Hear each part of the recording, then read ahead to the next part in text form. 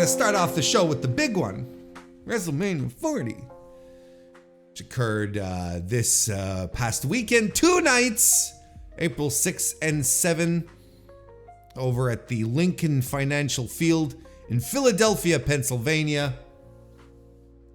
Huge turnout, you know, whichever way you want to slice it. Just a tremendously big event. There were a lot of people on hand, huge crowds. WWE reported their attendance for night 1 to be in the vicinity of 72,543, whereas night 2 was announced at 72,420. 72,755 for night 2. Now, what I find interesting, really curious, is that the capacity for seating people at the Lincoln Stadium, Lincoln Financial Field, excuse me, I'll get it right, is 67,594. So what they're telling us is that there were more people in the audience than there were seats available. Now, you can make the argument, and look, again, I want to preface this, especially if there's new people jumping in. All wrestling promotions sweeten their numbers. That's not the point. And I just take a moment here to talk about it and go, you know, and just, it's not necessarily a WWE thing. Although WWE is does some notorious sweetening, and we know they take into consideration a bunch of things. You know, right? Remember the everything with a heartbeat kind of thing, and Vince McMahon, you know, saying on a media call not too long ago, maybe a year or two ago, 2 or 3 years ago, maybe, saying, oh yeah, you know, these numbers are for entertainment purposes. You know, it's like, they're not real numbers. They're just for entertainment purposes. Okay. So, you know, we just talk about capacity because we talk about attendance because we talk about the business aspect here, and wrestling is a multi-billion-dollar business. I think it's fair that it undergoes scrutiny. Absolutely. So to circle back here, okay, so the capacity, 67,594 is the official seating capacity for the stadium, but maybe, but of course that you know, those are the actual built-in seats, right? It's, you know, during a football game you don't have floor seats, right? Now you have floor seats during WrestleMania, so you can add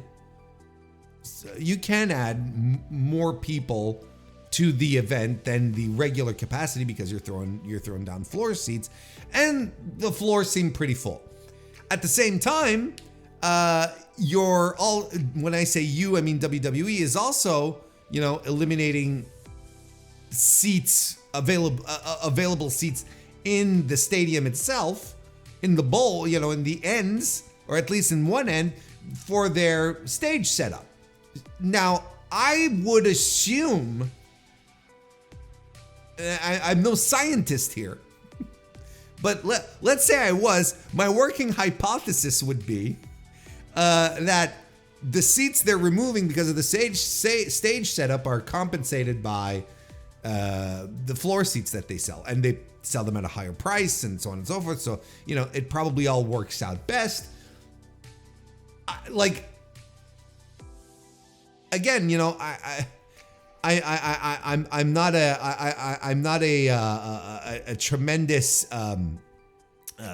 scientist, but there's a discrepancy of about, let's just round it to 5,000 seats, you know, in regards to the difference between stadium capacity and what they've announced. So that would mean that the entire stadium, let's just say the 72,000 number is real, right? That means the entire stadium would have been filled up, and then they would have added on more seats, 5,000 seats more on the floor. And that doesn't sound super conducive.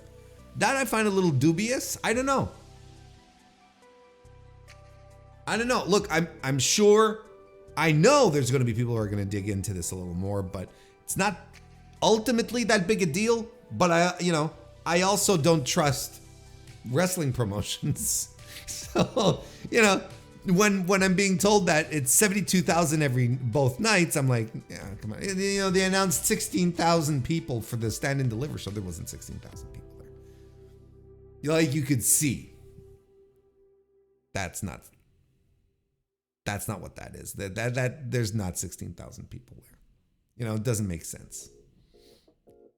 Anyway, I mean, look, outside of that, the show is exactly what I said last week when I did the preview, and what I mean when I talk about every WrestleMania moving forward.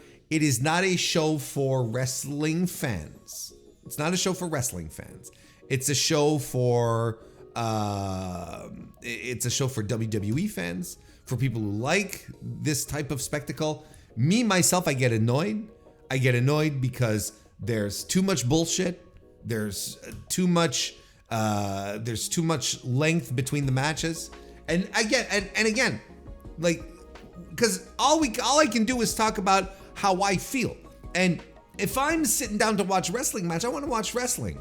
It's just that simple. If I'm sitting down, waiting 15 minutes between matches to get an 8-minute match, I'm like, what the fuck are we doing here? And this is WrestleMania. Like, everything should be, it should be rolling. The pace should be faster. But, we have to make time for all the oodles of sponsorships. But I don't want to, or should I? I mean, we're the advertisements. I might as well just knock it out of the way, right? I wanted to talk about it later, but we'll do it now. The advertisements on this show, the sponsorships is what I should say, as opposed to the advertisements. It's nuts. Like, when Nick Khan, what was it, 2 months ago, a month and a half ago, said, "Oh yeah, we're gonna go harder with our sponsorships. We believe there's so many opportunities and whatnot." People thought, "Oh, it's the Prime bottle." It's like, oh boy. And honestly, that is a big deal for WWE to put a sponsorship on their ring. That is a huge deal. And by the way, everyone in WWE was assuring their fans, "Oh, but guys, it's just the Prime bottle. That's all.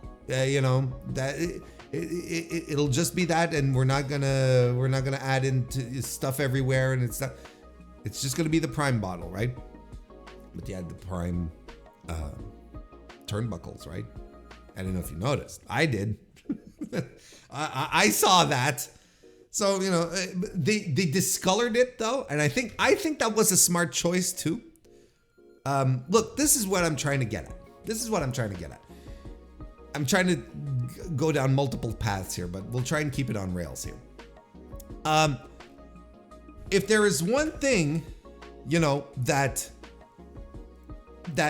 to me screams the end of the Vince McMahon influence in WWE, it's this. It's exactly this. Vince stopped. Vince would always balk at putting sponsors on the ring, in the ring.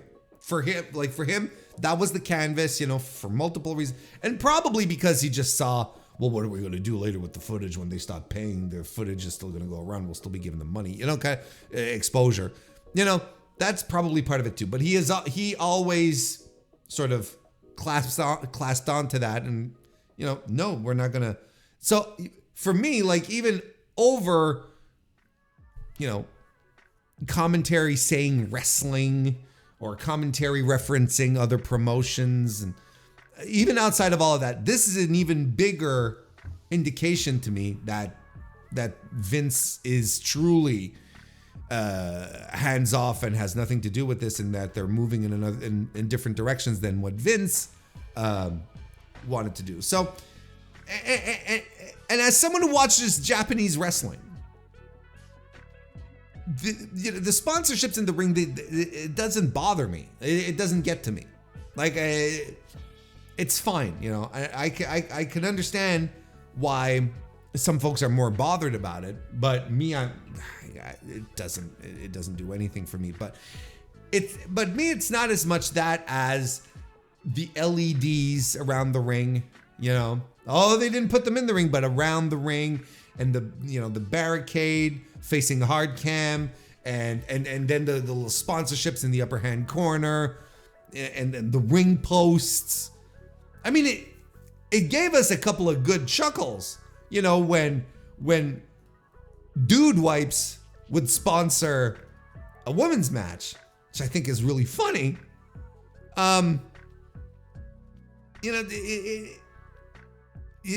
It's very overwhelming at some point, and if anything, because of the fact that there's screens, that there's a little animation, it's not too much, but that there's screens, and then they're putting this, on your, at the up in the corners and whatnot.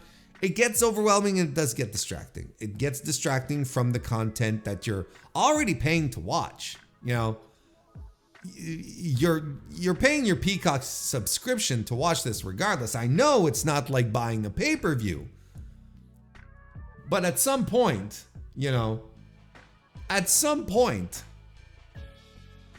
there's this idea that you can only go that you can only put so much stuff on TV before it completely distracts from what you're watching. Anyway, that was a curious thing to deal with. I wasn't fully prepared. I was, they prepped us for the Prime bottle, but I wasn't primed for Dude Wipes. Wasn't prepared for, what was that, America Home Shield? Was that the America Home Shield sponsoring the main event? Was that it? I don't remember. I don't remember specifically the name, but I think that's what it was. The home security guys. You have LA Knight arrive in his Slim Jim car. All right. It's fine, Anyway.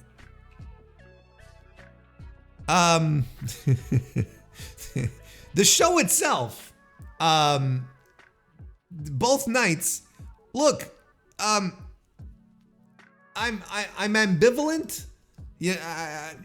As per usual when it comes to these two nights affairs. I think it's difficult to get like a through line and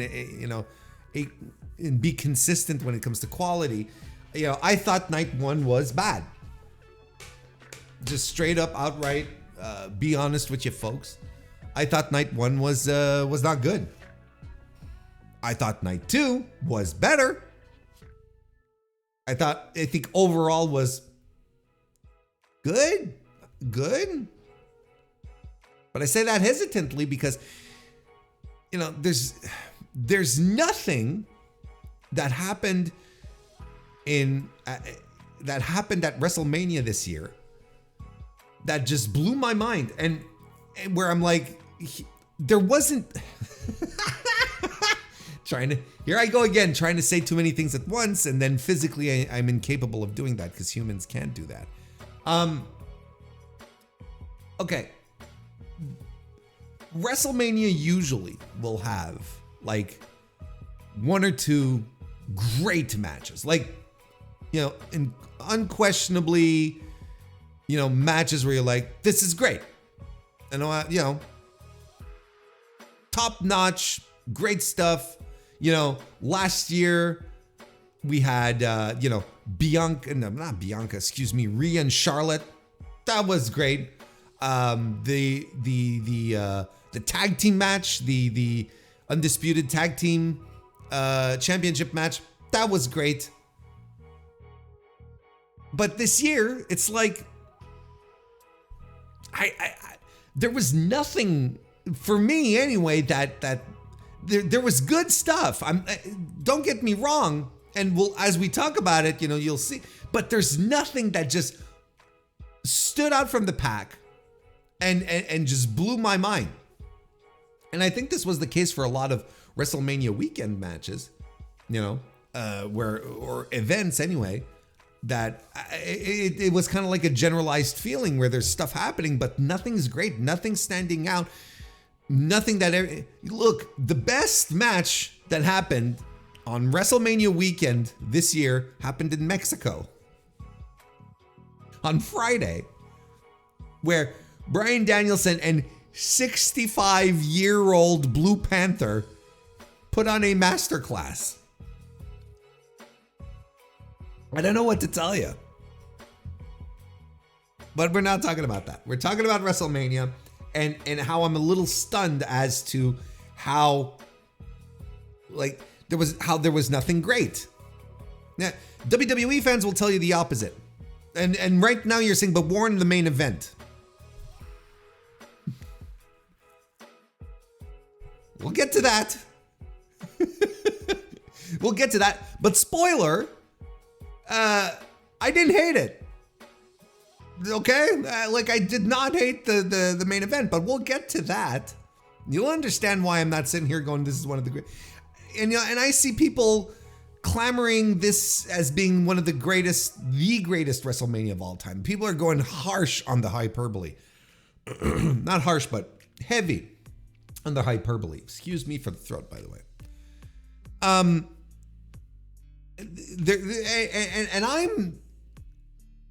It's baffling. Look, you might have really enjoyed night 2. Night 2 was a much better time than night 1. But if you're going to take WrestleMania in and about itself, the whole 2 nights, the whole experience, the whole kit and caboodle, you're going to put that all together and you're going to deliver that. It's just like, no, this is not a great WrestleMania. Far from it. It's a nice little WrestleMania.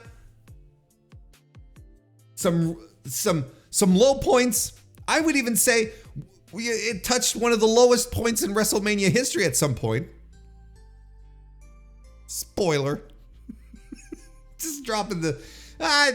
this is what I'm aware of what I'm doing. Just dropping some things. Just dropping some tidbits here. One of the low points of WrestleMania. I wonder what he's talking about. I might have to listen to this whole thing then. It's tactics. I just didn't think it was impressive as far as it wasn't an impressive WrestleMania. It didn't throw me to the ground. Look, I understand WWE fans are excited about the title change. They're excited about Roman taking some time off. They're excited about the new era. They're living a high right now. But I objectively believe that this is not one of the greatest WrestleManias of all time.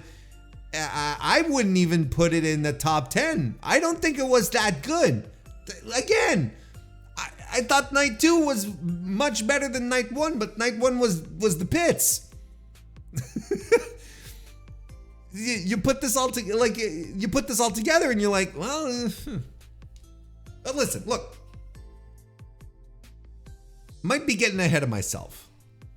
And Cody did it. This is the story, right? This is what we have to... I mean, it's hard to deny, to say that there's anything else in this wacky tale that we got involved in.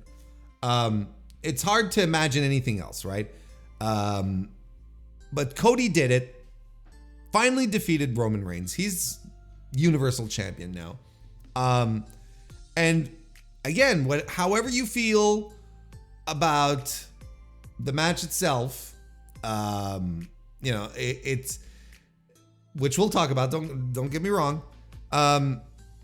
Cody winning the title is special. It's good. They have built themselves. They have themselves finally another superstar, and I mean in the Oxford Dictionary sense of the word, right?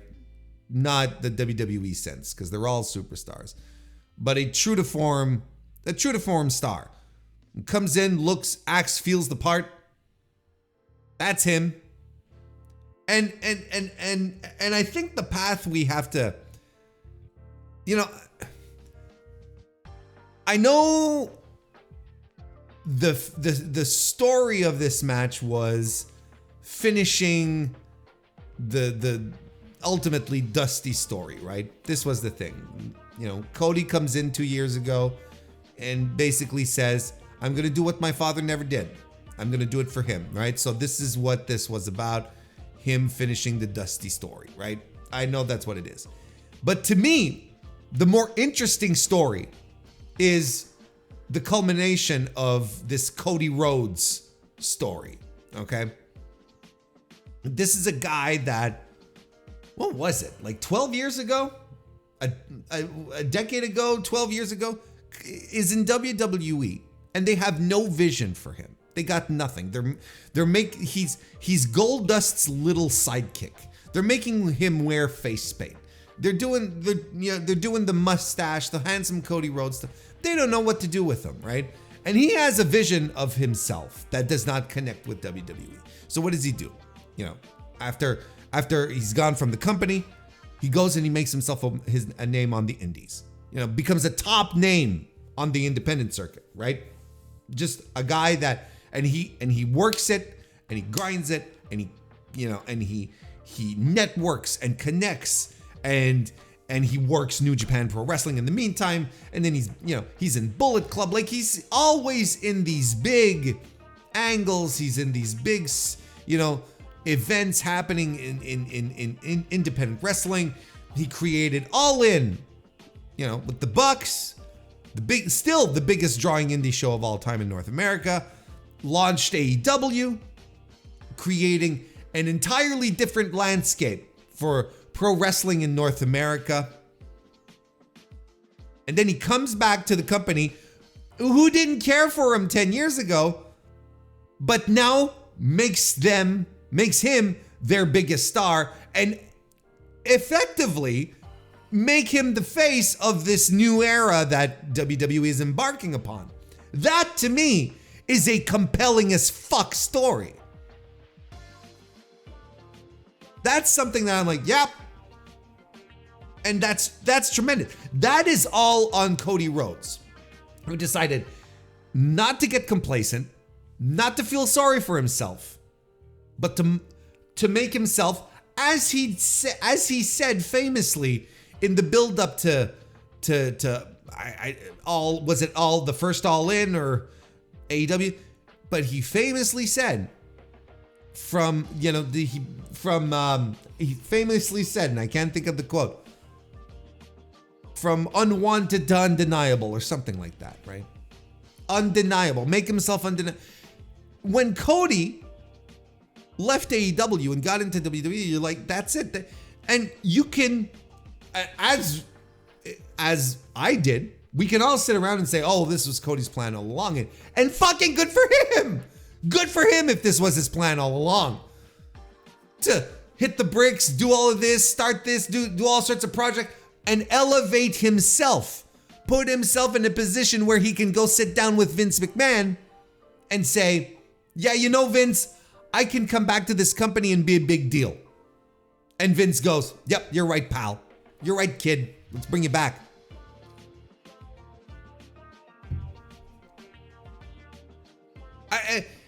That to me is is a much more compelling tale than whatever they want to make up about, Dusty and the WWF title. Sure. Maybe Dusty never really cared, or maybe he did. I don't know. But it's tremendous. And look, this is what I mean. Longtime listeners will oftentimes hear me talk about making new stars, building stars, and then they're going to, that WWE doesn't do it. That they can't seem to develop new stars, but then they tell me, well, but Liv Morgan, no. I'm talking stars, news. This is what I mean. This is exactly Cody Rhodes is exactly what I talk about when I say it's time to make new stars. A guy who comes in, is presented as a big deal, maintained as a big deal, protected, and built to this moment that puts him over as a star. This is it. Like, there's no one watching WWE who thinks that Cody Rhodes is not the guy. There's no one. And how many times in the 2010s, late 2000s, mid to late 2010s, how many times did people believe undeniably that Roman Reigns was the guy? That was a debate, an ongoing debate, because he was pushed down our throats. And, you could still argue Roman Reigns still isn't, but that's a whole other discussion. But when you got Dwayne Johnson in the ring, standing there next to Cody Rhodes, and Cody doesn't exactly feel out of place, I think it's tremendous. And I mean, doesn't exactly feel out of place, because how do you compare to Dwayne Johnson? Like, worldwide phenomenon, charismatic human, like one of the most charismatic you could name on one hand. Guys like Johnson, who commanded audiences like that. So, when I say not exactly, this isn't a knock on Cody. There's people who stand next to him, Dwayne, and are just dwarfed by this guy's presence. Cody feels a little more special. It feels a little more special. And that's because of the work they put in. That's because of the work that WWE put in to make Cody a believable star, and also Cody's work himself on top of that all as well. Isn't it funny how the business of making stars in pro wrestling is still the same as it was 30 years ago, 20 years ago? Isn't that odd? Bring a guy in, make him feel convincing, push him, give him big wins, protect him. Isn't that strange?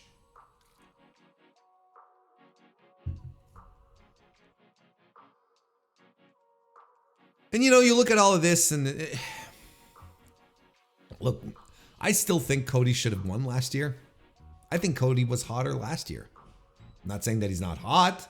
I'm saying he was hotter last year.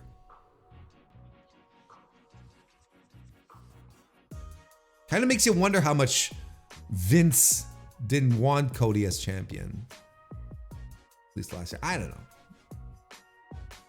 know. Because last year still doesn't make sense, but we're not going to rehash that, okay? Cody's a guy who went out to prove himself. He did. He came back. But look, if we're being honest with each other, okay? He went and made himself a star.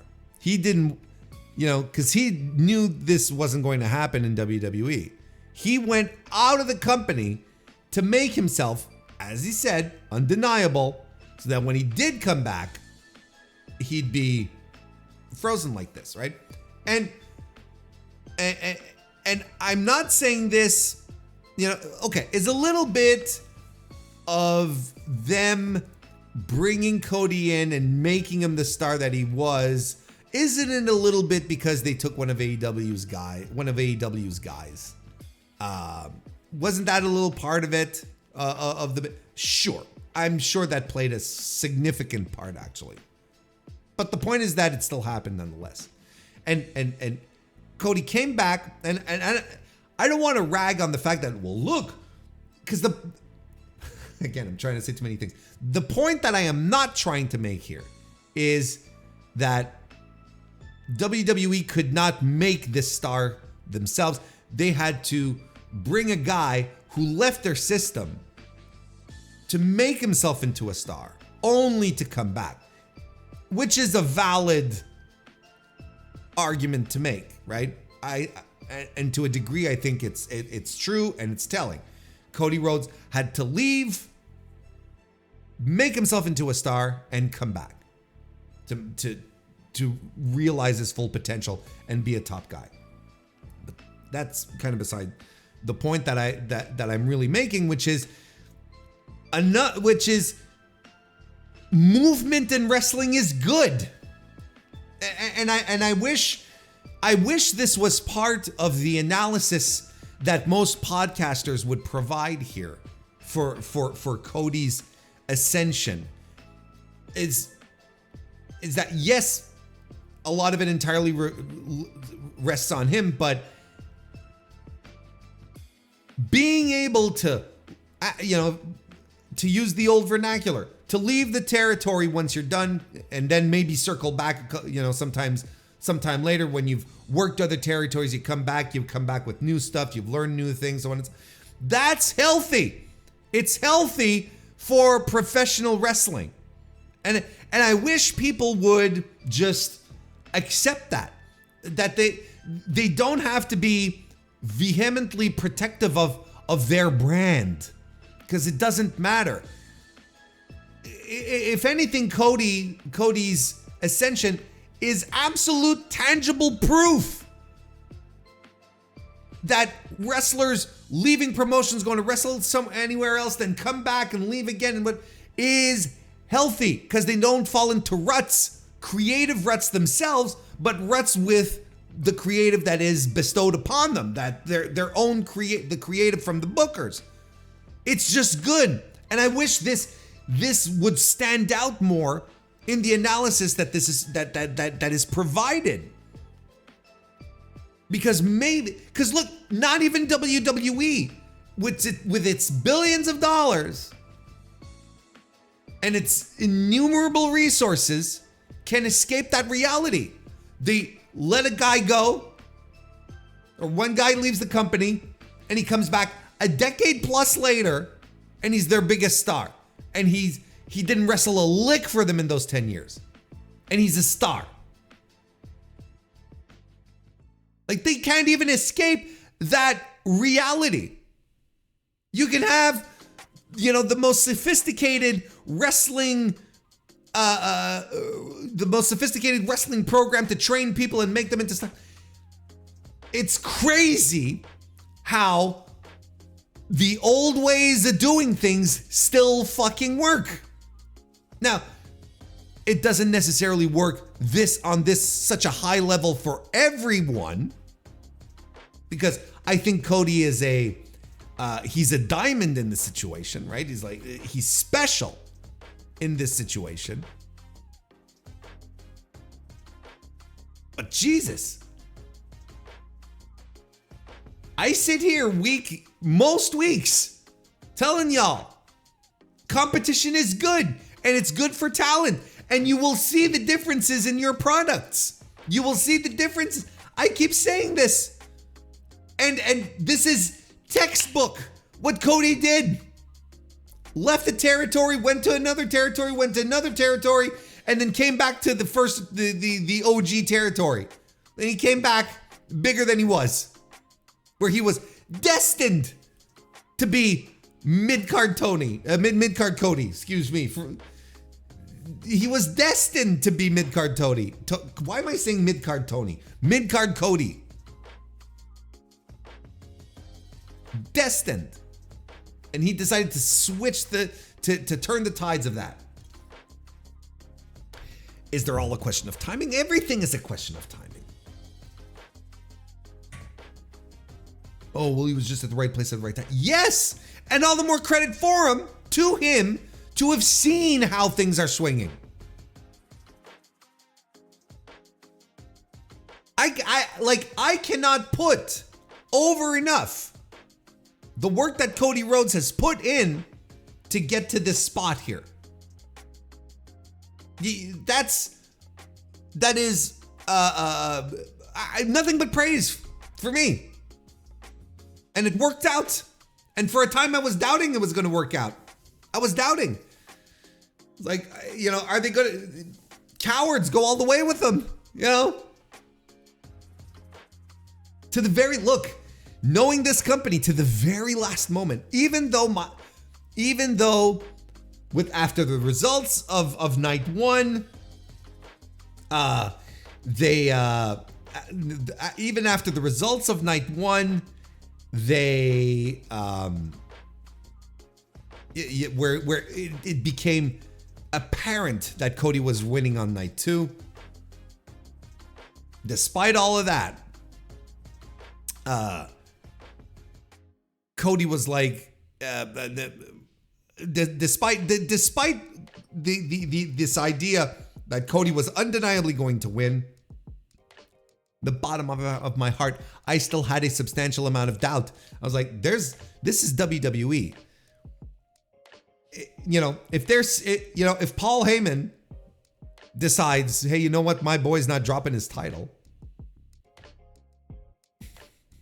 he got a problem, you know?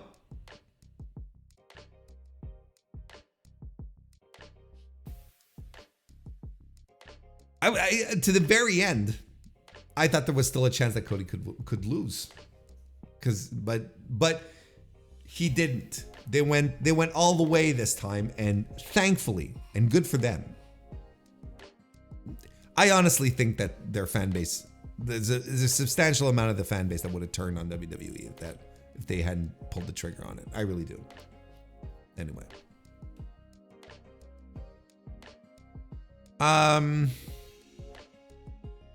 WrestleMania was the first, as we mentioned last week, right? This was the last show that is going to be broadcast on the WWE Network worldwide. The last WrestleMania show. Because next year, everything is going to be on Netflix. So it's going to be an end of an era for the WWE Network. I guess they're going to be sunsetting that everywhere. Like in Canada, for instance. To switch everything over to Netflix. And this was the first WrestleMania that was put together without any McMahons, which is significant. The family-run business is no longer in the family, even remotely, and was the first Triple H era show, the first Paul Levesque era show, or WrestleMania anyway. And that's what we're going with. Y'all wanted it to be called the Renaissance, which I wasn't a fan of to begin with, as I talked about on the preview last week. I think calling it the Renaissance assumes that what was happening before was poor, or the dark times, right? Because that's what the Renaissance means. We were coming out of a period of history that humanity has dubbed the Dark Ages. You can either call it the Middle Ages or the Dark Ages. And the Renaissance is uplifting everything, and so on and so forth. So you have to accept that what happened previously was not good for there to be a Renaissance. You know what I mean? But they're calling it the Paul Levesque era. And listen, they can look. Paul apparently still needs the pops. The Booker is still booking himself on TV. I don't want to be on TV, but I'm gonna go on TV. And he, sure, on night 2 he sent out Steph, which is something. People really excited to see Stephanie McMahon for some reason. I think it's. I want to know what all this means, as opposed to me being excited for Stephanie McMahon to be returning, who is also named in currently in a lawsuit against Vince. She I just think it's curious, when Vince was first ousted from the company, she came back. You remember, she took some time off and then she came back while Vince was gone to, handle things, and then Vince comes back and then she's gone again. Now Vince is gone again and now she's back. I mean, you don't have to be, Kasparov here playing Deep Blue to understand what's going on.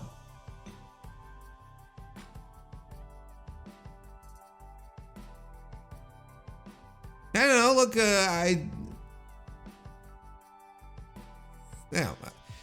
look, Triple H brings out Steph, right, on the second night to do the thing. And I mean, I take this with a very mixed bag, because I know people think he's the second coming of, fucking name a great booker in history. Mushnick.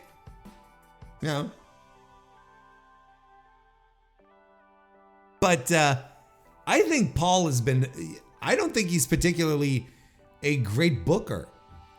His pay-per-views under his watch, before we officially started calling this the Paul Levesque era, I don't think they've been particularly good or great. Definitely not great, but over the past couple of months, Elimination Chamber, that was a snoozer. Didn't get a good Royal Rumble, and so on before that. Survivor Series this year, you remember that?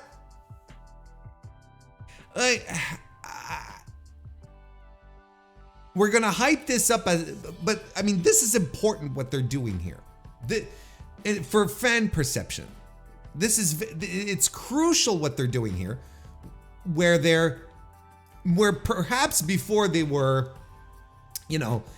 stepping on eggshells and making sure not to upset the order, because Vince, even though was removed, was still around. And I think even the most adamant supporter sort of admits and sees that now, that Vince was still around, still had his fingerprints in creative, was still calling the shots, right? And for Triple H then, WWE, to come out and say, it's the Paul Levesque era, we're moving forward. That's a break that WWE needs to do. They have to snap with the past, with the egregiousness of Vince and the allegations and how dirty it all is. They have to. Nick Khan during his WrestleMania week interviews, outright buried him, Vince. Saying, oh no, the allegations are awful, and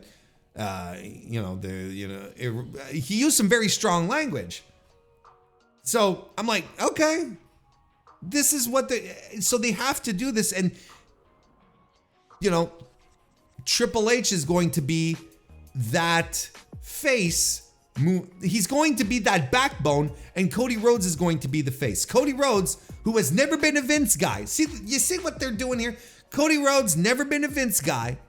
A new face, essentially, a new champion for a new era, a new top guy for a new era. It's not Roman, it's not Seth, it's none of the guys that Vince had won anointed. It's not Brock, it's Cody Rhodes.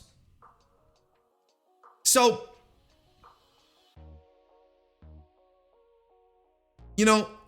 back to the Triple H specifically, I'm not a fan. I don't think WWE pay-per-views have been that good. And they've been under Triple H's creative watch. Night 1 was absolutely down the Triple H path. Now, night 2, was a different story, where I was like, finally, we have a heartbeat here. Something's going on. The troops pulled through for old Paul here at the same time. But I'm keeping this at arm's length. This broke a streak Night 2 of WrestleMania broke a streak of bad WWE under Paul Levesque pay-per-views, PLEs. I know it. Look, I've been messing up the vernacular. Sue me. His pay-per-views have been a notable weak point of his creative. He has not been booking good pay-per-views. And if this is going to be touted as an era of greatness, it's got to deliver. So I'm just keeping it at arm's length. You know, I watched Raw last night and was like, okay, a Raw after WrestleMania under the Triple H era. Let's see now it's time. Let's go. You want to bring back the feeling of didn't they sort of mention this? I don't know, it was mentioned in passing by a couple of people where it's like, yeah, we're going to try and bring back the feeling of the Raw after WrestleMania days of old. And it just felt like a Raw to me with John Cena showing up and your NXT champions doing matches, having 5-minute enhancement matches. Like none of it didn't feel like a Raw after WrestleMania. Look, it was, if I remember correctly, last year's Raw after WrestleMania was just a disaster. This year was not a disaster, but you know, a 45-minute Rock segment with Cody, and it felt like another Raw. I don't know what to tell you. It just felt the same, with a couple of extra faces that you don't usually see.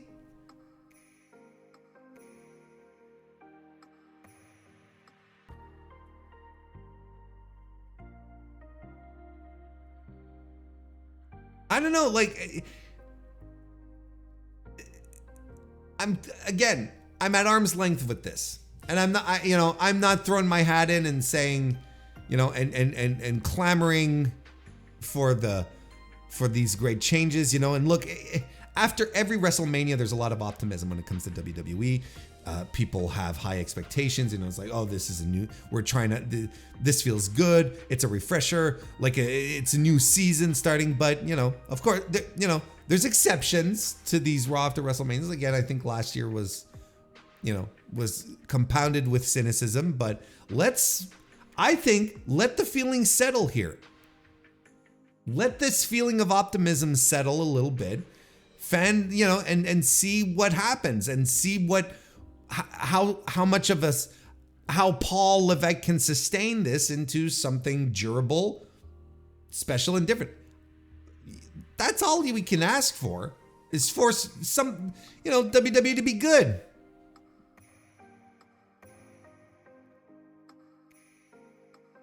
I want to get excited for more palpable reasons, for more tangible reasons, other than, not using the term sports entertainment anymore and replacing it with wrestlers. Let's see how it goes. Triple H has to show, don't tell. This is the spot that he's in, and I'm just being cautious. I'm just being cautious about the whole thing.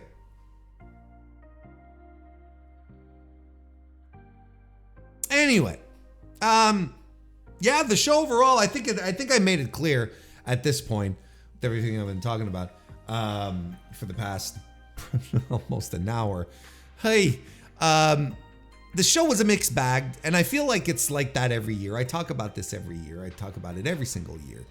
How WrestleMania is not for wrestling fans. It's for WWE fans. It's for the mainstream acceptance. It's, it's not for people like me, and I feel like it's that way overall every year. It's a mixed bag of things, and not a great match on the show at all, well, like I said, we'll talk about the night 2 main event, but to me, it's not a great match. You know what I mean? It's not a great match. Too much nonsense. Too much junk happening. Might as well talk about it right now, right? We just let me get my notes for it,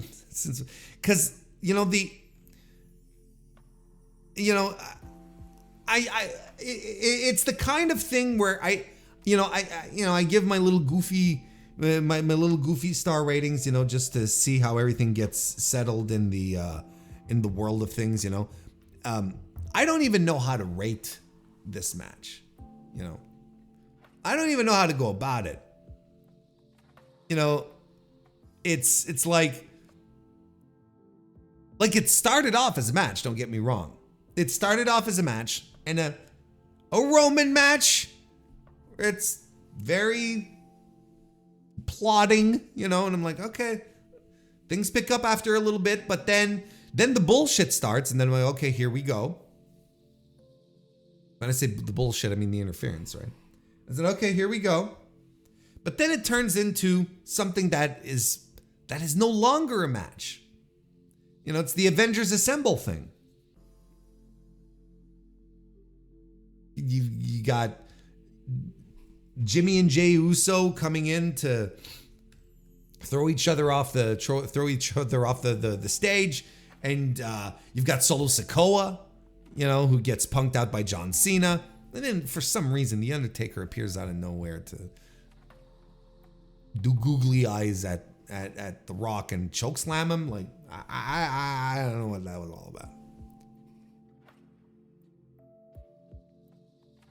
And the match was fine enough. I can't even tell you they were about to hit a second gear. Sometimes you talk about that stuff. I don't know where they were.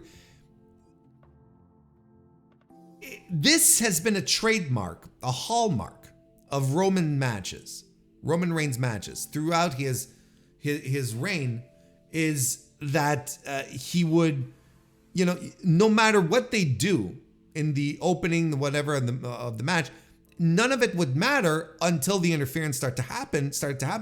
And the same thing happened here, except now it was on Cody's behalf. And to me, a better finish, and I'm not the first person to say this, but it's something that, I did make note of it in my notebook, and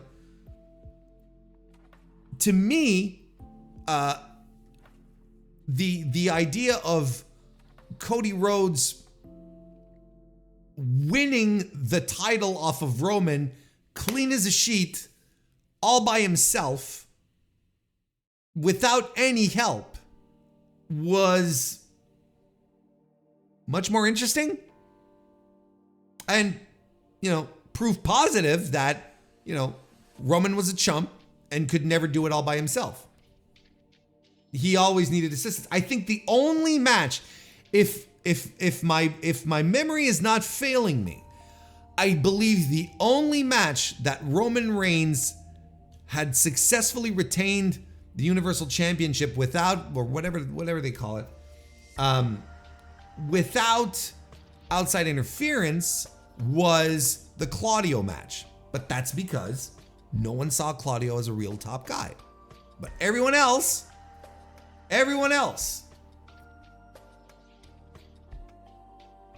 was interference. So there was even interference in the cage matches. Look, what do you want from me? So it's such a, and you know what the thing is that I'm watching Cena come in. He had issues with Solo Sikoa. It's fine. I get it. And I'm watching him run in, and even the Usos, the brothers thing. I'm like, at least it all makes sense. But Undertaker makes no sense. Undertaker makes no sense. At this point, it's just, we're creating a moment, a WrestleMania moment, right? And people are speculating this was Steve Austin's spot. This was supposed to be Stone Cold, who was supposed to be there, and he, refused, couldn't make it, whatever the fuck, so they went with Undertaker. Because, Stone Cold made a lot more sense than Stone Cold appearing there, showing up to Stunner the Rock, would have made so much more sense than The Undertaker for multiple reasons, right? And probably would have been, I would have popped a lot more. But, Undertaker just didn't make sense. look, this was just to create a moment, right? And this is what people are going to remember. And this is what WWE wants her to remember regardless. It's not the match. It was never about the match. Who cares about the match? I'm sure if they could have found a way to just skip to this,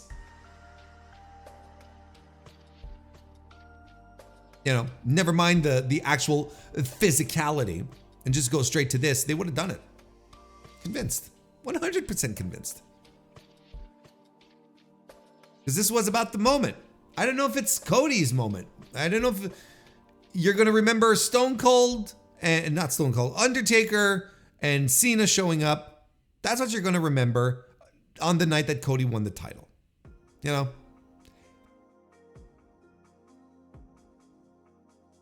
Like, I feel it's a kind of, and I understand that I'm probably all alone or I'm in a sparsely populated area, but I think it would have been a bigger deal and something that they could have sold a lot more if Cody had finally overcome the odds himself, as opposed to needing all the help.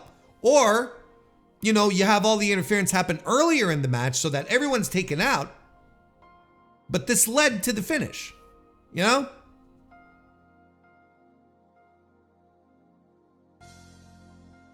But look, it got the reactions from the crowd.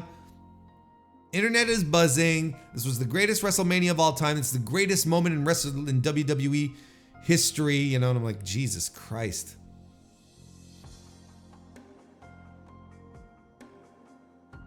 I'm gonna say,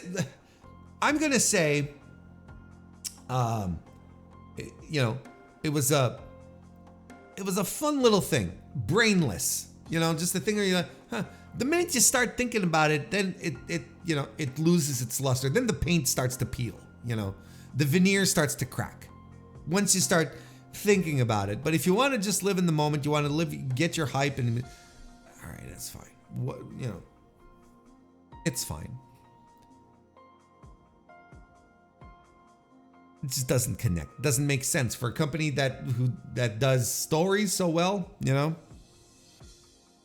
So Cody wins after landing a bazillion crossroads. I'm exaggerating. Bazillion's not a number.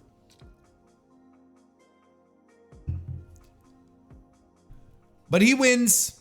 He's the new undisputed heavyweight champion. Talked about it a little previously as to how I feel about it. Roman is going to take some time off. I think that's fine. Looks like Seth might be taking some time off too. Hey, listen. If you were to tell me that Seth Rollins was leaving WWE after all of this, I'd believe you. I would 100% believe you. 100. No doubt in my mind. Because that looked like a send-off. The whole thing. Look, again, I talked about it during the preview. I thought throughout this entire build to this WrestleMania, Seth looked like a complete geek. He felt like the fourth man in all of this, way behind everyone else. Didn't feel up to par. Just looked completely aside to all of the things that they were doing, building this matchup. And then tonight, like, he shows up, the Shield music hits. He pops out of somewhere, the camera people weren't following him, and everyone was wondering what the hell's going on, and so was Roman. And he shows up with the chair to attack Roman, and it's all happening off camera, but then Roman turns around and Roman lays him out.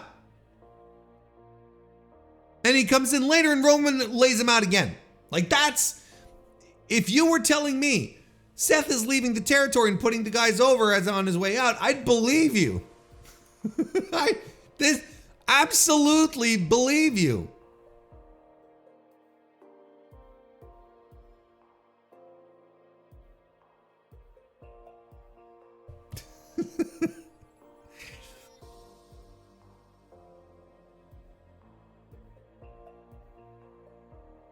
He's probably look. He was helped away. He limped away and he was being assisted to the back. Maybe he is hurt. So maybe he's more hurt. Maybe he's going to take some time off too. I'm not saying he's leaving. I would be surprised. I would be, but again, look, here's the thing. This is what I hope this Cody Rhodes thing does. I hope it creates a new normal for wrestlers. And when I say a new normal, a back to the old normal, where people can just go off and leave the territory for a while and come back later. Maybe Seth would benefit from this. I think Seth has been stale for a while. You know, oh, what wacky costumes will he be wearing this week? It's like that wears thin for a while. I think he'd benefit from it, but I don't think he's doing it.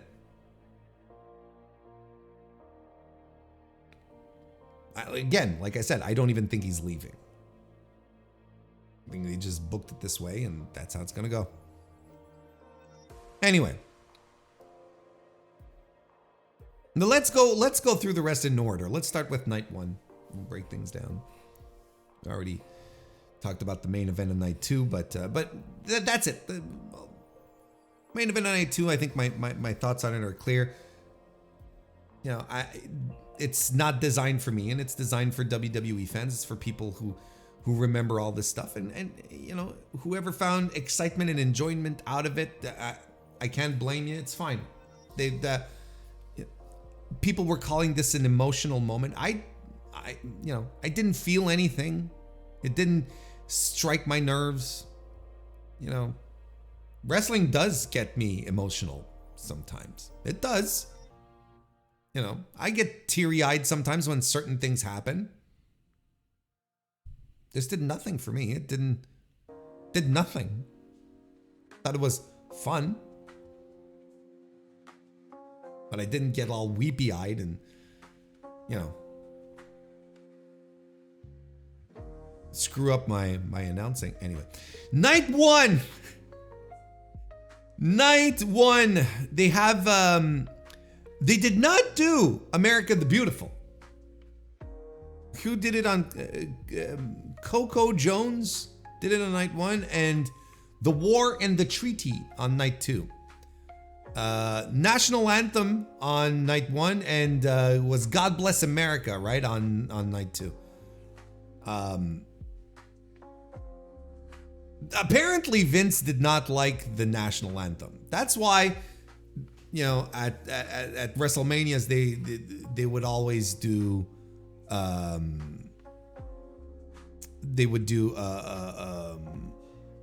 what Coco Jones, I just said it. Why am I drawing a blank? Not God Bless America, America the Beautiful, Jesus Christ. Which apparently Vince preferred over the national anthem. They never performed the national anthem because Vince didn't like it. And then again, now we'll see, Vince is gone.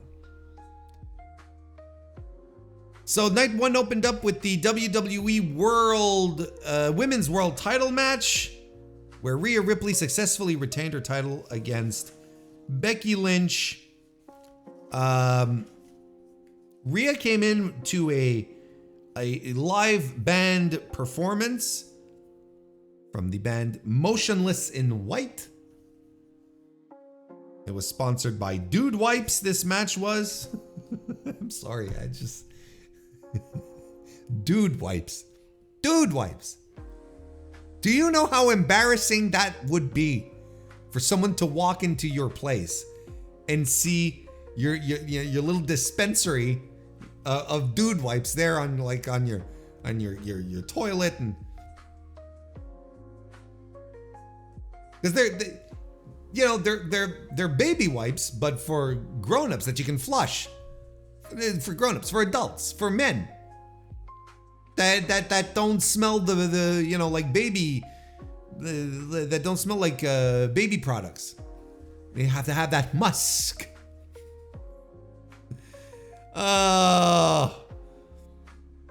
Anyway, I thought this was pretty good. You know, I think things picked up late in the match, but like when Becky Lynch tried to use the disarmer on Rhea Ripley, and she fought out of it. Rhea Ripley fought out of the manhandle slam as well, and They did this spot where they tumble to the floor, and Rhea Ripley electric chair slams Becky on the floor. 2 riptides, one off the turnbuckle, and another regular one for the win. I am pleased that Rhea Ripley's reign continues. I think Rhea has tremendous upside. Now they just have to give her matches to make her reign meaningful, right? We talked about this last week. I'll repeat it for those of you who didn't last that long, because it was a long one. Rhea has had no really big meat on the bone defenses. She had her win against Charlotte, now her win against Becky. But in the meantime, she's fighting Zelina Vega. She's fighting, Raquel Rodriguez. She's fighting Nia Jax. I said Nia Jax. Zelina Vega. I'm like, what? These are not great defenses. Natalya. It's like Natalya is not posing a challenge. Now they're getting back into the Liv Morgan stuff. Oh boy. I hope the Liv Morgan fans are getting excited at the prospect of another title match. Title run. I told you, she's never touching a world title ever again. She's never touching a singles title ever again. Liv Morgan's title run, when she cashed in her Money in the Bank a couple of years ago, stunk. It was no good, and she was not booked with confidence. She was not booked with any kind of confidence. You could tell management didn't believe in her. Oh, it's a new era, though. Maybe they have confidence in her. Anyway, a nice little way to open up the show. Didn't, tear down the house or anything, but this was probably the best match of the night.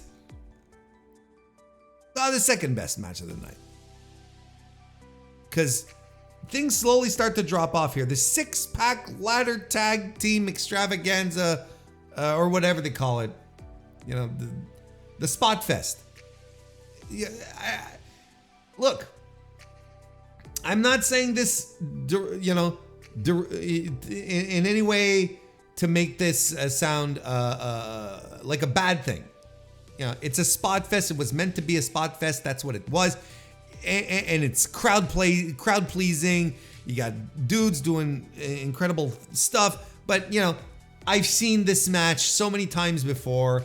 I don't know. A tag team scramble. I'm not into it. I really am not. But look, there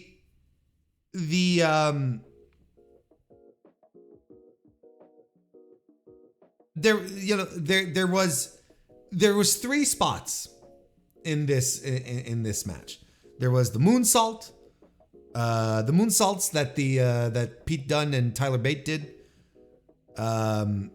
There was that DDT by Gargano, that the swing DDT that he did off the apron and drove Pete Dunne through a table, and McDonough's bump off of the ladder.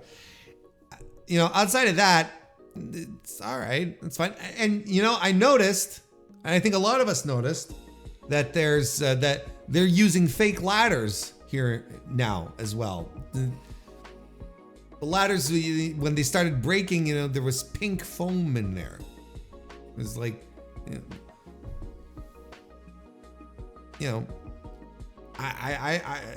I don't get it.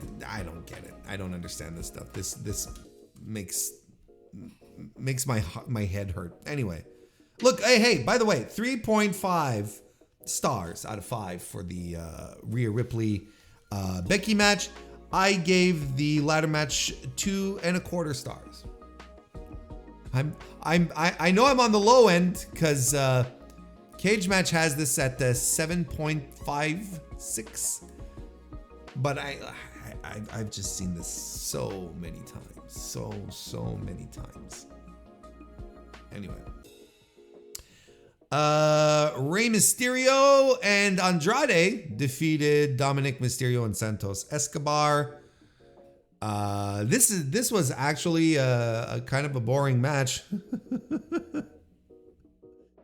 The crossbody that Andrade and Rey did together was cool, but everything else has been terribly average. You know, they keep talking about Lucha on WWE and how, you know, especially when it comes to Dragon Lee, that they talk about Dragon Lee as being the future of Lucha, you know, and the next Rey Mysterio and so.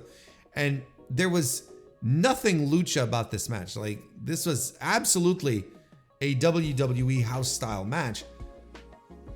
It's, you know, if this is what people think Lucha is, my God, it's sad. You know, and Dragon Lee himself, right? He's in this situation where he's booked for this match, but then at the last second he's pulled and they put Andrade in, right? Perennial discontent Andrade squeezed his way into this match. And they took out Dragon Lee instead. Dragon Lee, who they had brought in with great pomp and circumstance, international superstar and whatnot. A lot of us were surprised that Dragon Lee ended up in WWE. Well, there you go. That's what you get. That's what you get. You know, you're not doing the stuff that you're not doing the stuff that brought you to the dance in the first place. They're not allowing you to tear the house down. They're not allowing you to do what you want to do. You just came in, you took the money. Well, there you go. I don't know why anyone thought this was going to be different. You know, they bring Andrade in. What did they bring Andrade in? What is the first thing they do with him? The first thing that they actually do with him? You know, put him in the feud where all the Hispanics are fighting with each other. Have you noticed? It's kind of hard not to.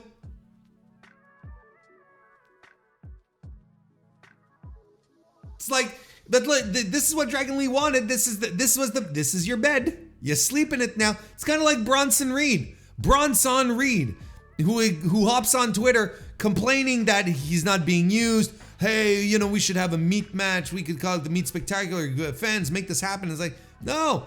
And then he's complaining 2 WrestleManias in a row that I'm not booked. I'm too good for this. I'm too good to not be booked. This is exactly what you wanted. You went back out there, you hit the indies, you went to New Japan, and you kept your phone on for Triple H to call you back. And the minute he called you back, you jumped right back. You jumped right back. You beelined, dropped everything. Sayonara, suckers. I'm on my way back. There you go. This is the bed you've made yourself. Now, like last night, he's losing contendership matches for the consolation prize. So, I got no sympathy for these people. This is what they, you know, this is what they signed up for. Maybe to a degree, I might think that Dragon Lee was maybe not as aware. Maybe. But when it comes to Bronson Reed, he's a guy, he's been there before. You should have known how this works. Anyway, I don't know. This was nonsense. 2 3/4 star on this match. On this match here, I thought it was kind of ordinary. Nothing happening. And then we get the Jey Uso and Jimmy Uso match. Folks, this was terrible. This was legitimately a terrible match. It started off fast, but boy, did it stink up real fast too. Super kicks galore in here. Wish they would sell them more. And there's even time. Look, despite there being so many super kicks, there is still time for community theater. Jey Uso is the stupidest pro wrestler alive to have been suckered into Jimmy going, no, brother, I still love you. It's like, he's just the dumbest wrestler on the planet. Stunk. Jay won in one of the worst WrestleMania matches you will ever see. And I don't think that's hyperbole. This was bad. It's indefensible. Even on Cage Match, the WWE fans can't stick up for it. 2.87. I gave it a 1.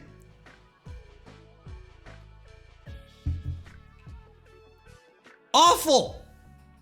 Awful match. I'll tell you one thing. This main event Jey Uso thing, this moniker that they have going for, yeah, who are we trying to kid? Who are we trying to convince? How many times is this guy gonna have these opportunities? I can't call him main event Jey Uso anymore. I don't see why anyone else should. This guy is not a top guy. He's not a main event player. He's not a guy that will be on that level. Look, we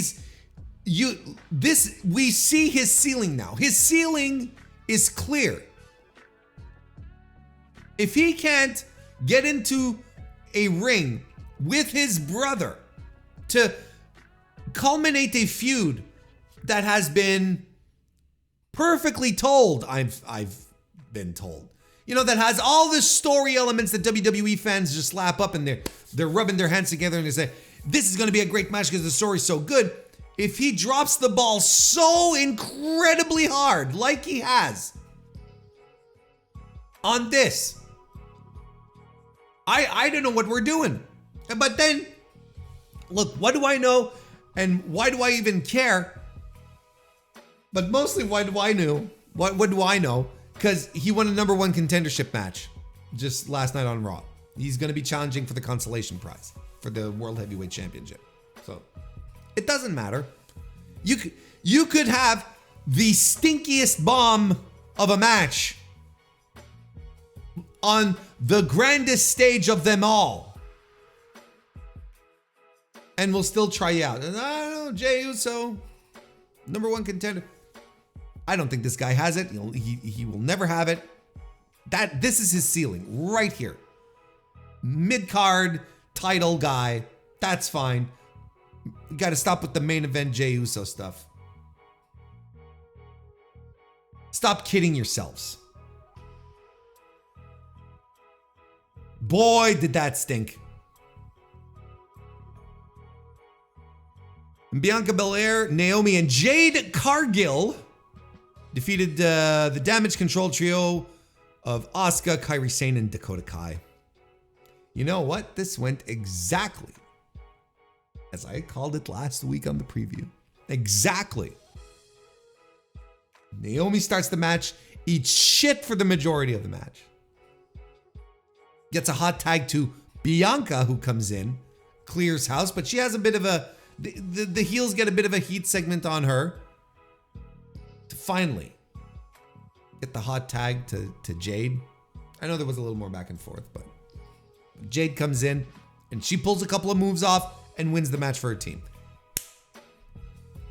Give me the producer job. I know what I'm talking about. That's exactly how I figured it'd go. And that's exactly what happened. But again, this match was just uninspired, nothing really happening. It's just, I guess it was meant to showcase Jade to a degree, just put her over, give her a first big win. Look, they did what they had to do. Look, let me approach this another way. They did a presentation where they had all three women on a pedestal, right? And they look tremendous, right? And I'm looking at this and it looks great. It's like some Afrofuturism. Aesthetically, it's tremendous. And I'm looking at all of this and I'm like, geez. Then they come off the platform and they all sort of play a bit of each other's songs and Jade is like, Jade just looked like herself, which is not a bad thing. But, it's it's like, and then I want to say too many things at once. And then she gets to the ring, she does her match, and they protected her again. Like, she did minimal things. And it's like the same thing last night on Raw, where she comes out to have her match with Chelsea Green. And she comes out and she does her introduction, right? She does her intro with the music, which is essentially a knockoff of her AEW theme, if we're being completely honest. Which is fine. I don't have I don't have an issue with it, but you'll see how this ties into my larger point. She comes in and she does her, and she comes out from the back. She walks out, and there's like smoke, and she's silhouetted, and then she comes in and she flexes, and they're doing the camera from the low-angled camera, right, to sort of show how tall she is. All right, and she wrestles the match. Let's go back to WrestleMania. She wrestles the match, and she's super protected. She does minimal things.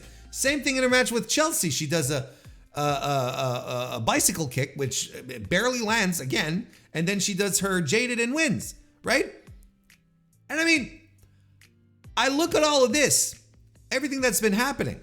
I have two thoughts. Thought number one, with all the protection that they're putting around her, having her do squash matches, and the way she's coming out, she is exactly the same as she was in AEW. Like, exactly the same. There's nothing different about her. There's nothing in her presentation. A presentation that I was told was they had consulted with a dozen other producers just to get a consensus of what would be the best way to approach it. For being so methodical on how they want to present her, she feels very, very much like Jade, which is a good and a bad thing. But the good part is that you don't have to work that hard to get Jade over, I don't think. Not in WWE. I think what's surprising is that everyone was saying this is the best place for her. They'll know how to treat her like a superstar and make her look huge and make her look, And right now, I feel like presentation-wise, it's very simple. There's nothing that's blowing my mind where I'm like, oh shit, they really nailed it. Not like Cody's presentation, right? Which that is a true to form superstar intro. Or Bianca's, right? I'm looking at this, I'm like, this is pretty okay.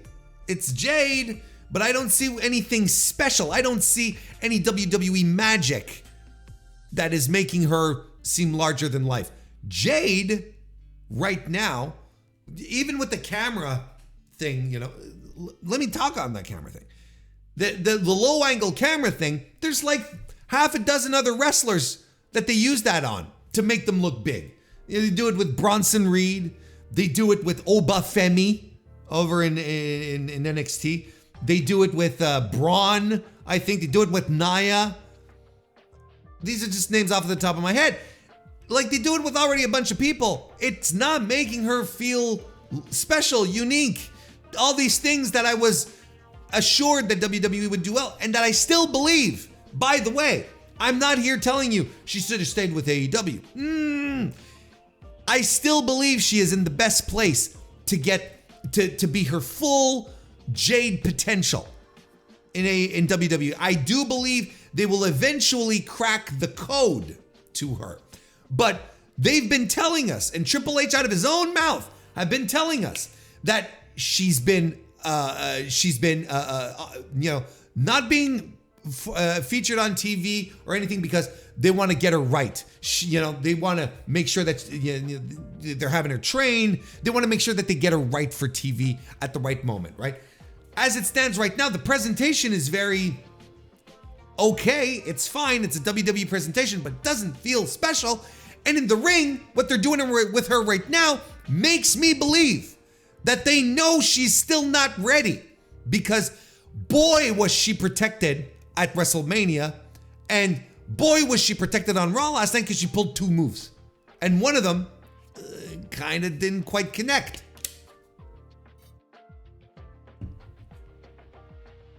So there you go.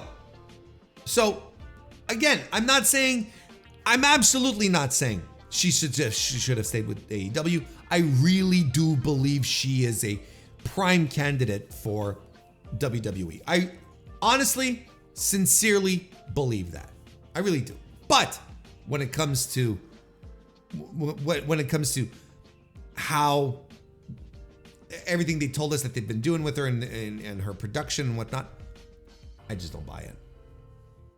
I just don't buy it. I think they know right now that she's not ready. They still think she's not ready. We'll see. We'll see how things go on. But Jade is Jade and is going to be Jade. She's over 30. She said it herself. She said, I can't be waiting around too long. What are they going to do with her?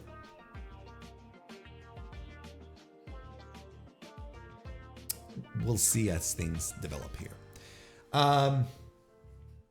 Intercontinental title. Sami Zayn defeated Gunther to become the IC champion. This was the best match of the show and not even that great. Like, again, not a great match, but it was very, very, very, very, very good.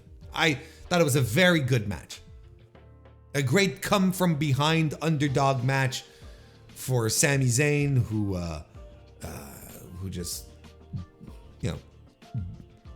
had to fight through his own feelings as well as his physical challenges to overcome, or the physical challenges to overcome the hulking Gunther.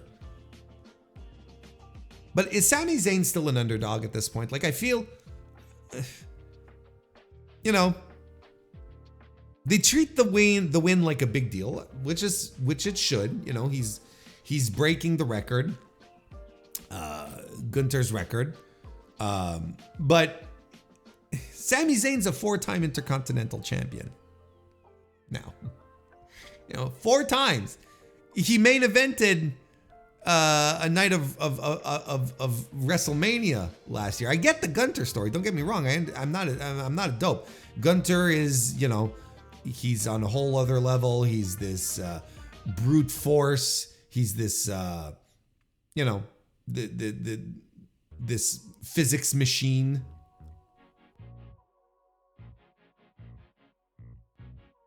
Guy that you can't overcome. He's a final boss kind of thing. I understand. But is Sami Zayn an underdog? You know who would have really been an underdog here? Chad Gable.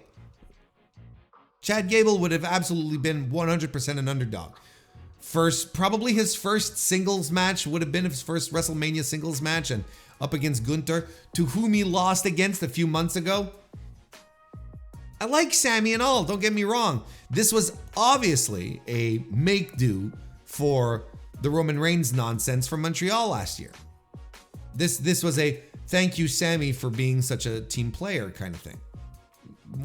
I believe it. I think the better story would have been Chad Gable. There's your true underdog story. And Chad is so much smaller than, shorter, I should say, than Gunther. It's like, I don't know. It's just a weird story. I wasn't buying it. Where was all this support for when he was challenging Roman Reigns for the Universal Championship last year in Montreal? Where was Kevin Owens to hug him on his way out? I think it's a year too late for this story. And for the underdog story is what I mean. And it's for the wrong title. But I like Sami. I've always liked Sami. I've always liked Sami Zayn. That's not the point. He wins with the generico brainbuster on the turnbuckles that Kyle Fletcher had done just the night before. Makes you wonder sometimes. So he gets the win. The one thing that annoyed me, I thought this was a very good David versus Goliath match. Sami Zayn flopping around like a fish on the mat to regain his health that annoyed me. Gunther taunting the wife so much also kind of annoyed me. I was like, just chop the hell out of him. What are we doing here? But stories, I guess.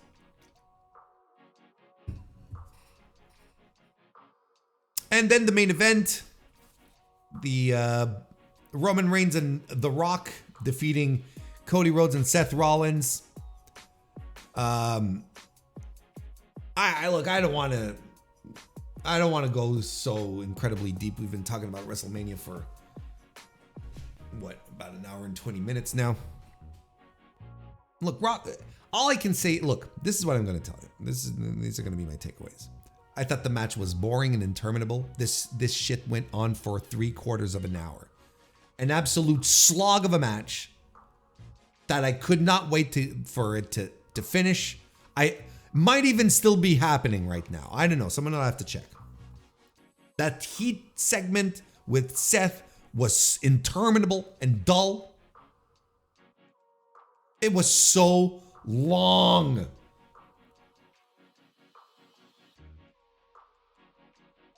We even had the walk-in brawls. The Attitude Era is back, boys. We're getting walk-in brawls into the audience. But you see The Rock come out. He has the flaming Brahma Bull thing. You see him come out. You see him with those other guys. Like, there's the superstar. Like, it's not even in question who looks the part more in that setup here.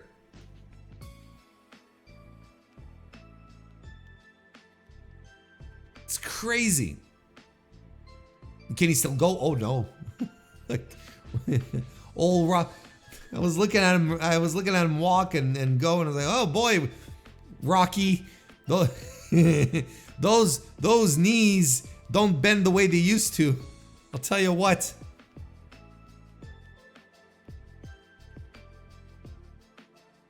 When it was time, they did a redo of last year's WrestleMania's finish. And with Cody landing a couple of crossroads on Roman. Then The Rock hit him with his belt, the what do you call it? The weight belt. There you go. Roman spears Cody, rock bottom by The Rock, and then the People's Elbow to bring this to a close. Because Dwayne Johnson does not lose matches. He is contractually obligated to win his fights in movies. Did you know this? That's where we're at. I mean, this was way too long. And I don't even know what purpose it served to be this long. Anyway, this set, it doesn't matter. Because the main takeaway in this, quite honestly, is how much of a star, how much Rock dwarfs everyone else in a ring when he's there. And they're going to have to be careful with this moving forward, especially with Cody, if they want Cody to have any kind of meaningful long-term championship run. Let's move on to night 2 of WrestleMania. Started off with Drew McIntyre defeating Seth Rollins for the WWE World Heavyweight Championship. This was, you know what this was? You know what this reminded me of? This reminded me of the Brock Lesnar sprint matches that he had been having, over the past couple of recent years, right? Where he and who's fighting, they're just pulling finishers. They're just pulling finishers, and Brock is throwing guys around, and it's a sprint. One of these Brock Lesnar sprints, and it kind of rocked, but it was also a disjointed match. But I'll tell you what, after the night 2 main event, which was so dismal, and by the way, sorry about that. I gave Walter and El Generico 3 3/4 stars, and I gave the main event 1.5. Dismal affair. So coming off of that 1.5 star spectacular, I wouldn't have been surprised if Triple H got the boys all into a room and the girls, and got everyone into a room and was like, all right, we got to put our working boots on, you know. We gotta, you know. And that was tremendous. It started off in the best possible way, if you ask me.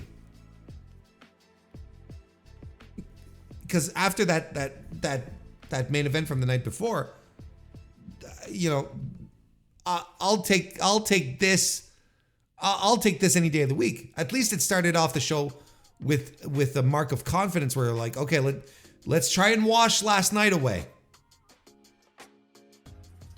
I gave it 3.5 stars. I thought it was really good. After the match, Jaw Jax had CM Punk in his lovely tailored suit. You know, nothing says counterculture like a nicely fitting tailored suit.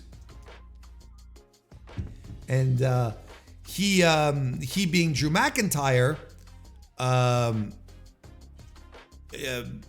Jaw Jax had Punk, who was there for commentary, but Punk attacks him using the arm brace, and then in comes Damian Priest to cash in the Money in the Bank briefcase, which he does successfully. He becomes the champion. Now, you know, I was listening to Voices of Wrestling, and they made an excellent point that, you know, this kind of Money in the Bank, these types of cash-ins, it cheapens your belt. And it does cheapen what you've been trying to do with the belt, because it's just like someone running in, stealing a title and running away, you know. And the World Heavyweight Championship was already struggling with credibility issues, in my opinion. You know, Seth tried his damnedest, but having a program with, you know, and already, you know, with Shinsuke Nakamura, who's been all but forgotten as anything close to being a top guy. You know,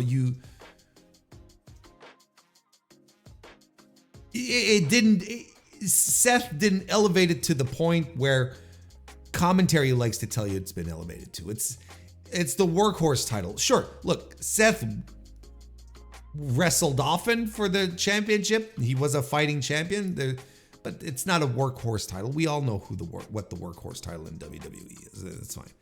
This title had credibility issues, and this stuff doesn't help. It just shows, here's the point that they were making, and I agree with. It just goes to show how much WWE cares about the title, which is not much. Because if they had cared about the credibility of this title, they wouldn't have done it. They would have found something else. Or they'd do away with Money in the Bank altogether. Isn't it strange that no one ever cashed in their Money in the Bank stuff on Roman's Universal Championship or the Undisputed Championship? Isn't that peculiar? Why is that? Protecting a title, making it feel strong, making it feel safe. No one even tried to. They kept it out of that zone because they know what Money in the Bank is. What it was Austin Theory who ended up cashing in on the US title? Come on now.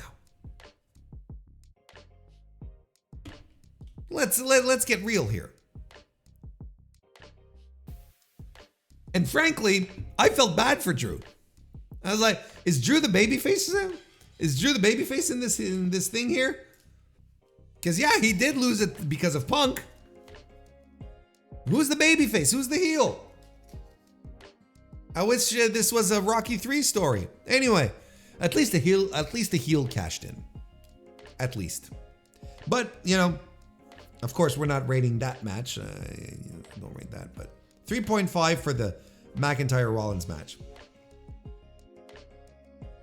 The 6-man tag team Philadelphia Street match featuring special guest referee Bubba Ray Dudley.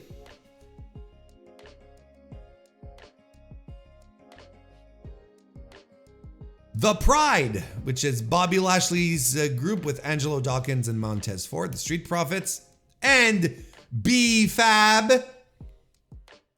They defeated the Final Testament, which is Karrion Kross and the Authors of Pain, with Scarlett and Paul Ellering. This was dull. I got nothing for you. I thought this was dull. Nice to see them paying tribute to ECW by doing the classic ECW Dudley spot of "Was that?" I got nothing. But this turns out to be the worst match of the night. I gave it 2 stars. So I'm a little antsy at this point. I'm not, especially B-Fab is so incredibly green. We got to stop this right now. This goes exactly in line with everything that I talk about when we talk about Maxine Dupree. You know, they are insisting on putting these people on TV when they are not ready to do the wrestling. They're just insisting on putting these people on television over and over and over again. And then it just ultimately it doesn't help them. It's a detriment to their career, to their development. Send them to your goddamn PC. I don't know what you want from me. Like, isn't it clear to me? Clear to you? Clear to us all? I don't know. LA Knight defeated AJ Styles I like this match a lot more than what I was expecting to. This was tremendously well worked, strong pro wrestling match. I like this a lot, actually. I don't even remember enjoying an Eli Drake match this much. But listen, for what it's worth, you know, whatever this was about, Styles can still go. This was a grudge match, but it felt like a grudge match. It started like a grudge match. You know, they didn't like each other and they didn't start up with a collar and elbow lockup. You know, it's like they just went for it. Obviously, look, AJ Styles did most of the stuff in this match, and LA Knight ate bumps and shots and whatnot, and that's fine. That's fine. Don't get me wrong. It's absolutely fine. Very good. Very good. 3.5 stars from me on this. It was good. It's nice to see that AJ can still go, even though he's built like Randy Savage now, bursting at the seams. You know, LA Knight gets a WrestleMania win. I still feel like the wind, I think the LA Knight ship has sailed. That's just me, but I'm not saying that. I don't think he's as hot now as he was last year. Sure, they can heat him up, but I think there was a moment last year where he was very, very molten. So 3.5 for me on that one. Logan Paul retained the US Championship by defeating Kevin Owens and Randy Orton. Since we're talking about good matches, let's go. Here's another one. There's another. Lots of great stuff on this match here. Owens and Orton worked well together, did stuff, you know, as a team to gang up on Logan Paul and reviled Logan Paul and got the crowd excited. They were really into it. Paul, look, we say it every time and everyone talks about it. He's just great. And my opinions on Logan Paul as a person and as a performer are two different things. Like, I still don't personally like the guy. I think he's a scumbag. He's a scammer and a liar. I think he's got a very obtuse moral compass. I don't like him. He's not from, he's not a guy that I would freely associate with. How about that? But as someone who observes wrestling, I cannot deny that this guy is just a fucking natural. He's got like a dozen matches under his belt, and he's working WrestleMania like this is his 6th or his 7th. He picked this up so naturally, you know. And then that's the thing, is then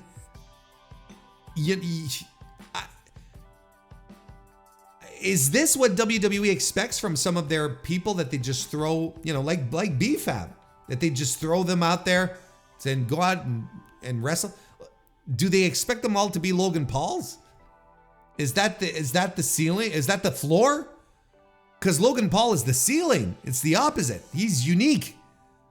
Having picked up on wrestling so easily, being so disgustingly good at it.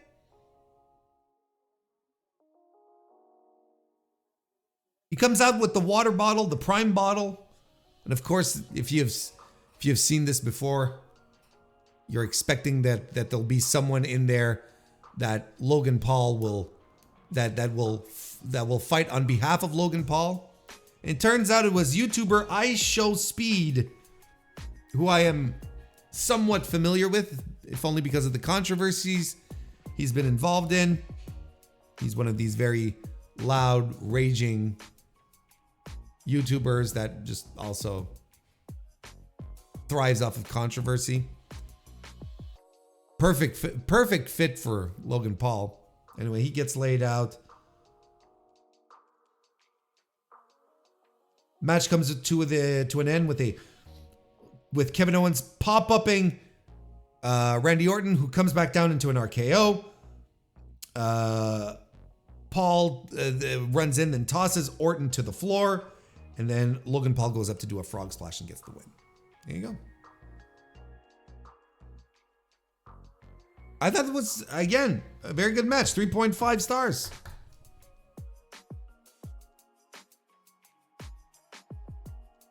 And then we had Bayley successfully defeating Io Sky to become the new WWE Women's Champion. This was also quite good. I thought this was very good, actually, as well. Crowd was into it, you know, and they were doing the "Hey Bayley" chants, and you know, this was solidly worked to the capacity that Bayley can work in now with her injuries and whatnot. It's not exactly the spry Bayley we used to have, you know, back in Brooklyn. This is you know, it's another lady here, but you know, I thought this was really well worked. I enjoyed this a lot. I think they put on a tremendous wrestling match. You know, and Io did some beautiful moonsaults as expected. Sunset flip in the corner by Bayley at some point, which was also tremendous.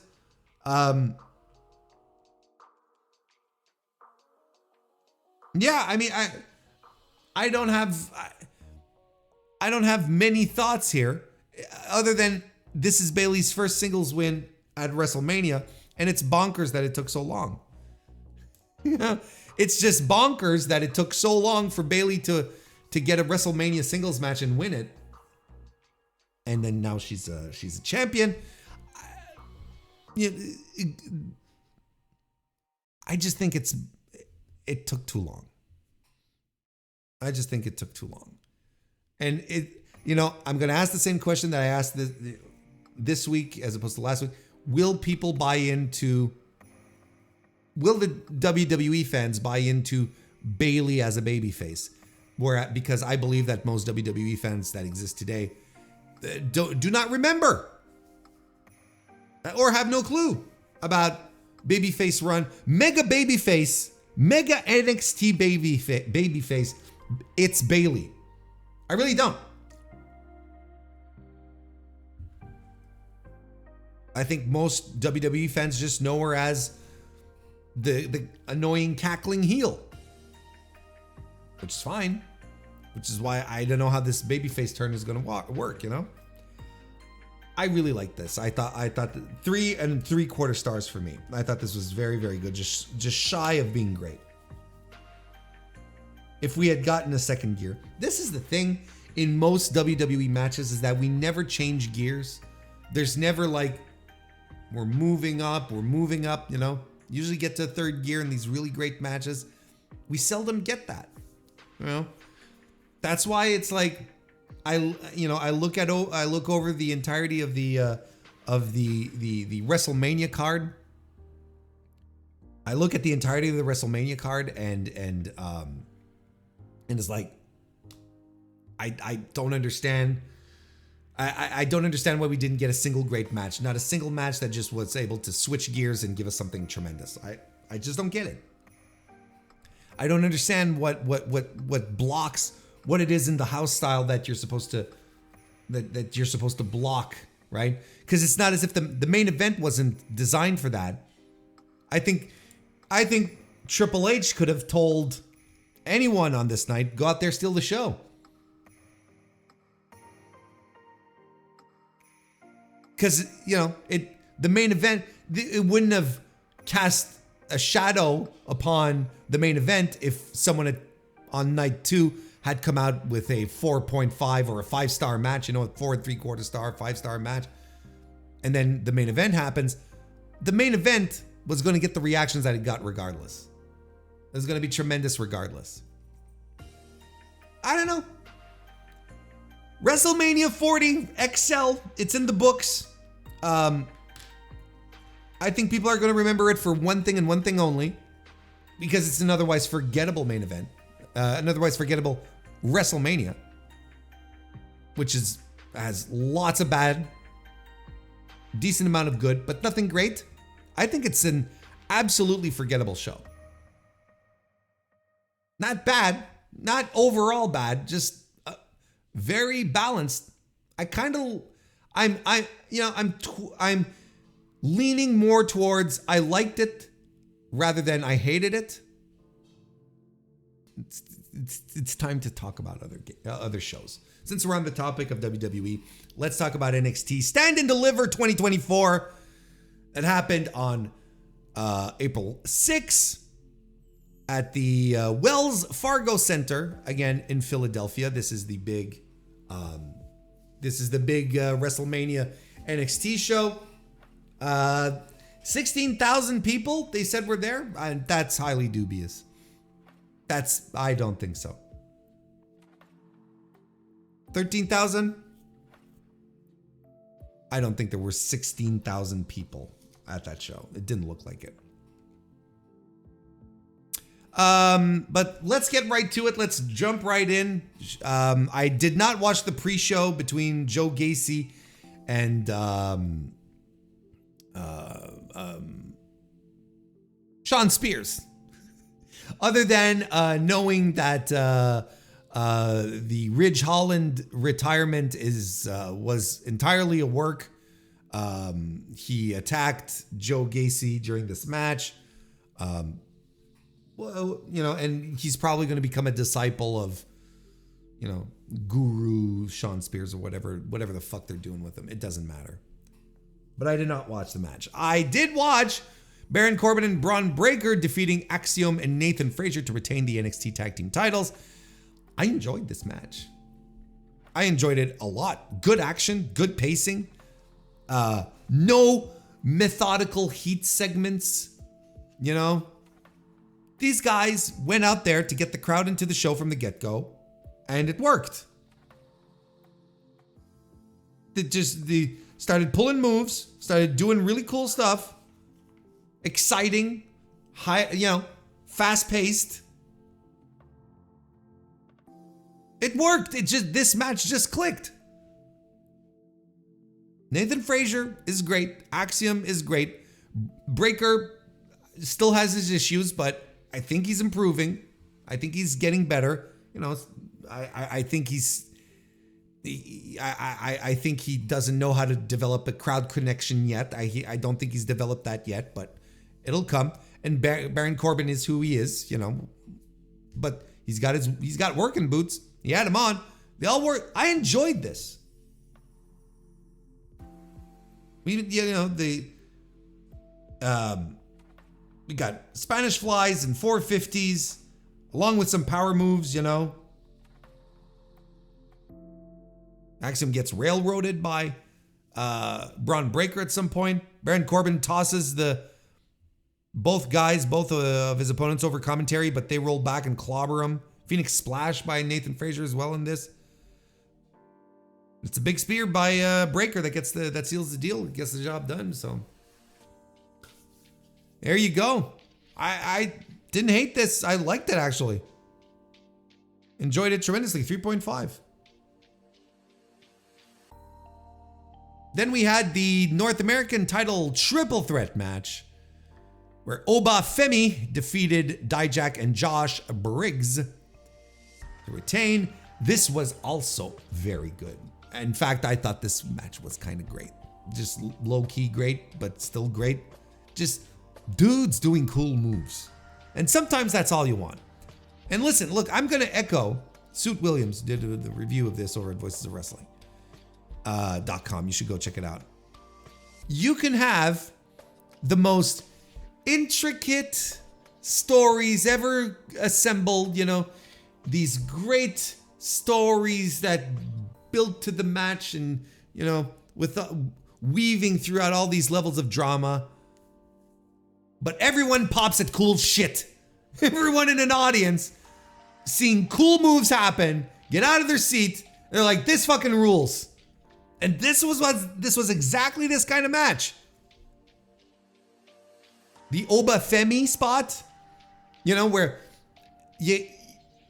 Josh Briggs is on the is you know, sitting on the corner turnbuckle, top turnbuckle, and Dijak comes over to climbs up and wants to super DVD him off of the top. But as Dijak is setting up, Obafemi comes in and slides between Dijak's legs and lifts him up on his shoulders. So you have like a Tower of Doom, but for DVDs. So you have Dijak, who is on Femi's shoulders, who is holding Josh Briggs in a Death Valley driver position on his shoulders. An incredible feat of strength from Obafemi. And trust me, they like Obafemi. I like him too. I still think he's green. I don't think he's a polished product, but he has more finishing than a lot of these other dopes that they have coming out of the NIL. I think he gets it. He's a natural. You know, as far as development goes, he's kind of like a Tiffany Stratton, where you've got all of these people in the NIL, these gymnasts, these lacrosse players, these grass hockey players, these volleyball players, whatever sport that doesn't have a true to form professional league that you can go to after your college years. Out of all of that batch, you have, Stratton stood out because she got it and she had the charisma, she has the presence, and she was able to develop quickly, smartly, all the things that differentiate a good pro wrestler from a very good pro wrestler. And she's on the very good side of things. So she just stands above most of these other goofs in NXT. And I feel like Obafemi is the same way. He shares a division with Brian Pillman Jr. And Obafemi is like night and day already in regards to star power, presence.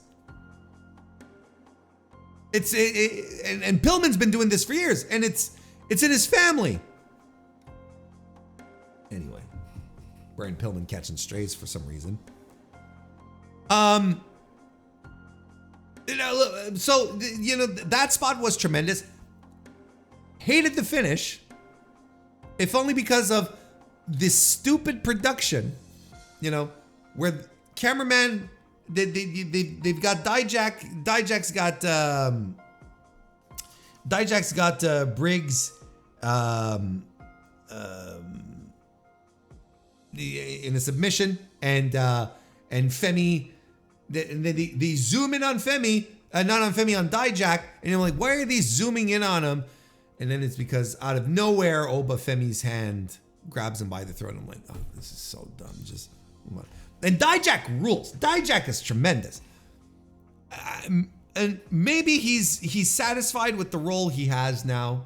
You know, it could be he's just really happy with what he's doing now. But he's throwing, feast your eyes is everywhere. He's being tremendous. I thought, and Josh Briggs, might not always be my cup of tea. Solid worker. I got no complaints about this match. I really don't. This was probably, if I'm not mistaken, this was probably the best WWE match of the weekend, in my opinion. I think I liked it better. I think I liked it better than Sammy versus Gunther. I liked it better than the women's match, Bayley versus Io Sky. I'm just looking through my notes here. Yeah, I mean, this is probably it, which is telling. But no disrespect, but it's also telling. It was probably the match of the weekend, and this match finishes, and I'm like, hey, wait a minute, am I enjoying an NXT show? And then the six woman tag team match happens, and then it all kind of goes downhill. Fallon Henley, Kalani Jordan, and Thea Hale defeat Izzy Dame, Kiana James, and JC Jane. Izzy Dame, JC Jane, Kiana Jane, with Jasmine Nix. These names are obnoxious. Anyway, this was just not good.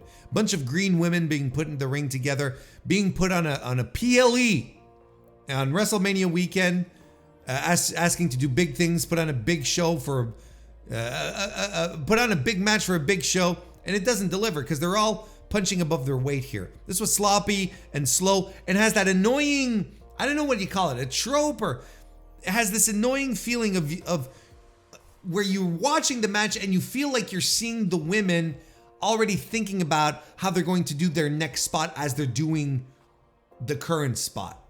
Does that make sense? Because they're green. Because they're rookies. Because they have like a handful of matches to their lifetime, in this house style, this performance center style. So you see them thinking about setting up the spot. So there's nothing natural, nothing flows.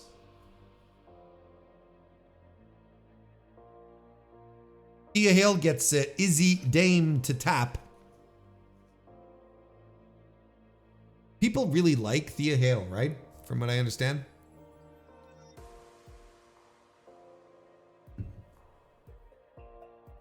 Then after this match, they introduced Julia, who was in the audience, who will be reporting to the Performance Center. This was revealed over the course of the weekend that Julia has indeed signed with WWE. She was sitting in the crowd with Rossi Ogawa and William Regal, who was sitting right between the two.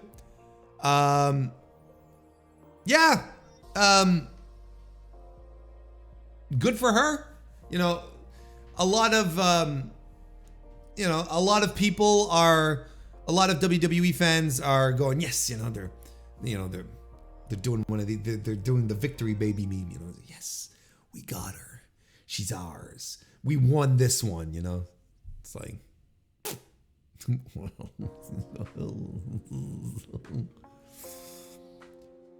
none of them know who she is. None of them have watched a single Julia match in their life. They really haven't. And you know how I know? Because a lot of people who are going, Julia, great get, can't wait to see what she does in WWE. This is fantastic, great news, are also the same kind of people who will call Japanese promotions indies, and I'll never watch these things, or we'll talk about, what are the rules of a Stardom match, they just give themselves away, But look, she settled into her into her position, and she's going to report to the performance center so she can unlearn how to throwing shoot headbutts on people. Can you imagine? Can you imagine? She gets into the ring with fucking Izzy Dame, or little Kalani Jordan, and she just throws her a shoot headbutt, and Kalani Jordan is like, she doesn't know what to do. She's got this huge knot on the top of her forehead.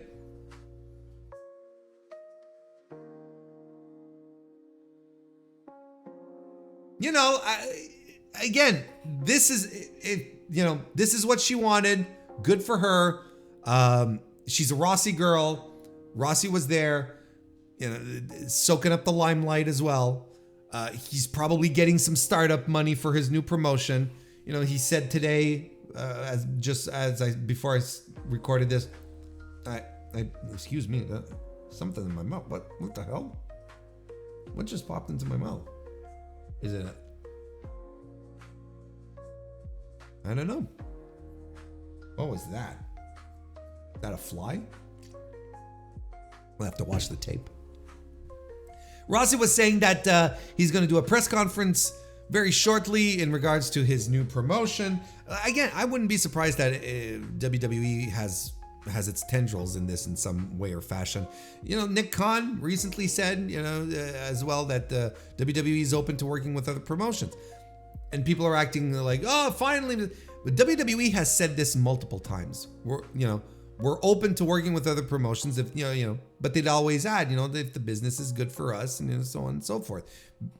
And, we've seen WWE work with other promotions, pick up other promotions, Evolve, Progress, so on and so forth. But they always have a clause, WWE does, or at least they had back in the day, where WWE could decide to shut down the promotion at any given day. Is that still going to be the case? We'll see. But I wouldn't be surprised if there's a little more. I mean, look, if WWE wants to work with more people, open themselves up a little bit, I'm completely fine with that. I think that's actually good. It's good. It's good for the wrestlers, especially if it's guys and girls that they're not using on TV. Send them off. Let Zoe Stark go have a little tour of Japan and then win all of her matches because she's not jobbing out to anyone over there, kind of things. Like, that's fine.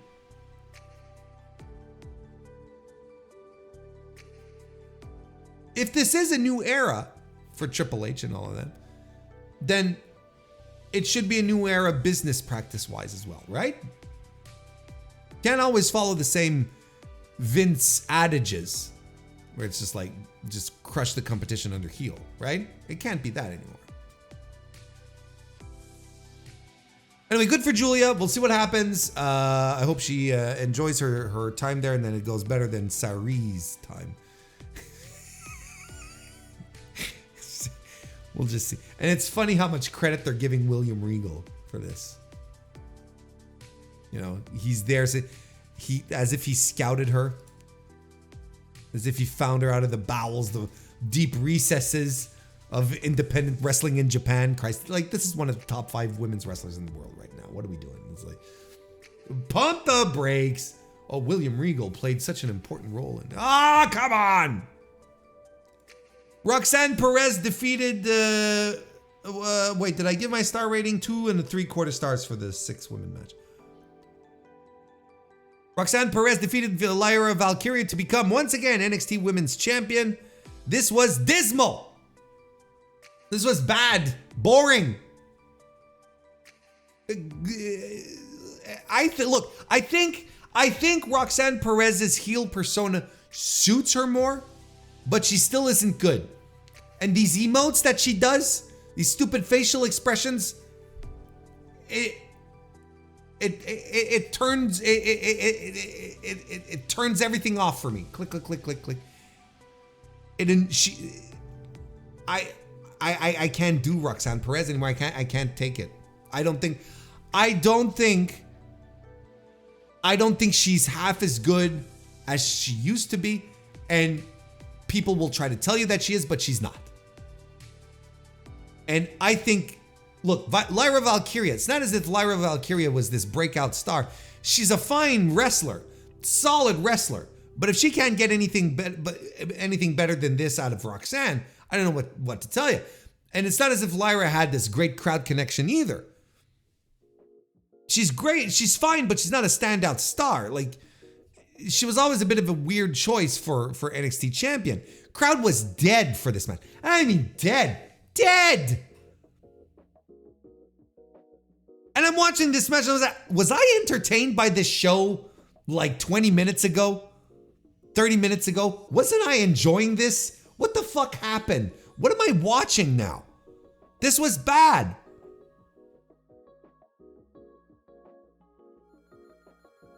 Tatum Paxley got involved for some reason. I know they're doing a friendship thing with a tense friendship thing with Lyra Valkyria, but this match was heatless, sloppy, and soft. And I couldn't help but think that just a few minutes previous to that, we had Julia showing up. Julia's going to be here. What is Julia going to do in these environments? Or what are these women going to do with Julia? Like, this is your top program of your women's division.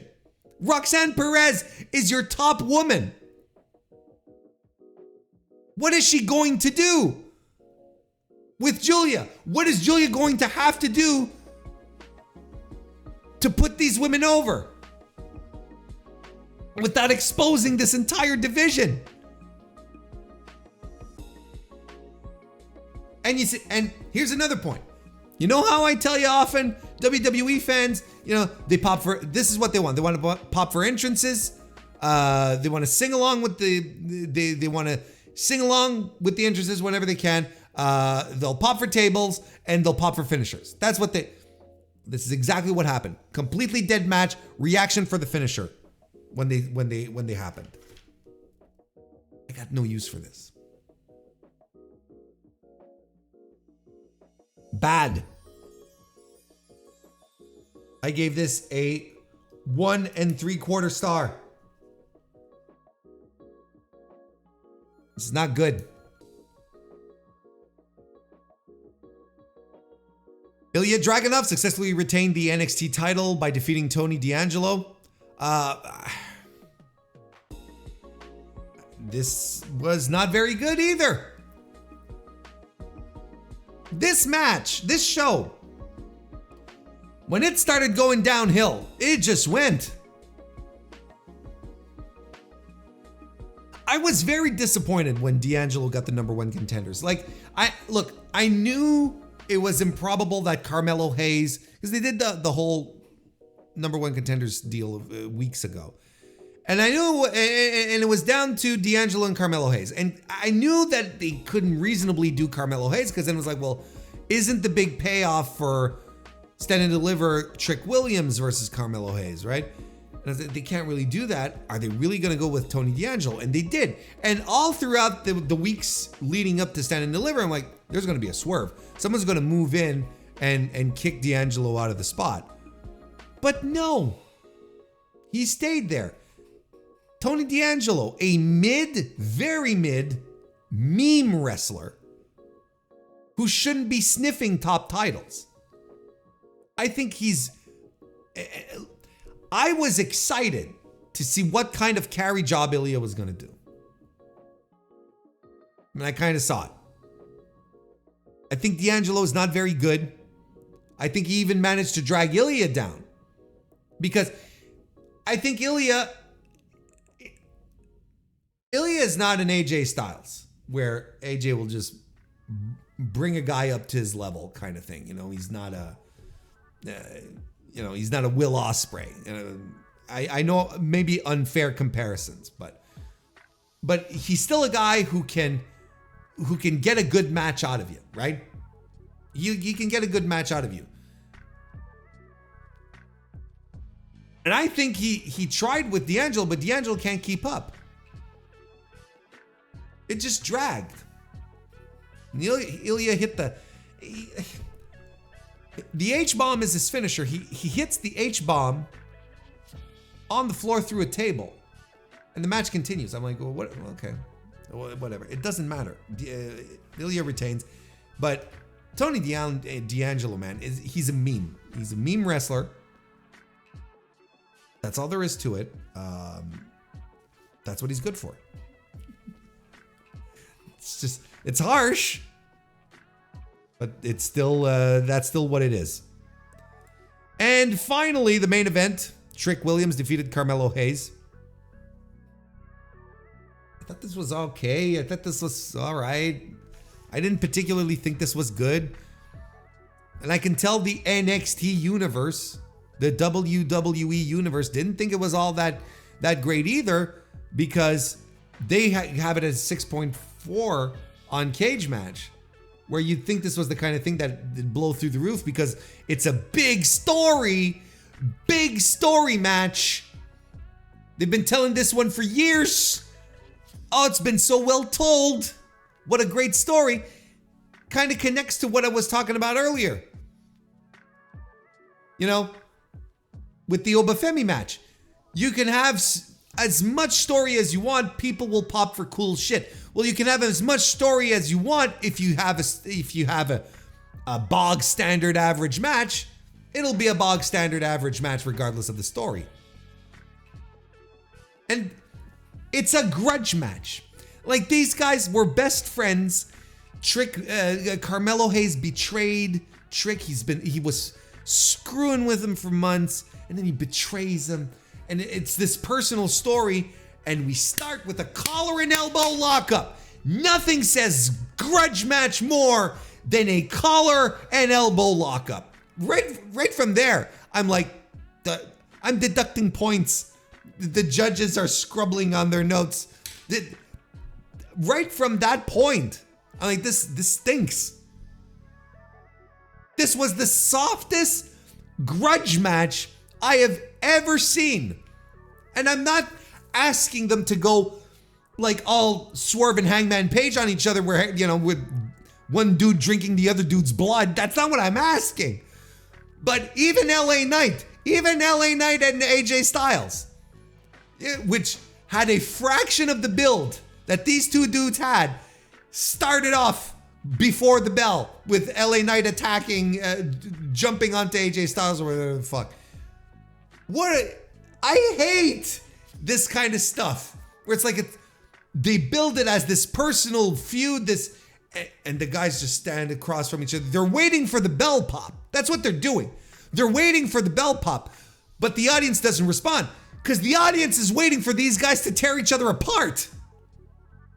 Because that's what they've been doing in the build. In the video package that you get before, they're in these pull-apart brawls and people, no, you gotta stop. Oh, this is too violent. And Jesus Christ.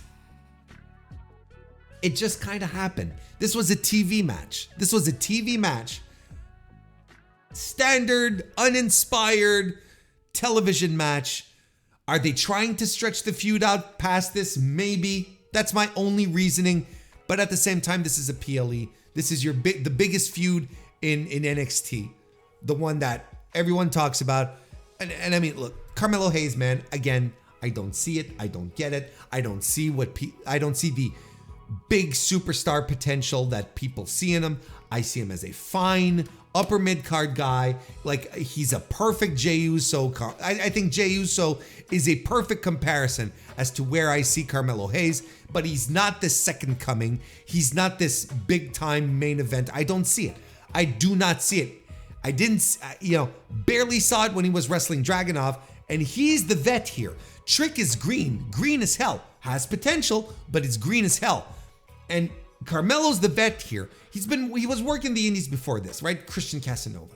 This is a guy who should be able to guide a guy through a match, but he does to guide a guy through a match and elevate him, bring him up.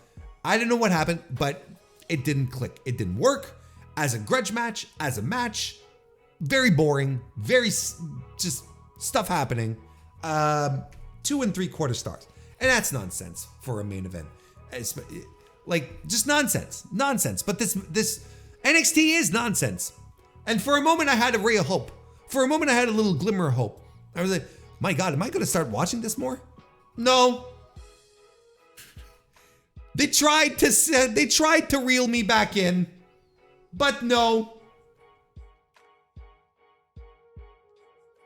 I'm not. I can't recommend watching. If you want to watch the Obafemi Dijak Josh Briggs match, I think that you'll have a good time watching that. I really like that match. Great start to the show. Everything just fell downhill. Let's move on to Ring of Honor Supercard of Honor. This one happened on April 5th, 2024 at the I never know how to pronounce this. Liacouras Center in Philadelphia, Pennsylvania. 3,266 people, according to WrestleTix, were on location. If that is the case, tremendous walk-ups. Tremendous day of walk-ups. Because that show, they had trouble putting the butts in the seats in this one. They really had a hard time finding people to get seated for this match. And for the show. I can't blame them. I can't blame them. But, yeah. Again, it kind of looked like a 3,200 building. Whole sections were tarped off. Look,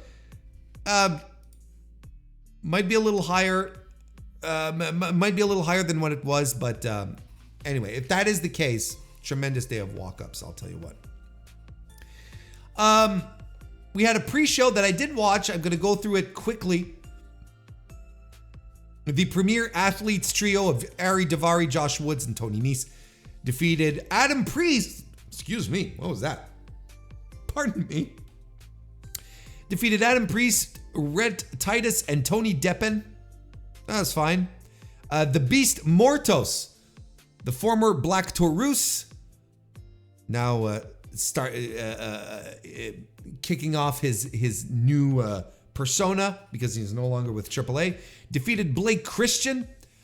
Ever since I've been, my surgery, my oldest son has been living with me just to take care of his broken old father. and he's been watching some wrestling with me. He's not a fan. He will appreciate pro wrestling, but he's not like, all right, let's go. It's Wednesday night. All right, let's go. It's Monday night. It's none of that, right?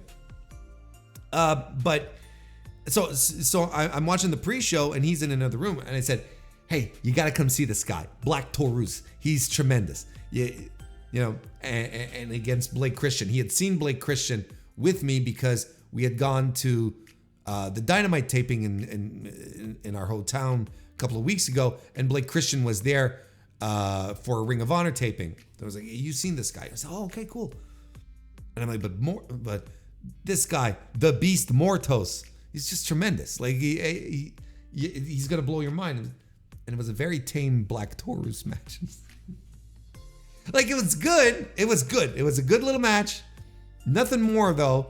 But I was where's I hope this new persona doesn't mean that Black Taurus is no longer really fucking cool. Cole Carter and Griff Garrison defeated the Spanish Announce Project, Angelico and Serpentico. Sure. And Mariah May defeated Momo Kogo, which was pretty good actually.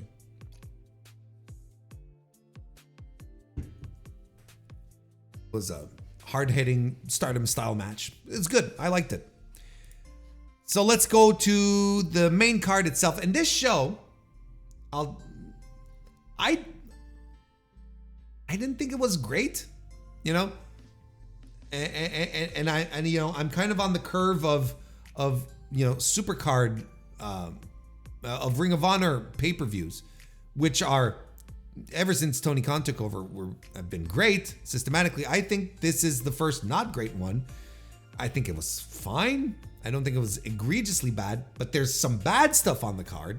And there's stuff that I'm just, well, this ain't doing it for me. It feels like the whole theme of the weekend for your boy Warren. Kyle Fletcher and Lee Johnson, though, for the Ring of Honor TV title, did not leave me indifferent. This was tremendous. A tremendous, great moves match to kick it all off. This is, you kind of want these matches once in a while where it's just, you're pulling moves, you're just doing stuff, you're doing real good. And again, people then are popping, they're out of their seats, they're excited for it. Why wouldn't you be? Two athletic young guys going at it. Look, it just Super Destroyer by Johnson lands 2 frog splashes, can't put Fletcher away. Fletcher does the generical brainbuster on the turnbuckle for the win. And again, like I mentioned earlier, the night after, Sami Zayn is doing the generical brainbuster on the turnbuckle for the win. Look, Kyle Fletcher continues to show he's got the stuff. It's just as simple as that. He's got the athleticism. He's got the capacity to put on great matches. The rest is all up to him, right? But it's so he's so good. He is so ridiculously good. And Lee Johnson was very good in this match, but not as much of a standout. And I think this is inexperience speaking, just as simple as that. Because he doesn't get as much reps in as Kyle Fletcher has, or a lot of guys on the roster. This was not a bad showing by Lee Johnson by any stretch of the imagination, but maybe not the star-making performance that you might have expected or wanted. But he held his own. He more than held his own. He contributed to this match. This was terribly good. He's not quite there yet, but look, if he continues to wrestle guys like Fletcher in these types of matches, he's going to pick up shit really, really quickly. Really, really fast. I enjoyed this tremendously. I thought this was great. 4.25 star. And I'm like, rubbing my hands together, like, let's go. We're off to the races. And we get the Stardom showcase match where Mina Shirakawa and Maika defeated, and Mei Seira, of course, defeated Tam Nakano, Azumi, and Saya Kamitani. I thought it was a good, well-paced affair. Everyone gets their shit in, particularly Mina, who, it's a bit of a showcase match for her because they're obviously, when I say obviously, in case you don't know, there was a Stardom match this weekend in North America, or late last week, and Toni Storm showed up and to sort of poke the bear at Mina, and we're likely going to get Mina and Toni Storm very, very soon, or at least coming weeks, maybe through a Forbidden Door kind of thing. So, Mina had a lot of shine in this match. Great rolling German by Kamitani in this match as well. Huge bat fist by Mina. Lots of near falls towards the end. And a nice little final sequence that sees Mina land a cross-legged driver for the win. I like this. I gave it a 3.5. It's, if you've seen... The thing is that if you've seen a Stardom multi-women match before, you've seen them all. And this fell into the mold. Like, there was nothing really special about it, right?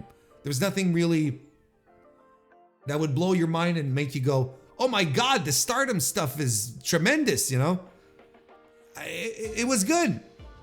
But I've seen this match before, if that makes sense. You'd think they might have turned up the juice a little bit, but it was good. I'm complaining with my belly full, I guess. After the match, Mariah May showed up to celebrate with Mina, who was her mentor, I guess. She had the same role that Toni Storm had in Stardom. So they celebrated together. So maybe a bit of a story beat here with the Toni Storm thing. Toni Storm egging on Mina and then you know, with and then Mariah May looking up to Toni Storm. Will she be caught between them both? That's probably what's going to happen. But yeah, there you go. Undisputed Kingdom successfully retained their Ring of Honor World Tag Team Championship against the Infantry. This was fine. I don't know. I wasn't really into this. They didn't drag me into this match either. Like, you know, it's not. I no ill will against anyone in this match. It's just they didn't drag me in. Spot of the match was Charlie Bravo jumping off the stage onto Taven. And then Wardlow shows up out of nowhere to cost the match for the Infantry. It's like, I gave this a 3, and I'm like, well, what's going on here? You know, what's happening? Why are we circling down? Why did this feel like we're circling downwards here? Spiraling downwards is that's the word I was looking for. I could see the spirals. I could see the circles, but not the spirals. It's spiraling down. Yeah, so there you go. Like let's move on. just move on. It's fine. Then we got the tournament final for the Ring of Honor, the new Ring of Honor World Women's World Television title. Billy Starks defeated Queen Aminata to become the inaugural champion. I really like this. I really like this. A truly back and forth affair that was solid, smartly put together, well paced. And then you start seeing the moves, right? You get like the Billy Starks and her twisting Yushigoroshi. You got Queen Aminata German suplexing Billy Starks to the floor. And I'm into it. And you sort of feel the progression. You sort of feel it. And I'm really into it. I'm like, this is good. This has been solid stuff. And then you get the injury, or the fake injury, where Billy Starks fakes a neck injury. And I'd be a complete insincere buffoon. I would only be spewing out malarkey if I didn't tell you that they got me. They just plain old got me. Billy Starks sells the neck injury. And then they pause the match. And then they do the thing where you can where they cut away from the from the wrestler, and they cut to commentary, and to make you feel like something serious is happening. And medical jumps in, and I'm like, and through my head, all I'm thinking is, Jesus Christ, she's not even 20. What the actual fuck? Fuck this stupid ass sport. It's like, this sucks. I felt really bad for her. I felt so bad for her. For Billy. And they got me.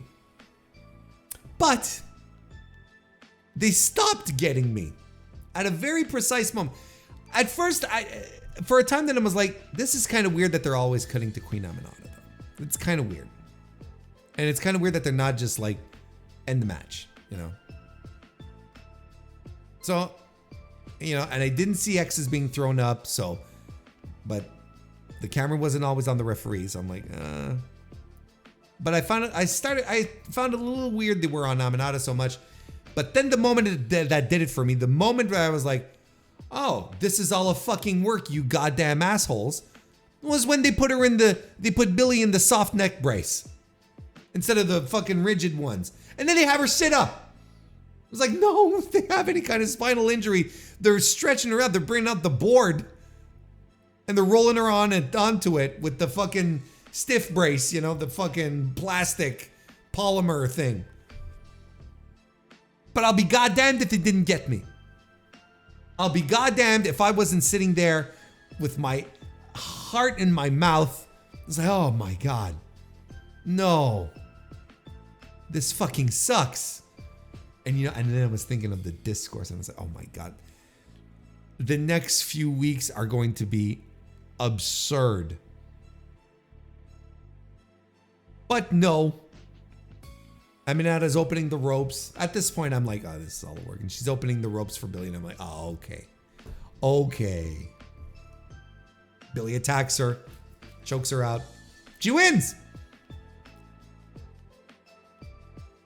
I'm going to tell you, I like this angle so much that I'm still keeping this at 4 stars. I'm keeping this at 4 stars because I liked the angle. I thought it worked, and it made people mad. It made people mad because they got worked. Now, can you criticize Ring of Honor for doing this type of angle where they're using like shoot reactions, like what they usually do in a shoot injury for an angle? Yes, I think that's okay. At some point there's things you shouldn't mess around with too much, right? But I think it worked. It worked really well. I got no issues with anything that happened in this match. No issues at all. So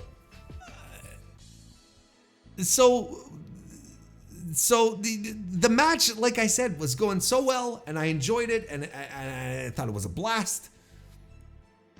And my only quibble that I have regarding this match is that with the angle is that without the angle, if we hadn't had the angle, we probably would have had a true match of the weekend contender, I feel. I think we were on the way there. But the angle had to get into the way, and I know it's an Athena thing. I know it makes sense in the story. But in the story of this match, it kind of bums me out. But congratulations to Billy Starks. And you know what? Queen Aminata, man. Poised for greatness.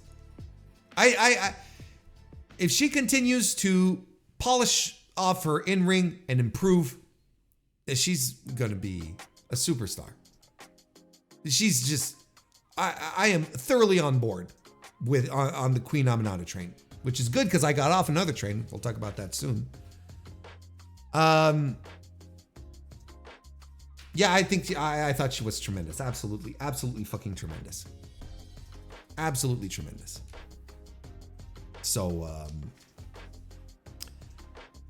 yeah. yeah. No, she's got the look, she's got the charisma, she's got the presence. She's got so many naturals down. She's very good in the ring. I think she's only going to improve. Like she has star power written all over her. And I think Tony sees that. Tony Khan. I think he sees that. She's gonna be something special. Then the Bullet Club Gold came out for a fight, which was not. I think they were supposed to lay out a challenge. Like it wasn't advertised as a fight, but they're like, no, we're gonna fight. So Lance Archer and Alex Zane come out, the Monster Sauce team. As Lance Archer said, not one of, but the top team in New Japan Pro Wrestling.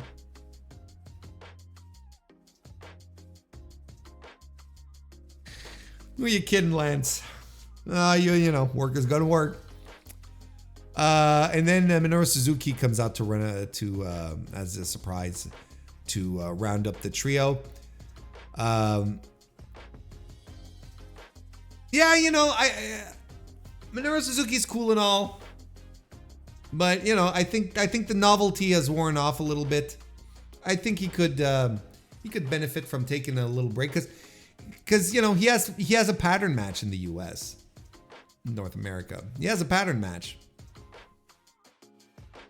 So, you know, it's not as exciting as it was a while back. Let's put it that way.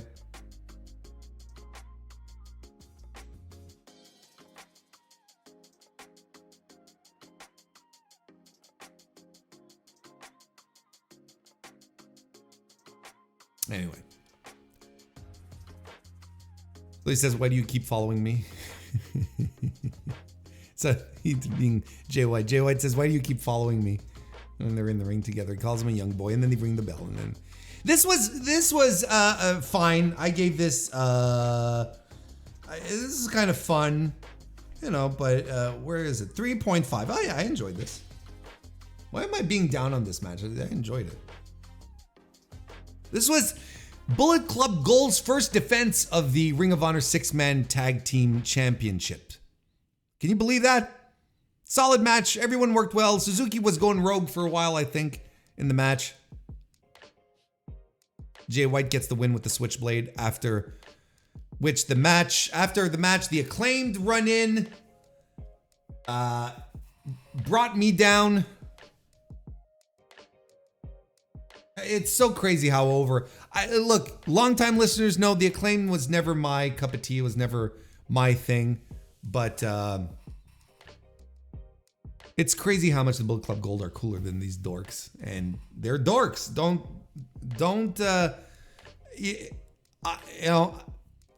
let it taint you. The Acclaimed are dorks. And they always have been. But right now I'm like, ugh. Like, I can't do them anymore. I think I'm pretty done. Anyway.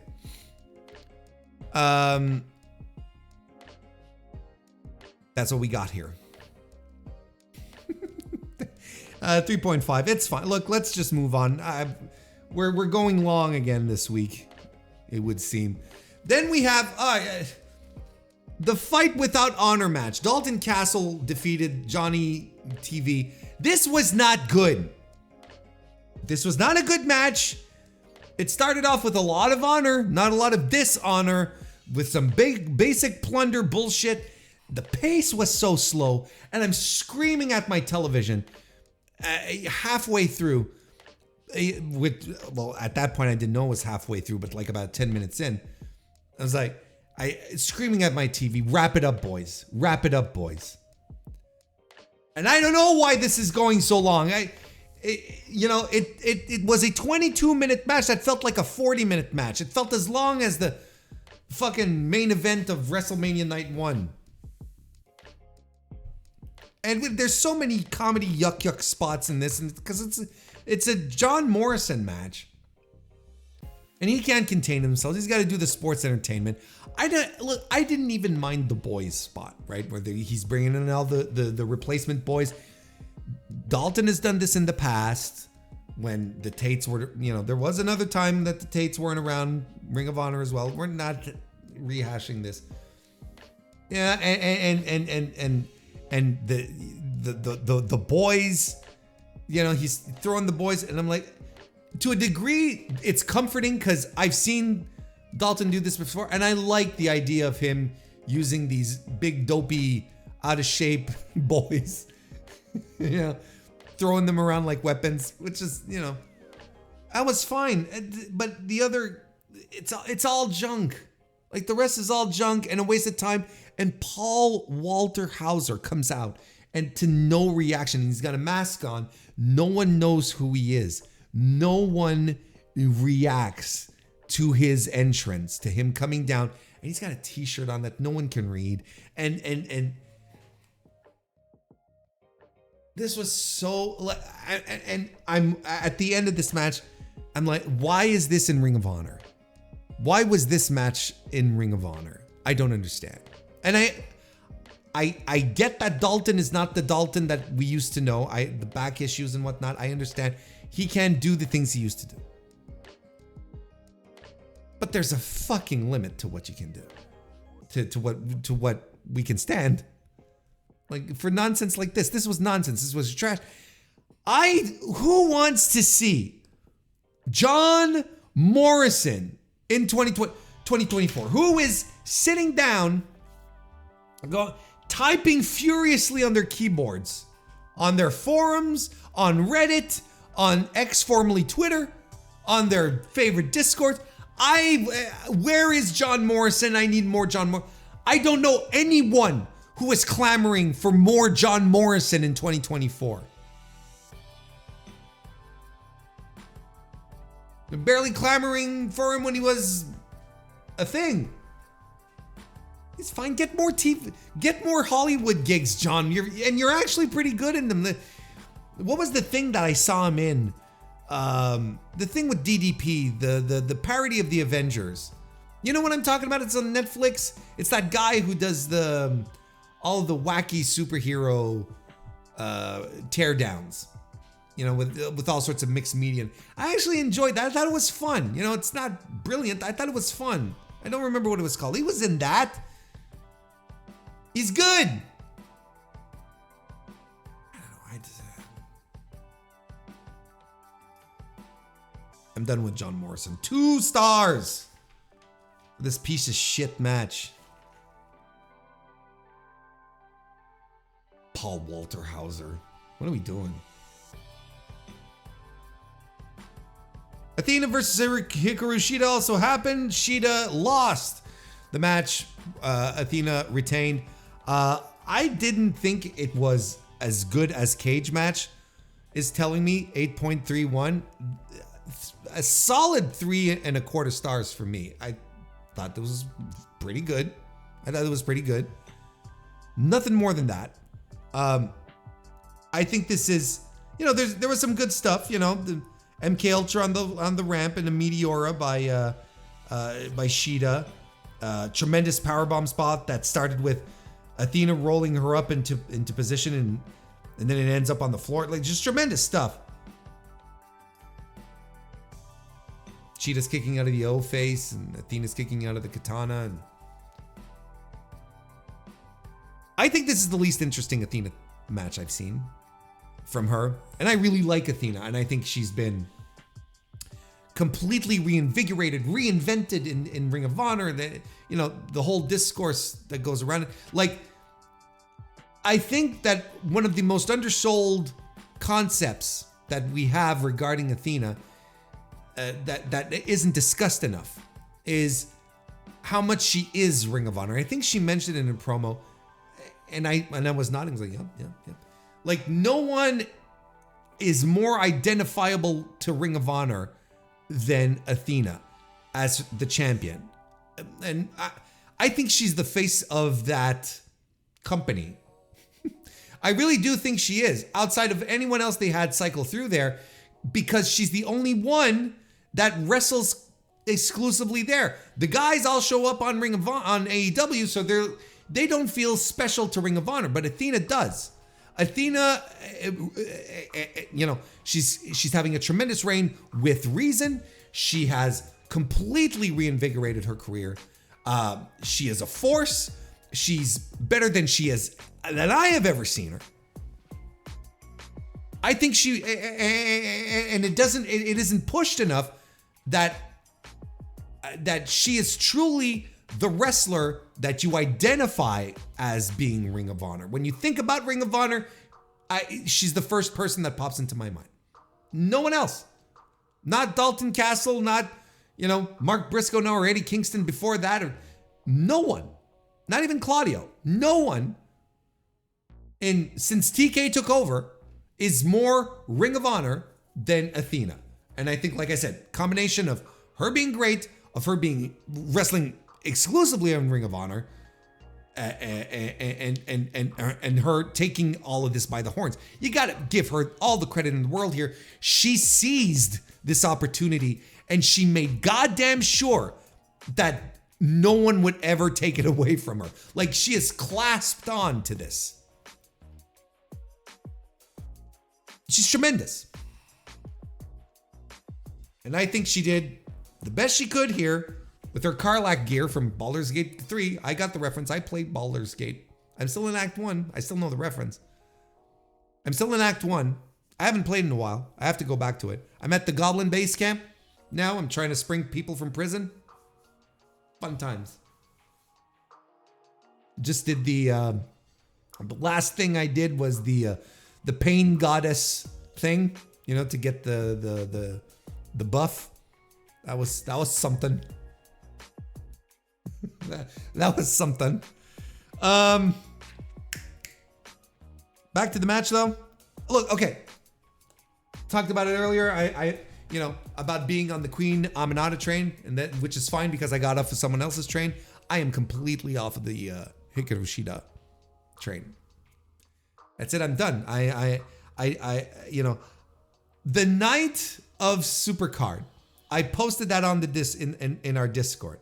All right, I am off and I have never seen my Discord be so vehemently opposed to one of my opinions. You're wrong, is what was the constant. Warren, you are wrong. I don't think I'm wrong.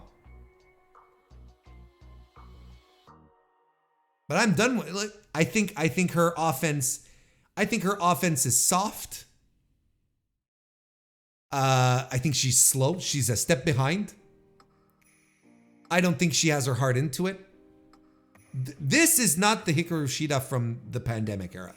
I'll give you that. I will absolutely give you that, because at the time she was carrying everything and she was crisp. She was snappy. Everything worked. But her recent appearances on AEW, I'm like, her match with Toni Storm at, what was it, Full Gear? Was it Full Gear World's End? Look, it doesn't matter. That was kind of bad. And then I'm thinking to myself, what is the last great, when is the last great Hikaru Shida match? And I promise you, look, y'all are gonna point to me the Emi Sakura match that she had on Dark. Well, first of all, it's Emi fucking Sakura, okay? First and foremost, who should be able to have a great match with, me. Emi Sakura should carry me to a 3 3/4 star match, okay? Easy. But even since then, it's been very, very mid, very sloppy. She's not who she used to be. She really isn't. And in the, I know what the defense brigade is going to do, because look, Shida fans, they're out there and they're strong. No, she's great, but she's not now. I'm off the train. But what they're going to say is, well, she's never booked on AEW. Okay, sure. But she could wrestle elsewhere. She has wrestled elsewhere. Why isn't she wrestling elsewhere? What is she doing in her spare time? Is she training? Is she doing? I don't know what she's doing. What is she doing? Yuka Sakazaki hasn't been booked in, she had her first booking last week in AEW in like 2 years or something like that. She's been wrestling in Japan nonetheless. Been doing gigs, staying in it. It's not as if Tony Khan will forbid. I don't think he will forbid Shida from, working her promotion or whatever it is that, that little promotion that she has on the side, Wave or what, I can't remember the name. I'm sure he's not going to forbid her from working, freelance in Japan in the meantime, is what I'm trying to say.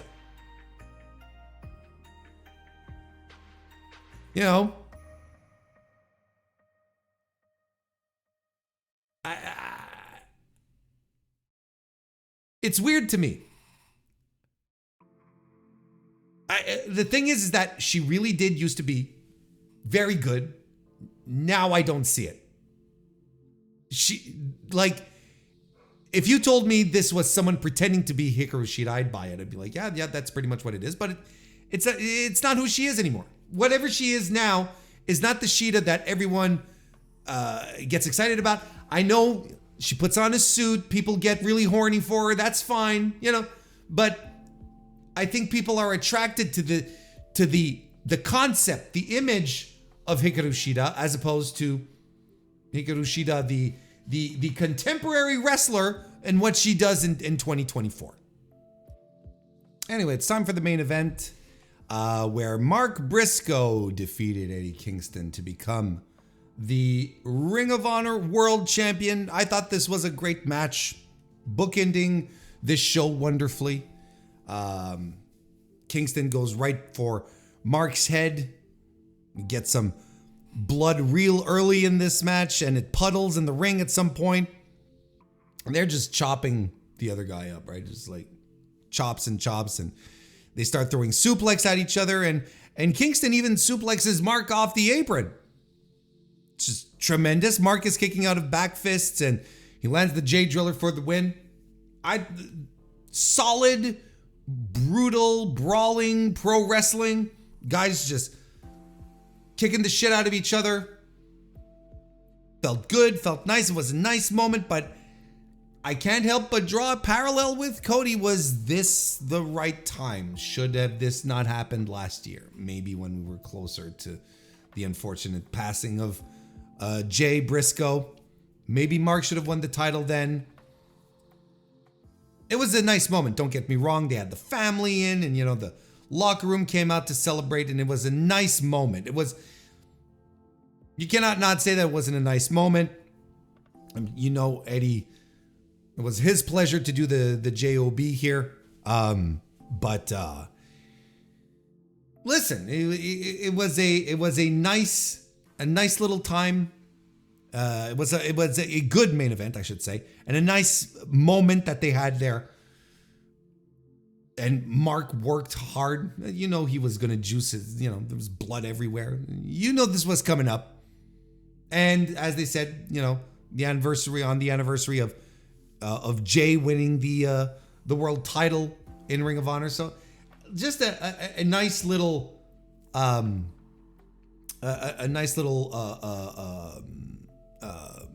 what's the word I'm looking for? A nice little convergence of things, right? So, it's like, yeah, okay. No, I enjoyed this. Tremendous. I thought it was a great main event to end it all, and as we spoke about, Eddie Kingston losing his titles. Keep on going. This keeps on going. The strong title is next. The strong title is upcoming, so that'll be the next one. Like I said, I don't have an issue with it. I believe a lot of the magic of Eddie Kingston is in the chase, as opposed to him being on top of the world. Being the guy who's chasing after the titles is much more interesting to me. But I thought this was a tremendous match. I don't think I have much more to say outside of it. It was very good, great finish. Right man won. Everything just came together, and basically bookends this pay-per-view with a great match. So it starts with a great match, it ends with a great match, but everything in between is sort of like fine, good to it's kind of good to bad. So, not the best Supercard of Honor, and definitely not the best, definitely the worst of the TK era of Ring of Honor as far as the pay-per-views go. I don't have much more to add on that front, but I absolutely recommend the Kyle Fletcher Lee Johnson match. That stuff was just tremendous, I mean, there's regarding New Japan Pro Wrestling Sakura Genesis. It's not as if I had. It's not as if we had like tons of stuff to talk about it. New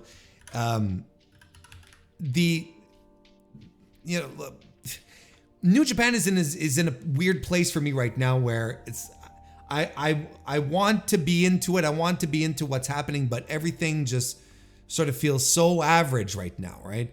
And I had hopes that some of the business end of Sakura Genesis would, reignite that spark and give me the impression that it's like, okay, here we go, we're going in this direction, but I don't know, man. Sumo Hall in Tokyo, 6,632 were present for the show. Look, let's just go with the main event. We'll do it that way for this one. We'll go top to bottom. Tetsuya Naito defeated Yota Tsuji to retain the IWGP World Heavyweight title. I mean, you know, good match. Very good match, actually. Let me get my notes here. I'm completely out of sorts. There we go. Like a very good match that was a Naito, you know, had all the Naito signatures that we usually see, and that's fine. And Tsuji looked great. That was fine, but we didn't crank into another gear.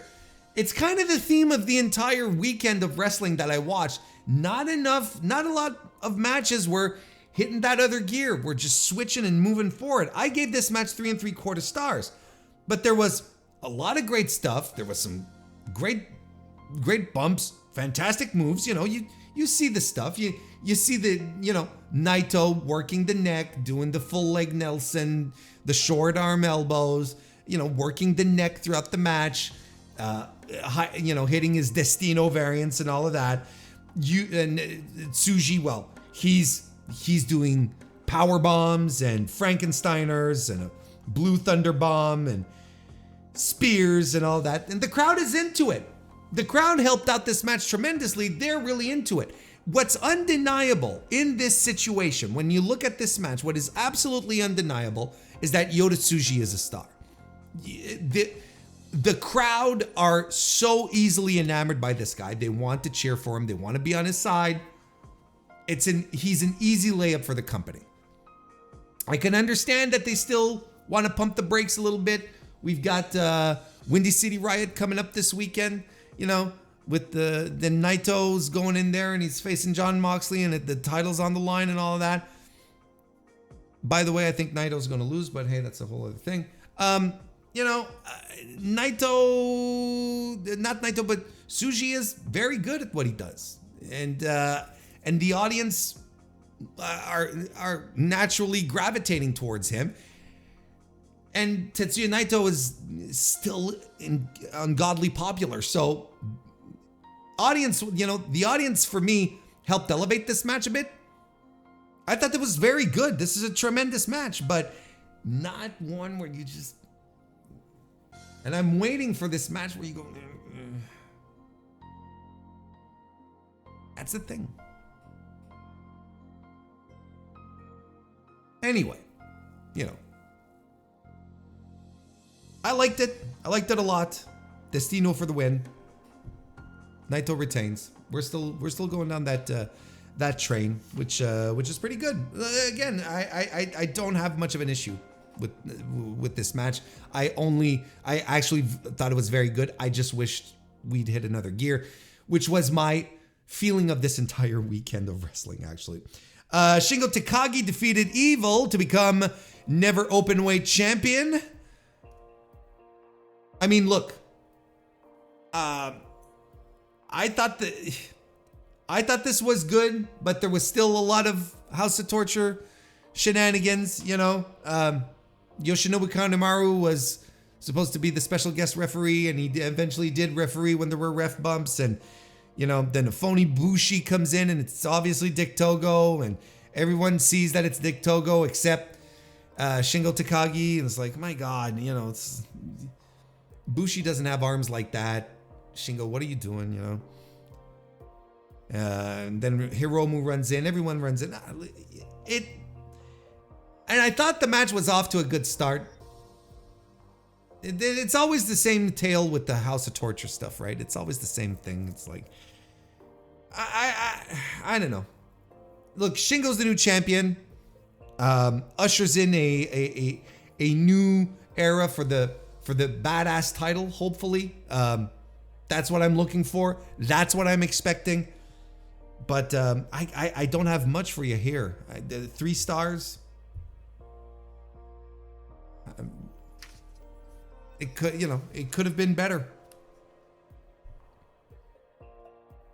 Jon Moxley and Shota Umino defeated the team of Jack Perry and Ren Narita. See, this match, I like this quite a bit. I'm much higher than Cage Match on this. I went quite high. as opposed to that. 3 3/4 stars on this for me. I thought this was very good. And as far as House of Torture shenanigans went, were there any? Like outside of Narita trying to swing the push-up bar, the pull-up bar, whatever the fuck it is. Don't need a bar to do push-ups, Warren. You know, like outside of that, tremendous stuff. I thought well worked, smartly put together, good work by everyone involved. I'm very much on this Jack Perry stint here. I think it's working. I think it's working out pretty good. The Shota Umino gets choked out with the bar, but we get a Death Rider on Ren Narita for the win. And there was no House of Torture nonsense. I enjoyed this match. Do you think John came in and he's like, I don't want this bullshit. I don't want to deal with this. Solid. It's good stuff. The match between Sho and Yo really didn't happen. Yo seemed to have dislocated his elbow very early in the match. Actually, did they even ring the bell? I don't quite remember. But the referee stopped the match. Medical came out. Sho retains via referee stoppage, which then brought out afterwards Kosei Fujita and Dookie to line up to be opponents. Best of Super Juniors is coming up though, but you know, started to stake a claim that we're here. And again, I'm kind of digging where it's like some new faces. Well, look, Kosei Fujita as a new face in the light heavyweight division will be tremendous. And Dookie getting some more shine is equally, if not more, tremendous. So I'm looking forward to that. Of course, it's unfortunate that Yo got hurt, but he really couldn't continue the match. You can even see like the bone. It's kind of gruesome. But yeah, so that was quite unfortunate for Yo in this situation.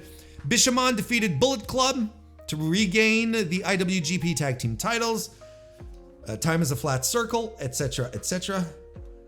I mean, at least Chase Owens and Kenta we don't have to get this forced down our throats anymore. This was very mid. I don't know what to tell you. I really don't know what to tell you. Oh, I forgot to mention that after the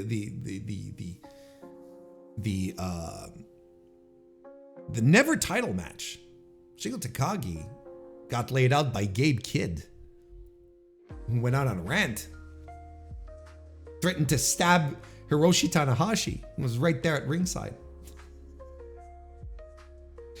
And he's jockeying for the next spot, for the next challenge.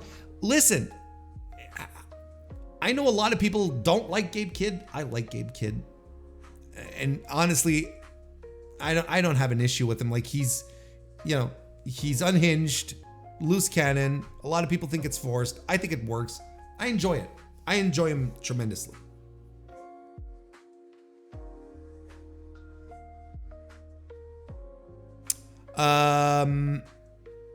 Then we had the junior heavyweight tag team match where the War Dogs, Clark Connors, Jordan Maloney, successfully retained by defeating both Catch 22 and the Intergalactic Jet Setters in the match of the night. And that's not even close. Tremendous. Just great action, fast paced, just brilliant stuff from top to bottom. The great spot where Kushida is dumping everyone over the guardrails into the audience. And then Kevin Knight goes up on the top rope and he just dives all the way into the audience onto the dudes who were there. Exciting. Where everyone's getting their shit in. Crowd is into it. Very close moments throughout. There's one where Kushida locks in their hoverboard lock on TJP.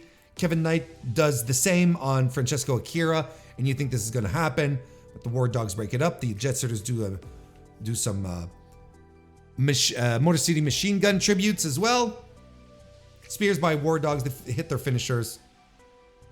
Good stuff. I give it 4 stars. That was the match of the night. It's tremendous.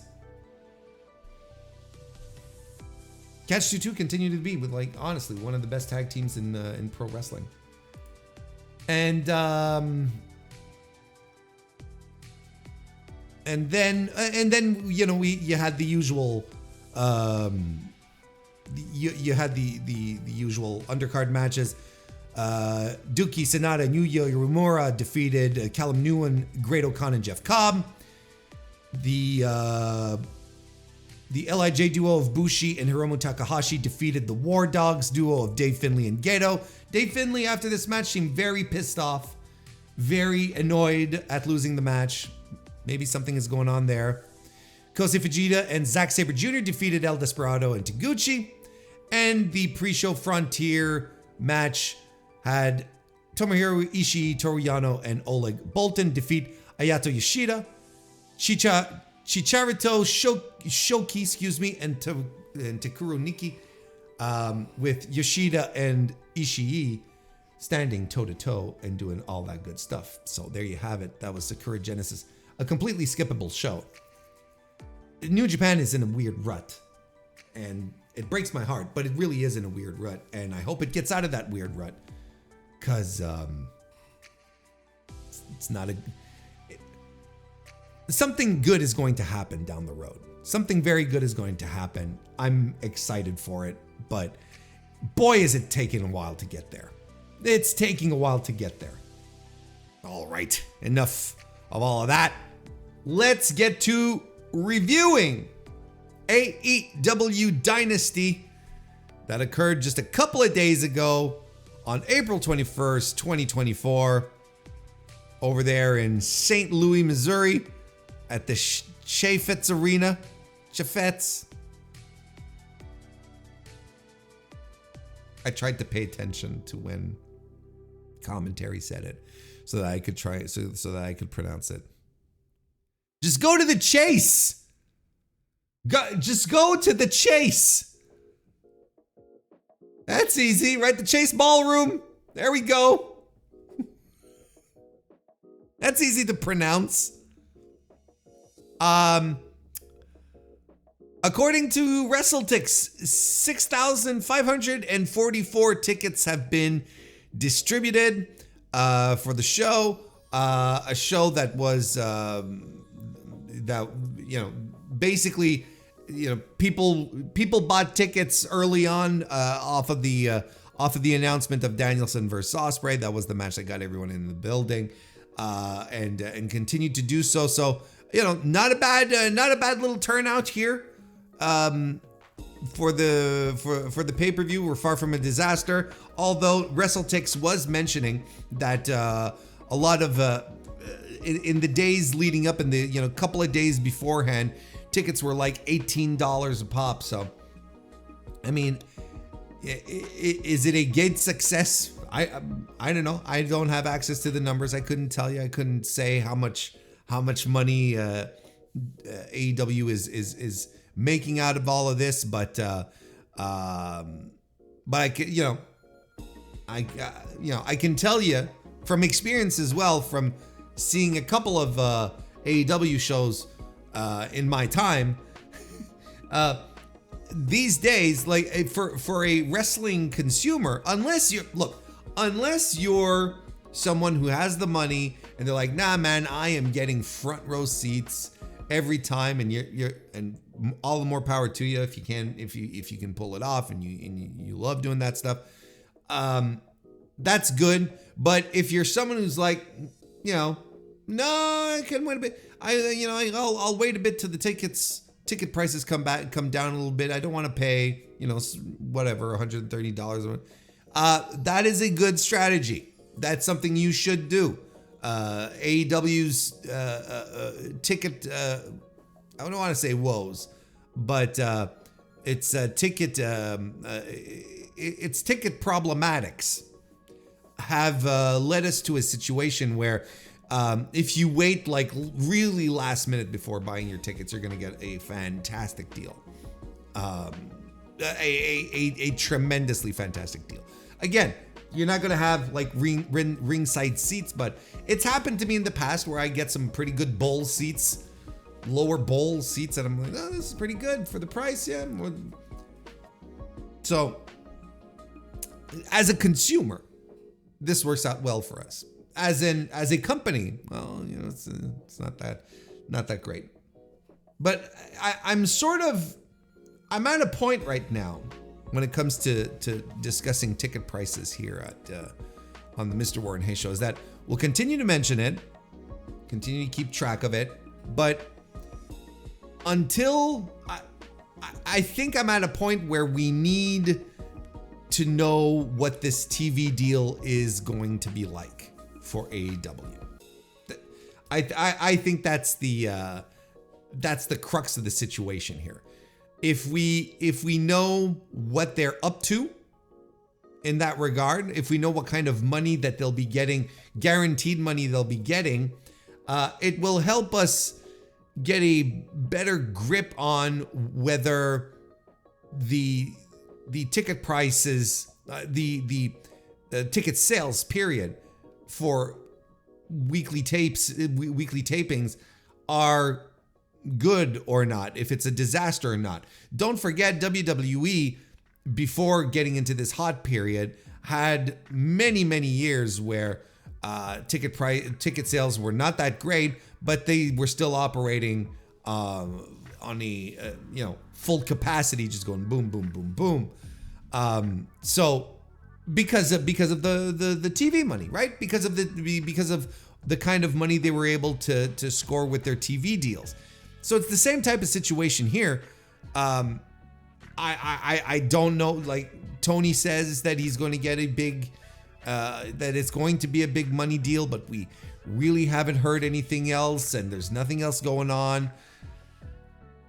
Let's just go, keep going. Let's just see how. I'm going to. You have to temper a little bit with that until we get this news. And if the TV deal is not great and ticket sales aren't great, then yeah, now we can start biting our fingers. But from everything that we've heard, the TV deal is going to be very, very, very good, which will offset the worries, the qualms of not selling out buildings. But don't always keep this in mind that, a full building for your TV tapings, full building, ecstatic crowd, that is always best. That always makes your product look better, makes it look hotter, and you end up selling even more tickets because then people want to go see the show where everyone is, hanging from the rafters and bouncing off the walls. So, but again, this was pretty good. I'm excited to see what the buy rate is going to be like. The buy rate, look at me. The buys period, how it's going to look like. We'll probably get an idea of this a little later on in the week. And we'll keep an eye on that as things move along. Where should we start? I think we'll start with the top, like the top of the card, right? We'll talk about the business end of the show, and then work our way back. How about that? Or come right back around. Not go our way back, like then go back to start and then come. Anyway, it doesn't matter. But what I'm trying to say is that, well, I think we're going to start with the top of the card, which was the AEW World Title match where Swerve Strickland defeated Samoa Joe to become the AEW World Champion. I mean, this is tremendous. This is a great elevation for Swerve Strickland, a guy who I have championed for being a champion for a while, nonetheless. When he came into AEW, and we can even go back to when he was doing the the hit row nonsense with the rest of them. You know, he was the crown jewel. He was the centerpiece, and we all felt it. You know, we all felt it. Look, I'm trying to say too many things at once here, but I think that unconsciously, everyone realized how much of a star Swerve Strickland was when WWE brought back Hit Row after Strickland had headed off to AEW, right?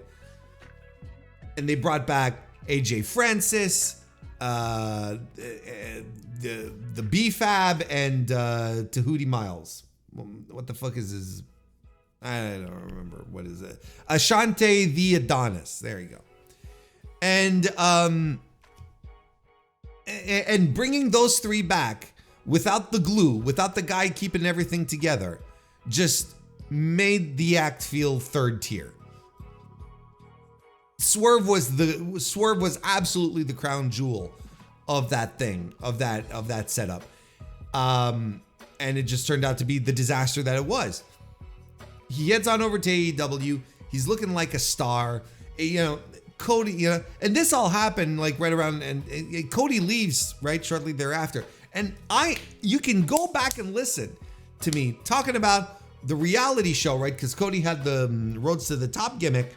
And I was like, look, if TNT wanted another,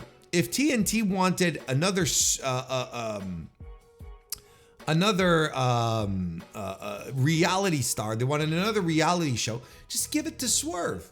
That guy would be tremendous and would attract an entirely different audience than what, you know, the Cody Rhodes did. So like, I'm excited here because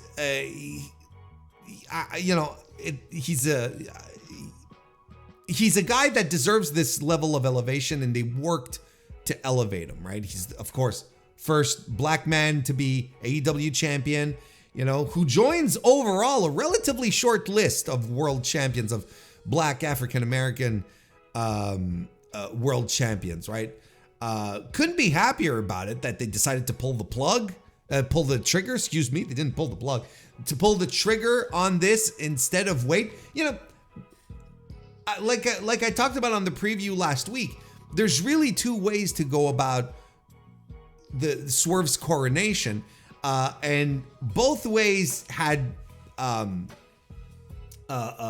value, right? Like you could pull the trigger right here at Dynasty, or you could wait a little bit and maybe have him win the title off of Hangman Page, maybe have him win it at Wembley. You know, I've said it a couple of times, you know, having Swerve Strickland be the first black AEW world champion happen at Wembley in front of 80,000 people or whatever, 70, 80,000 people. That's the kind of thing that Tony Khan is a bit of a sucker for too, you know, and you're like, okay, I can see this happening. But I'm also very much a guy where it's like, if you have the match, do it. If you've got the match, make it happen. And you know, if you waited a little too much for it, you do risk alienating your fan base, and you risk entering a situation where a WWE-esque situation where, you know, then Swerve has to finish the story, and then it gets exhausting and it gets exhausting and infuriating for those of us watching as we go along. You know, it's not a lot of, I've seen a lot of commentary where it's like, oh, you know, they're just pulling the trigger because he's hot right now. First of all, why is that a bad thing? Why is this a bad thing? Sometimes you have to go with the hot commodity. Sometimes you just go for it, right? You jump right in, you dive right in, you pull the trigger, you make it happen, right? You just go for it and you see what happens type of situation, right? Swerve is over. The AEW fans love Swerve to the point that they had to make him turn babyface. He couldn't be a middle of the line tweener guy, which I think they attempted to do for a while. No, they had to completely push him over to the light side and sort of abandon his more base issues, right? And this has been a push that's been so on one hand, you know, oh, he's just hot now, so they're pulling the trigger now. Sure, you know, it's hotshot booking. No, but this is not hotshot booking, and it's anything but, because Swerve's build in AEW has been happening to reach this point since he came into the company. He, you know, sure, small, tiny builds, little mid-card builds, you know, his whole thing with Keith Lee, winning the titles, and then their feud and their thing. And then suddenly, next thing you know, people are cheering for him. They're excited to see him. He's getting bigger. He's getting booked in bigger matches. He does this, the Continental Classic. He has his tremendous breakout feud with Hangman Page last year. And you know, that's the stuff that put him over. This has been a methodically done, well thought out build to make him AEW champion. And I am all for it. Like, and it worked. That's the thing, is that it worked because they had the right guy doing the right things in a good old fashioned build. We're making this guy into a guy. It was going to happen sooner or later. Like, this was inevitable. That Swerve was going to win the title. It was just a question of when. Decided to do it here. Like I said, I don't necessarily have a problem with it. We're elevating someone new. Excuse me. We're elevating someone new into the pantheon here, into the group of people, the group of top guys in AEW. Someone completely new, who hasn't been around, who hasn't been at the top, hogging a spot for months. No, this is someone new. I don't know how you can, excuse me, I don't know how you can be against that. I don't know how you can be, how you can work this into twist this into a way that it's not good for the creative aspects, because it is, and the crowd is happy. Crowd went home happy, and on Wednesday on Dynamite, they're going to be really happy to celebrate with him with his return. Not his return, but his debut as champion. This hasn't popped out of nowhere, and it makes sense for them to do it now. It just makes sense. They had him hot, and here's an outlier thing. Here's an outlier that we have to consider, that we have to keep in mind. In the meantime, while Swerve is hot and whatnot, you've got Will Ospreay that's tearing up the building. You have Kazuchika Okada, who is having a career resurgence, which is weird to say, but yeah, because, you know, he's one of the greatest of all time. But he is having like this second wind in his career that is incredible, that is making people, you know, take notice, and his heel work has been tremendous. Like, you have these guys waiting in the wings. You have Hangman Page as well hanging around. You have Kenny Omega if he comes back. You have all these guys, right? Like, on the cusp of either coming back or claiming top spots. This was the moment to do it for Swerve. Because again, look, I think we're all in agreement that it is inevitable that Will Ospreay is going to be AEW World Champion. Now, Ospreay is in this similar situation as Swerve is, where he gets huge reactions from the crowd. The audience loves him, right? How long can you stretch out Will Ospreay, challenger to the title and not champion? How long can you stretch that out? And yes, Wembley coming up in August. Yes. I think the time was now. I think the time was very good to do it now. And if it's Swerve and Ospreay working Wembley, hey, y'all are in for a treat. This is going to be tremendous, because these guys are friends. These guys, they came up together. They wrestled each other a lot. They're pals. They're buddies. They're going to get it. This is going to be a good one. Like, we're in for it. As far as the main event scene goes in AEW for the next couple of months, we're in for a treat here, fellas and ladies. and everyone in between. Yeah, it's just circling back to the idea of building a world champion. It's crazy how people want to tell you how wrestling has changed and it's not the same rules anymore, so on and so forth. And yet the good old-fashioned way of building a challenger into a champion, a guy who's over, it's just weird that it still works in the year of our Lord 2024. Instead of throwing everyone into a battle royal to determine the champion, right? You just build a champion. You build a challenger is what I'm trying to say. Build a challenger. Build someone who can eventually get into that spot. Build with them, use their strengths, maximize their strengths, hide their weaknesses.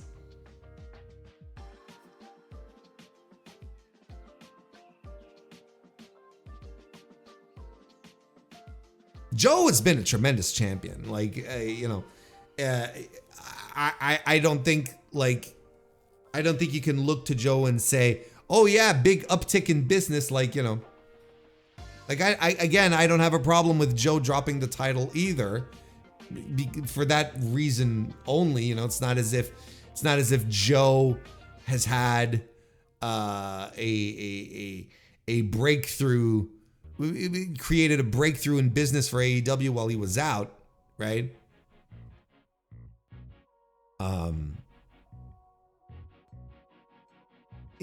Well, he was champion is what I meant, excuse me. But he's excuse me. He's been for all intents and purposes, for his role as champion, as a performer, an in-ring performer, and his promos, he has been an extraordinary world champion. And this is a guy that people were trying to convince us in 2016, 2017, 2018. People were trying to convince us that Samoa Joe was washed. He was done. There was nothing more you could do with Samoa Joe. Now, of course, he's not wrestling like he used to. This isn't 2008 Samoa Joe. I think we're all in agreement with that. But the guy works to his strengths. He works smarter. He focuses a lot on his in-ring personality, his own charisma, that vicious heel charisma that he has. He's able to make it come across. He's still explosive in his own way, in bursts. Of course, that's how it works, but not as frequently, not as crazily. Like I said, it's not the Samoa Joe from the past. But what a Samoa Joe it is still today. And look, the match itself I thought this was a good match. I thought this was a very good match. How much? Okay, so I gave the match 3.5 stars. Okay, I thought this was a very good match, but it wasn't great. But look, it's one of these things where the moment makes the match. It makes it feel special, but because it is a special main event, and I think that we have to keep that in mind moving forward. This was a very good, very special main event. The match itself was, like I said, was very good, but didn't blow your mind. You can argue because of the matches that happened before it. It was a detriment to this match. You could absolutely say that. But there was no way Samoa Joe and Swerve Strickland sat down and were like, all right, we gotta upstage, we gotta upstage Ospreay and Danielson here. No way they said that, and no way could they do it either, because it's Bryan Danielson and Will Ospreay. Even if they gave themselves the most motivational speech to try and do it, they couldn't do it. But that's a whole, we'll get to that in a second. So, but this, I understand people who say it didn't feel as great a match because of the other match. I think even in a vacuum, even without the ladder match, even without Danielson Ospreay happening before the main event, I still don't think it would have been a better match. I don't think we would have seen it as a better match than what it was, which was a very good match. Like, we're splitting hairs here, but if for me to start calling a match great, it has to be a 4-star match. This wasn't a 4-star match. It just never got that next gear. It was good. It was well worked. It was well done. Great performance by both guys here. I got nothing really to complain about it. But we're just, like I said, we're splitting hairs. We're talking because this is the kind of thing I think you tune in because you want to hear my thoughts on. What made this match special and why it's a thing, it's because of the moment. Now, you see, this is what I'm told wrestling fans really, really want out of pro wrestling. They want moments, right? They want moments aside from matches. That's what WWE WrestleManias are. They're all about the WrestleMania moments as opposed to the matches themselves. It's moments. Well, we got a moment here. And it felt good.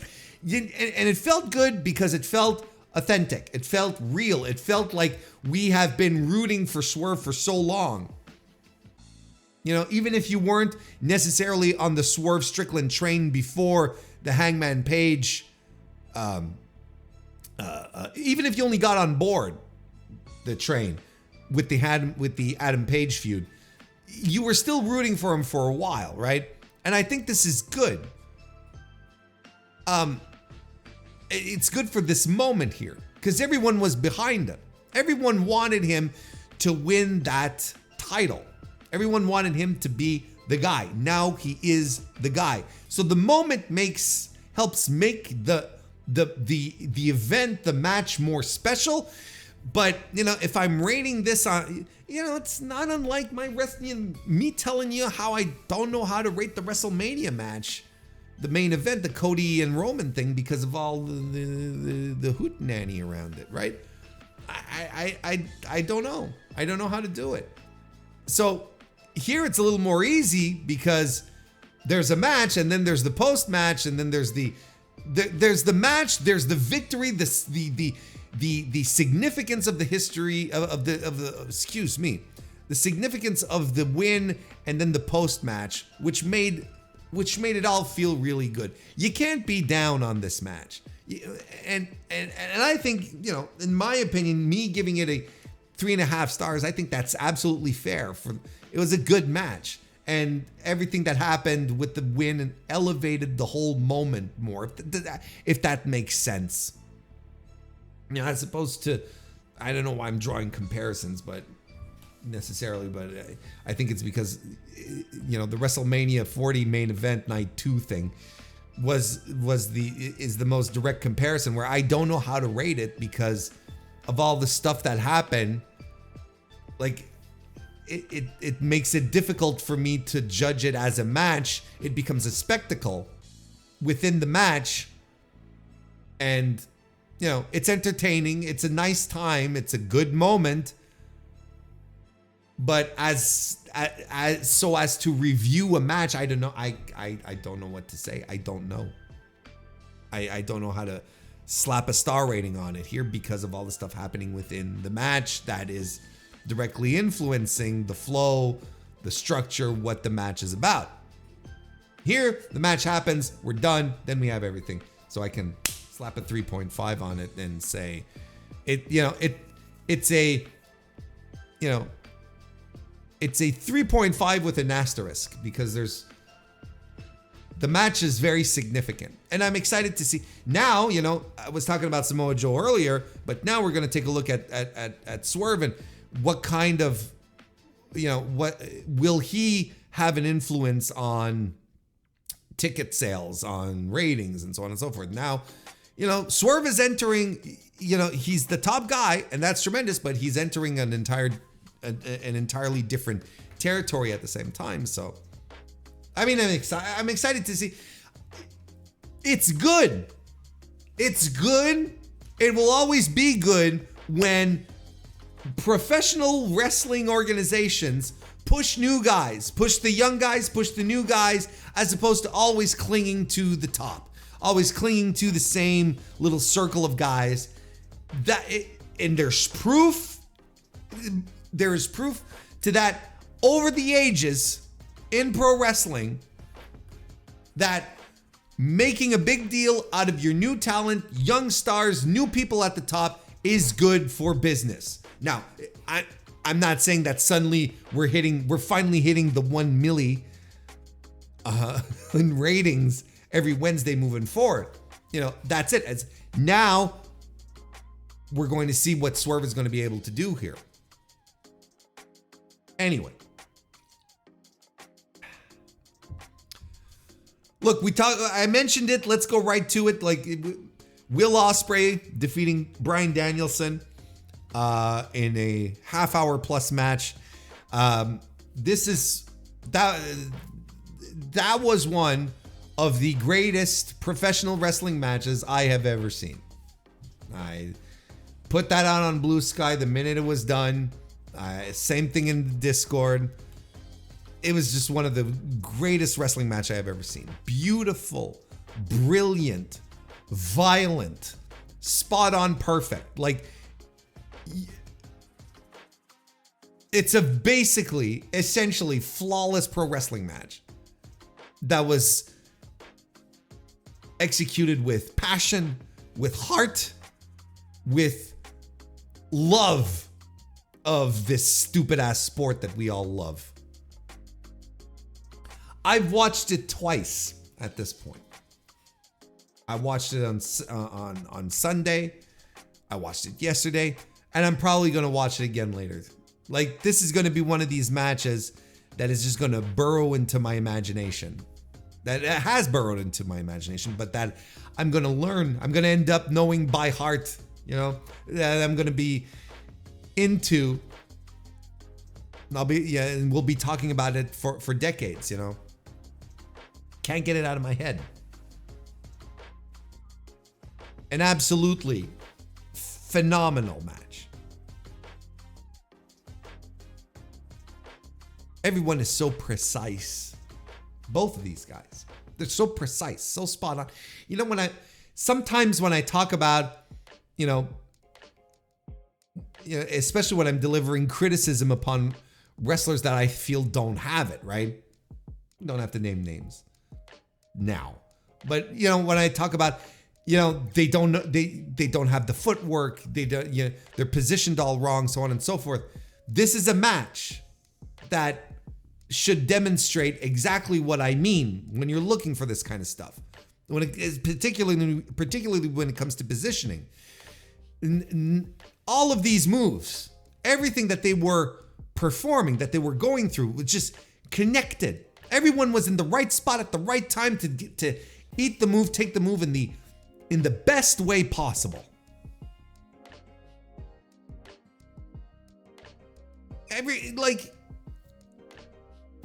And it went above that. It even went above and beyond just like pure technical thing. There was heart. There was a struggle, a combat. There was things in here where I'm like, I'm jumping out of my seat because I'm like, this rules. You don't see this kind of stuff. You know, here's a silly one, maybe a silly one, but I think this is indicative of what I'm trying to say. The triangle move, right? When Danielson has Ospreay down and he suckers him into a triangle, right? And he's holding the arm, and we've all seen this spot a million times. The guy who's in the triangle lifts the guy up and power bombs him, right? And then that breaks the move. We've seen that a gazillion times. What do these guys do instead? What do they decide to do instead? Because they're not going to do some rote little fucking. I'm not going to do some rote bullshit here. No, they're going to try something else. Ospreay tries to powerbomb out, but he can't, right? Danielson sort of drags him back down. So he lifts him again, and then you're like, oh, he's going to do the powerbomb. No, he doesn't. He lifts back up, Danielson dangles down, and Ospreay does a Styles Clash while Danielson is still holding on to the arm. It's absolutely tremendous stuff. Out of my seat. And there's this tremendous sequence, and you know exactly which one I'm going to talk about, where Danielson lands a near fall roll up on a fantastic Rana, one where I'm like, holy shit. And then they run after each other. Danielson ducks a hidden blade, bounces back with a tremendous Busaiku knee. This just lands flush. Boom. And the speed this was done at, the execution of it, it was all brilliant. And then the finish, of course, starts with a duel, right? They're both in each other. They're both staring at each other from the corners. Looking down, looking across the ring at each other. Danielson's doing yes chants. And then Ospreay starts pulling the elbow padding off for the hidden blade. Danielson's looking at him, and Danielson's expression changes. Danielson, in this run, the dream match parade that he's been on, he's been cocky, he's been smarmy. He's always laughing in the ring because he always has the upper hand. Here he's not smiling. He doesn't look at Will doing his goofy, I'm taking this off slowly, dramatic shit, and cracking a smile. No, he's looking at this and he's serious. He's dead serious. He's got a look in his eyes like, this kid's about to fuck me up. I was like, oh my God. It was a tremendous shot. Just perfect for what the story they're saying. And then they run at each other. Right? They build it up, they run at each other, and it's the hidden blade to the face that wins the duel. It's not Danielson. He just gets propped down, a Tiger Driver 91 by Ospreay, then a hidden blade. Well, okay. So he does the Tiger Driver 91. Everyone goes ape shit. I myself was like, thinking in my head, there's no way Danielson's taking a Tiger Driver 91 in this match. But he did, because he's a fucking sicko. So he eats it, and then immediately he starts to fucking he clutches his neck, and Bryce is over him, and Bryce is calling him the referee. Meanwhile, you've got Will, who's pumping up the crowd. He's doing his thing. He's going bruv, whatever the fuck. And he doesn't see Bryce showing concern for Danielson. He doesn't see Bryce calling for the medical staff. So he turns around, gets in the corner, and hidden blades Danielson proper and gets the 1, 2, 3. And Bryce is like, oh shit. And then gets the 1, 2, 3. Then the medical staff comes in and so on and so forth. And the amount of people that thought that this was legitimate is chef's kiss, right? Again, I want to preface this very, very clearly. It's okay to get worked. I got worked by Billy Starks a couple of weeks ago at Supercard of Honor. Now, I didn't get worked here by Danielson because I'm on to this son of a bitch. After all these years, Danielson is a master manipulator of your feelings, and he knows you're always thinking about his injured neck. He knows this. Why do you think he said, yes, let's do a Tiger Driver 91. Let's do the spot. Yes, hit me in the back of the head with your hidden blade thing. Let's do it. And he's in the ring, and he's doing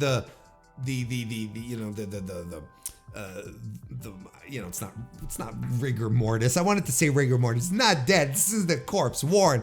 He gets all fucking stiff and twisted. The hands do these, and he's and the staff is in there, and Ospreay's celebrating, and then at some point Ospreay's like, oh shit, and he sees that Danielson's not in a good way, and he goes over and he checks on him, and but Ospreay's still celebrating, and you can absolutely, I was sitting, you could absolutely hear the safety police hitting the X formerly Twitter and complaining about how this was a terrible angle, right? And Danielson is hurt again, and this is all Will Ospreay's fault, unsafe, and blah blah blah, and all this bullshit. But no, especially when it comes to the hidden blade, you know, they did the replay, and I like I said, I rewatched it. Like, Will could not have delivered the hidden blade in a safer way to make sure that Danielson's head would be okay, right? And Danielson sold it in the most perfect way possible as well. Again, these are workers, and the hidden blade may look vicious, and it is vicious. I've seen Will Ospreay give hidden blades where I'm like, oh, that didn't look good. You know, that, wow, a little stiff here, you need a little receipt here. But he really, you can see it on the replay, and if you go back and you rewatch it, you can see it for yourself. It's just he hits it at a perfect angle where he's absolutely not, even the hidden blade that he gave Danielson off the apron, which is wild. It's just a wild fucking move. But again, you look at the replay, and they're replaying it 2-3 times, and even in those replays, you're like, he was watching out for Danielson. Danielson's okay.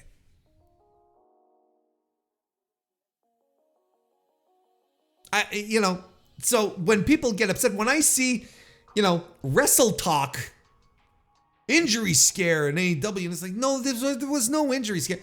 Are they being worked, or are they just being bad faith, or a little bit of both? If they're being worked, that's fantastic, and if they want to continue the work, that's fine. I don't understand how, people get upset when wrestling moves happen, cool wrestling moves, stuff that makes you believe, that gets you into it. You're like, holy shit. And then people are, oh, this is terrible. What do people want out of pro wrestling? If it's not moves, and then they'll be then they'll say, oh, when someone gets hurt, oh, it's not ballet, which I still think is a bad comparison, because I've said this story before. Well, it's not a story, but this saying it's not ballet is a complete misunderstanding of what ballet dancers go through. The dudes, like, the women, but also the dudes, like the regimens they go through, the training, it's hard, man. Like, a male ballet dancer is one strong son of a bitch. You do not want to pick a fight with a ballet dancer. He will fuck you up. You have no idea how quick and wiry and strong these dudes are. I think it's just because what they do is dainty and graceful doesn't mean that they are, these are these frail, breakable humans. It's all the opposite. They're some of the toughest people on earth, and the women as well too. Well, you've probably seen Black Swan. That'll give you an idea, right? You've heard stories about ballet schools and shit like that, have you? It's all true. But anyway, I digress. What are we talking about? Yeah, no. So people getting upset over the Tiger Driver again is silly. And it's always the same people regardless, right? And I cannot implore you enough to if it annoys you, get the hell off of Twitter, X formerly Twitter, and find yourself an environment, a community that shares what you like on the level that you like it, right? The MrWarrenHayes show, for instance, the Discord, come and join us. If you're in agreement with what I'm saying, there's a very good chance that once you pop into the Discord, you'll be like, yeah, these are my people. I'm telling you. I'm telling you folks. we are slowly moving away from open, all accessible platforms in regards to social media.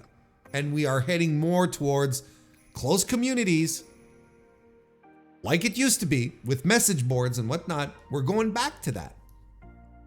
There's going to be more and more of that moving forward. Anyway,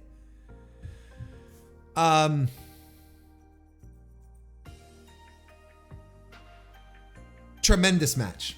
Like I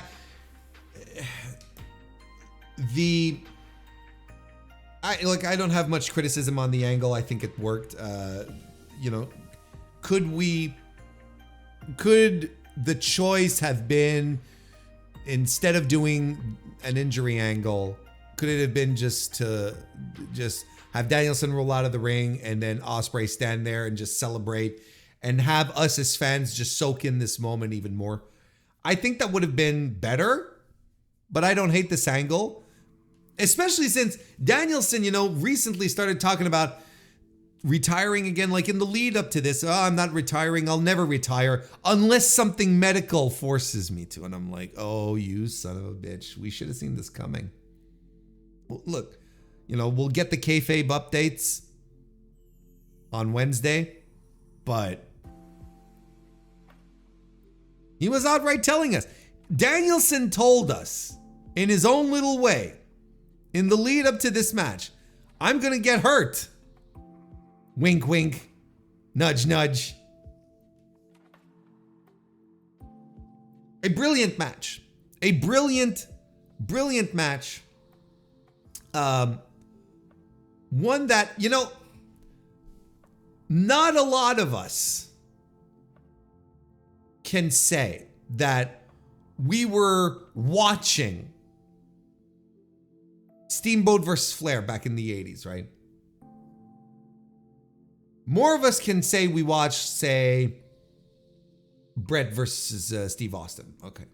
But, like some of the all-time great matches, some of the where people just like agree, right? None of us can say we were there watching it in real time happen before our eyes.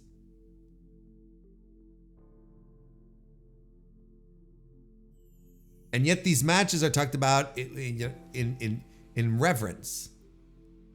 Talked about with great respect and admiration as key points in professional wrestling, like these milestone moments, right? But here we are, 2024,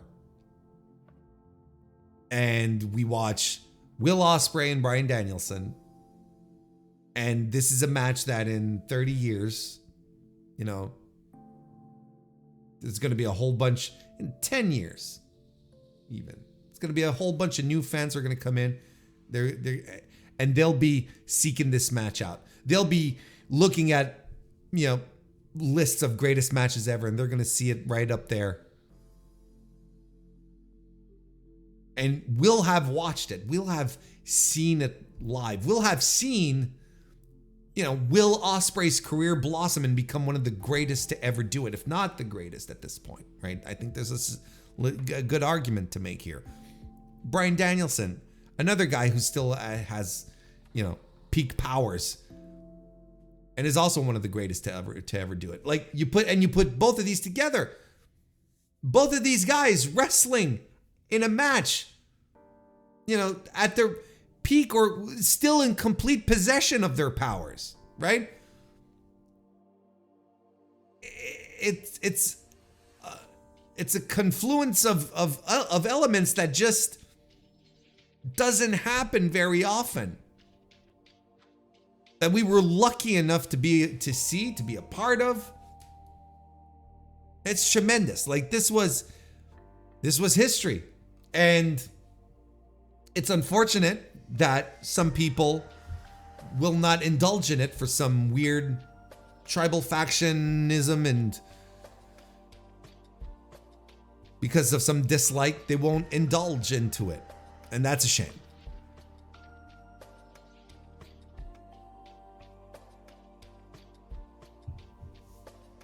Oh, I recommend you watching this match. If it wasn't already clear. It's 5 stars. What are we talking about? All right, well, look, let's keep on with the business end of the card here. AEW World Tag Team Title Tournament Final.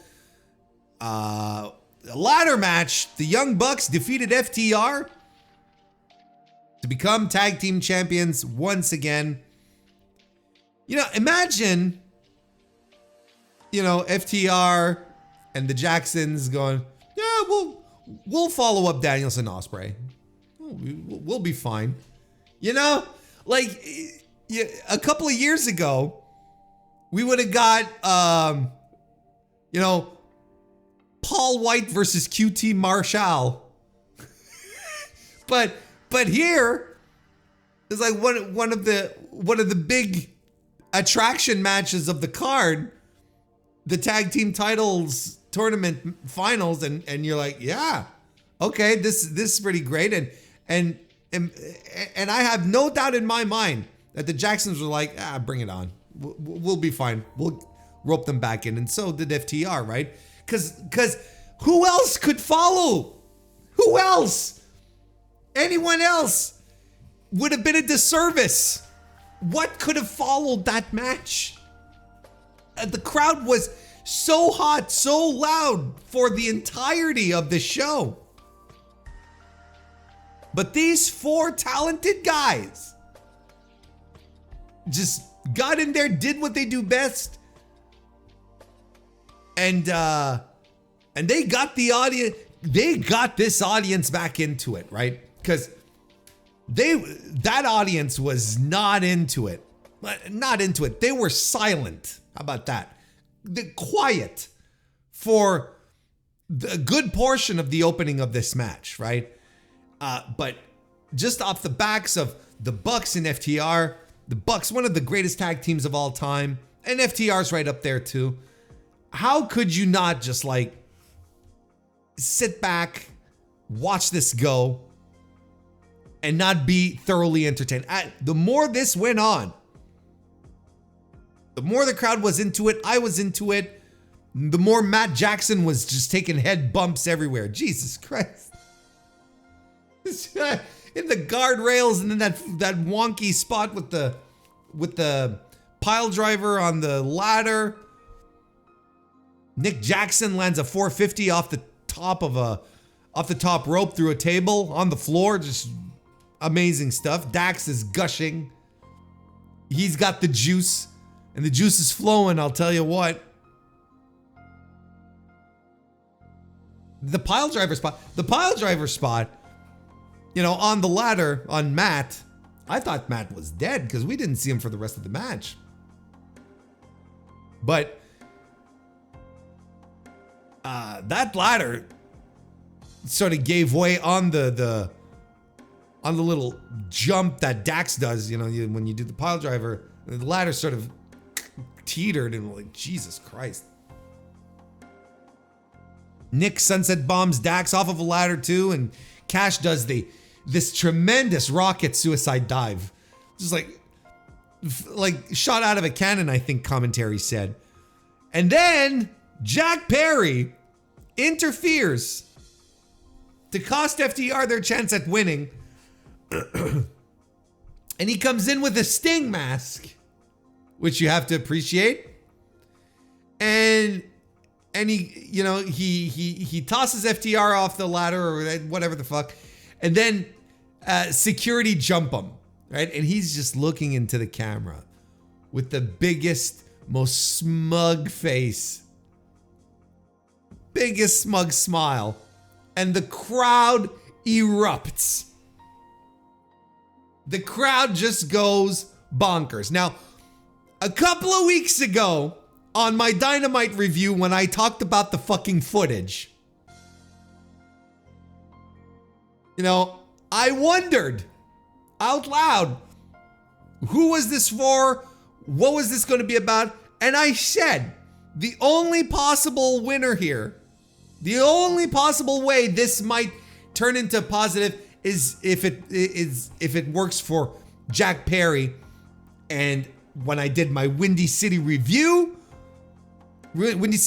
review, I said it seems to be it seems to be working because this Chicago crowd was out for blood. They did. It was the loudest reactions, and it. I said it. Maybe the footage will work. Of course, it was in Chicago. No, it wasn't in Chicago. He was in St. Louis. And everyone just went nuts. And he gets carried away. He flashes the elite sign, hand sign.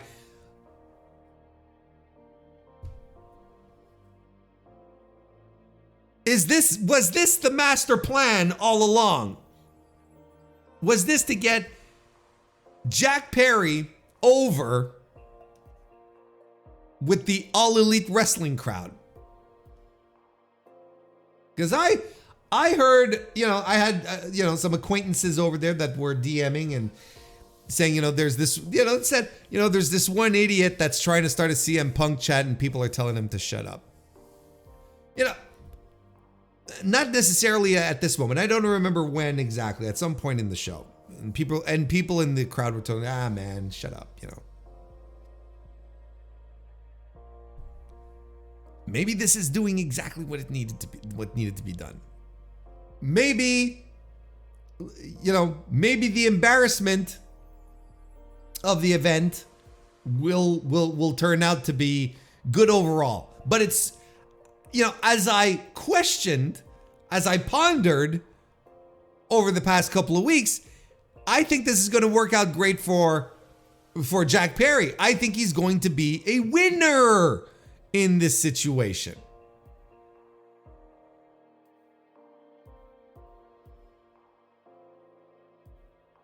It's good stuff. And this match, look, you know what it was? By the way, Nick climbs to the top to get the belt. But you knew what this match was all about. And as far as the ladder match goes, and I'm absolutely a member of the ladder match fatigue crowd. I thought this was great. This is one of the most fun ladder matches I've seen in a long time. I gave this match, I'm sure you're all curious to know. Where is it? 4.5 stars. I mean, it was outstanding. It was a spot fest. It was brutal. It was chaotic. But it all held together. It wasn't just like a series of spots. This was all very, very good. And it's amazing. And it's a testament to these guys. It's a testament to these fine folks here. The Jacksons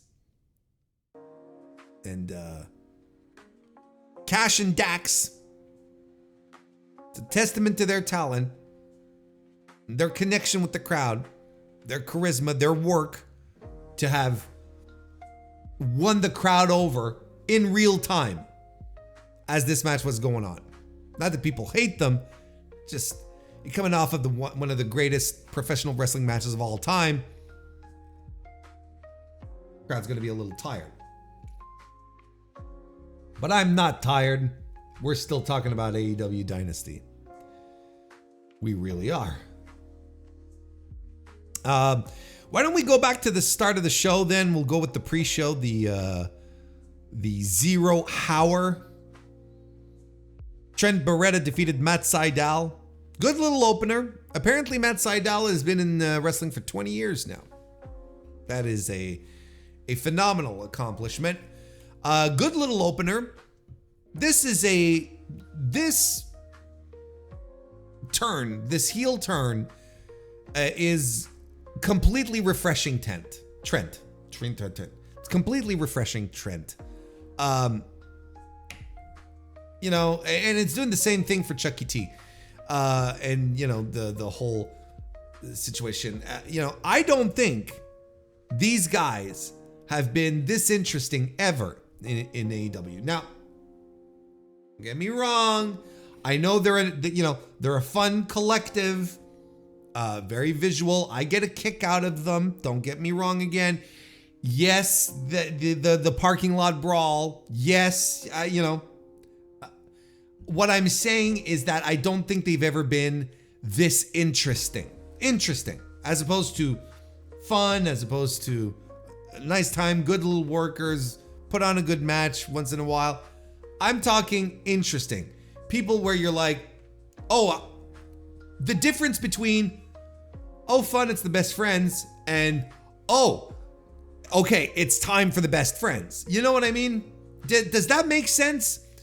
Because now, this angle that they're setting up, which is one of the classic wrestling angles, don't get me wrong, I know we're not reinventing the wheel here, but Trent finishes the match, a good little match, like I said, beats Seidel, and then he starts beating on Seidel, and Chucky T runs in, and Trent hits the bricks. He grabs a microphone, says, look, man, you're ghosting me. I've been trying to reach out to you, so I'm gonna have to do this in a public space now. You have till Dynamite to tell me where you stand. Are you on my side, or are you on Orange's side? And he leaves it at that. But I'm interested in this. I want to know what's going on. So when this segment shows up on Dynamite this week, I'm gonna be like, oh boy, here we go. I'm interested to see how this is going to develop. This is not. Does that make sense? Like, I'm not trying to shit on what the best friends have done in AEW. Far from it. I think that in their role, they've been perfect. But right now, this is so refreshing, and it's making them interesting. And this singles run, this Trent singles run that people have been clamoring for years, you might just get it. It might just it might just come to fruition now. So this has the potential to be great for them, right? I'm excited to see how this goes down. And as Trent is going back out, then Orange Cassidy comes out for his match, and Chuck just he leaves. You don't see him leave. He just goes off into the crowd or whatever the fuck. And Trent and Orange Cassidy, they have, they exchange glares, and I really like this when AEW does that, and I'm glad they don't overdo it, but when they do it, it's fun, when you have, two people cross over during their entrances, the exit and the entrance. I like that. Anyway, that led us to Katsuyori Shibata and Orange Cassidy defeating Lee Moriarty and Shane Taylor of Shane Taylor Promotions. This was very good too. I thought this was a fine, another fine match here. Everyone worked hard. Anthony Ogogo was on commentary. I think it was all right. Stereo drop kicks from the baby faces from Katsuyori Shibata and Orange Cassidy, both doing the basement drop kick gimmick, and Shane Taylor. Shane Taylor getting some good offense in here, and it is a orange punch, right? Why did I not have written this down? Yeah, there you go. Good little finish too, back and forth between Orange Cassidy and Lee Moriarty, but Lee eats the orange punch to allow Orange Cassidy to get the win for his team. Fine little opener. This was a good little warm-up match, getting us into the show. And that leads us to the main event of the 0 hour, which was the unification match. Yes. It is a unification match for the AEW World Trios Championship and the Ring of Honor World 6-Man Tag Team titles. And the Bullet Club Gold team of Jay White and the Guns defeated the Acclaimed and Billy Gunn to unify all these titles. I am so excited for this to be done. I'm so thrilled that this is done. Done with Billy Gunn getting the Brock Lesnar push. Just kicking out his stuff, and he's like, I'll eat the finish here. I'll take the finish if you let me kick out of a bat shot and my son's finishing move. I'll take the L here. I'm so done with the Acclaimed.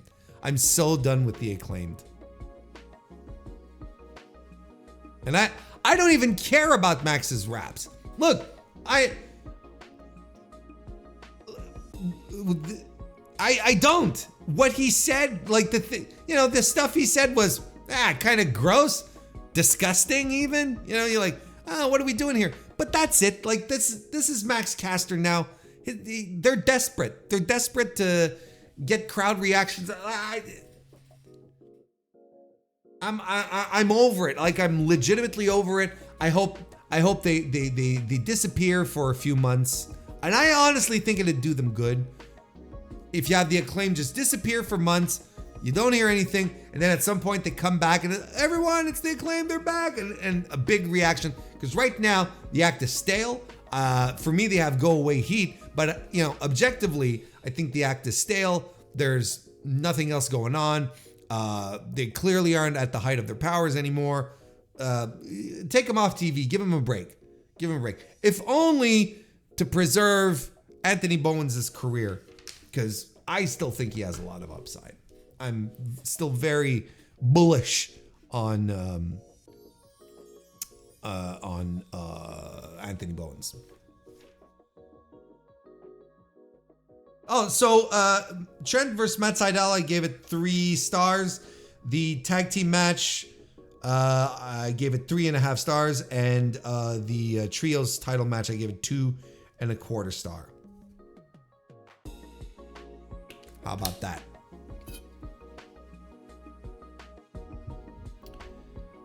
Then we start the show, and we start the show off so fucking strong, where Kazuchika Okada successfully defended the AEW Continental Crown against Pac,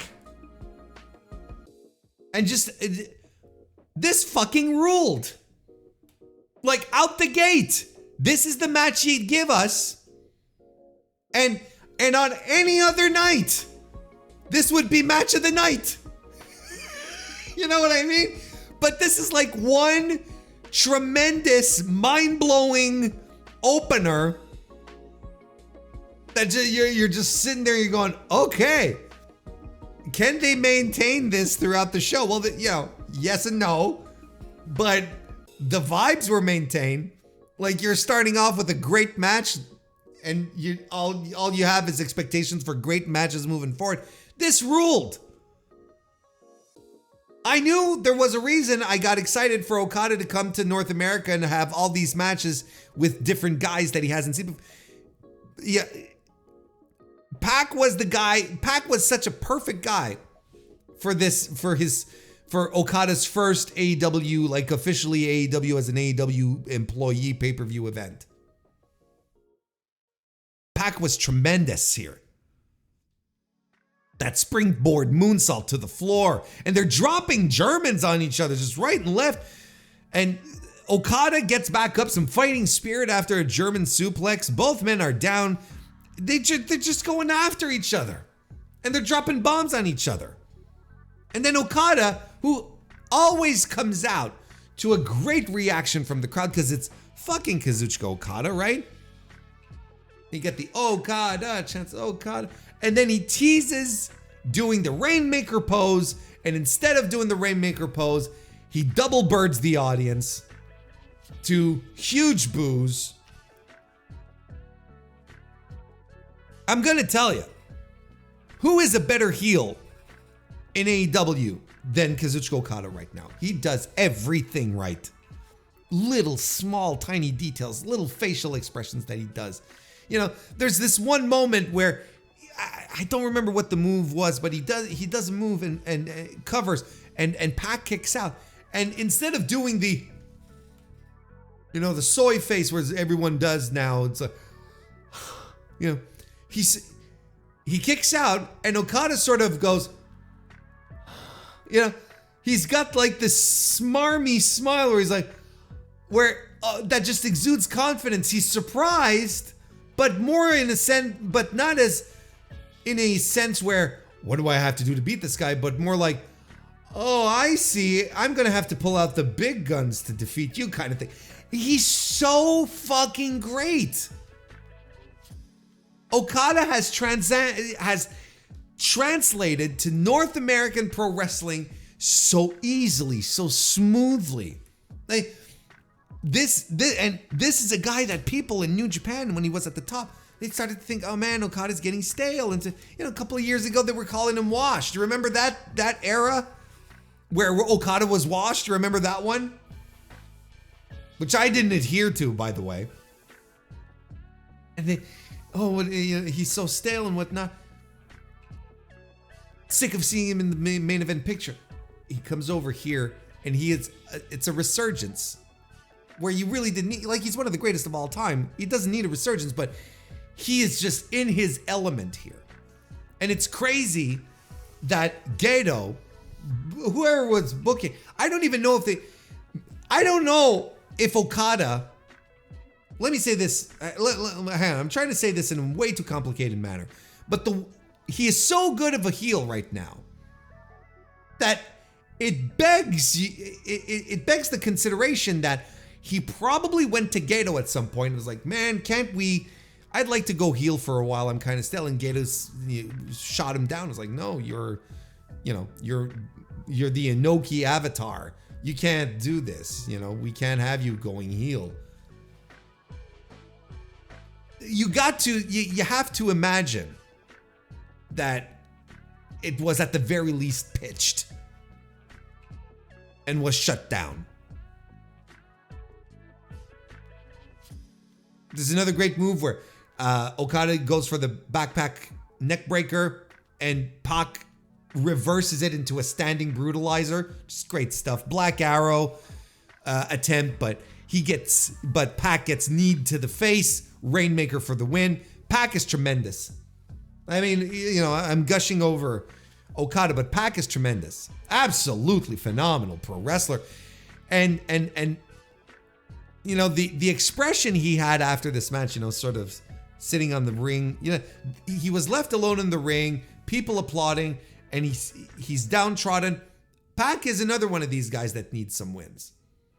I don't think anyone would object to a Pac push, and a proper one. I'm not talking like, when he was international champion. I'm talking about him getting his hands into the good stuff and laying some wins, getting the big wins, because he always seems to come up short at the when it's the big matches in AEW, and at some point I think a good story to tell is a redemption arc for Pac here. Christ, this was great. I get 4.25 stars. It's tremendous stuff. Then we go to the House of Black, defeating the trio of Adam Copeland, Eddie Kingston, and Mark Briscoe. This was another really good match. Very solid. Once again, solid trios action. Baby faces coming together against the common enemy. Everyone worked well here. Everyone worked well, and they were playing up a lot for Malachi Black and Adam Copeland. Making a lot of emphasis that they were sharing the ring, they haven't touched, so on and so forth. And the finish comes when Copeland goes for a spear, but gets misted by Malachi Black, who then black masses him in the face. And he gets the pinfall. So, technically, he'd be next in line for a TNT title match. Which, honestly, AEW Adam Copeland with Malachi Black, no problem with that. No issues at all. You think this will make Malachi happy? You think he'll stay? I don't know. The rumors that he's just biding his time. there might be some validity to it. I don't know. And then moving on. Anyway, I gave this. What did I give this? 4 stars on this one. Julia Hart versus Willow Nightingale for the TBS title. Willow Nightingale defeated her. She is the new TBS champion. This was pretty good. You know, it was pretty good. It's Willow Nightingale just beating her up, and it's a decisive win. It's a good old-fashioned, you know, I come in, I crush you, we hit the pay window. You know, some people were upset that it's the shortest match of the night. Of course, it's a women's match, 6 minutes. But look at the context here, okay? First of all, Julia Hart might be hurt, right? She didn't do much. They did an angle to keep her from bumping on Wednesday on Dynamite, right?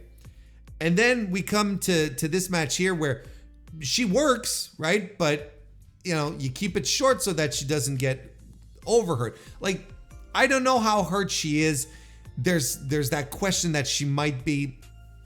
It's hard to say. We don't know, all right? We don't know, but so if she's hurt, you keep them, or not quite 100%, you keep it short.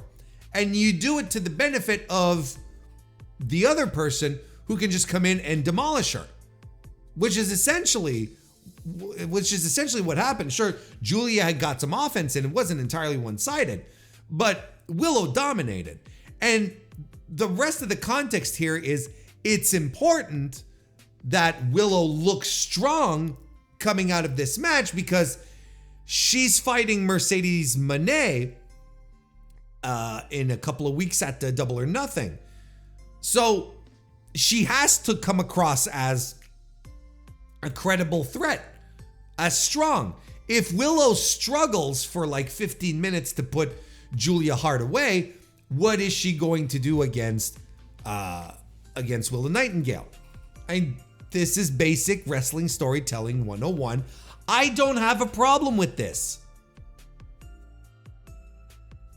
I think it's a good angle that they've told here, and if it's to the benefit of Julia not spending too much time in the ring to get more hurt than she already is, good. Nightingale won with the Babe with the power bomb. And you know what? Julia Hart had a good little run with the TBS title. She showed that she wasn't out of place by holding a title, right? We've been putting her work over. You know, she's someone who's improved in the ring. She's improved with her presence, her star power. So yeah, you know, a good run for Julia as a TBS champion. And you know, look, again, she was just overcome by a clearly superior pro wrestler. That's all. I don't mind like it went that it went so short because Willow ended up looking like a beast. I gave this 3.25 stars. And yeah, 3.25 stars. Roderick Strong versus Kyle O'Reilly was up on tap next, and how fucking good was this match? I'm sitting there like I'm spoiled, baby. This is what I love about AEW. I'm just, you know, I'm getting good matches, smartly done angles. This match absolutely ruled. They went all in on their specialties, right? Kyle O'Reilly with the kicks, the strikes, and Roddy with the backbreakers. So many backbreakers. So many backbreakers. One after the other, just landing on top of each other. Tremendous stuff. Strong was absolutely in his element. And Kyle O'Reilly here showed, and this was something we talked about on the preview last week, was the question, can Kyle O'Reilly still go? Well, the answer is yes. He still has it. You know, he couldn't have had a best first opponent back. I know it's not his first, but for the big return match, for the one that everyone will really be paying attention to. He couldn't have had a better opponent than Roderick Strong. Friends, longtime friends, wrestled each other on a few occasions as well. These are guys cut from the same cloth. They knew how to get the best out of each other. So if the idea here was to make Kyle look like a whirling dervish of strikes, then mission accomplished. That's what was done. Wardlow kind of interferes in this match, but really doesn't. It was a bit of a strange spot, but Roderick Strong nonetheless gets the win with the end of Heartache. I really, really like this match. 4.25 stars. I thought it ruled. I thought it was tremendous. You know what? After talking about all of this, and we're doing a live change here, I'm doing 4.5 stars for Okada versus Pac. How about that? How about that? I'm feeling good. Adam Cole pops out in his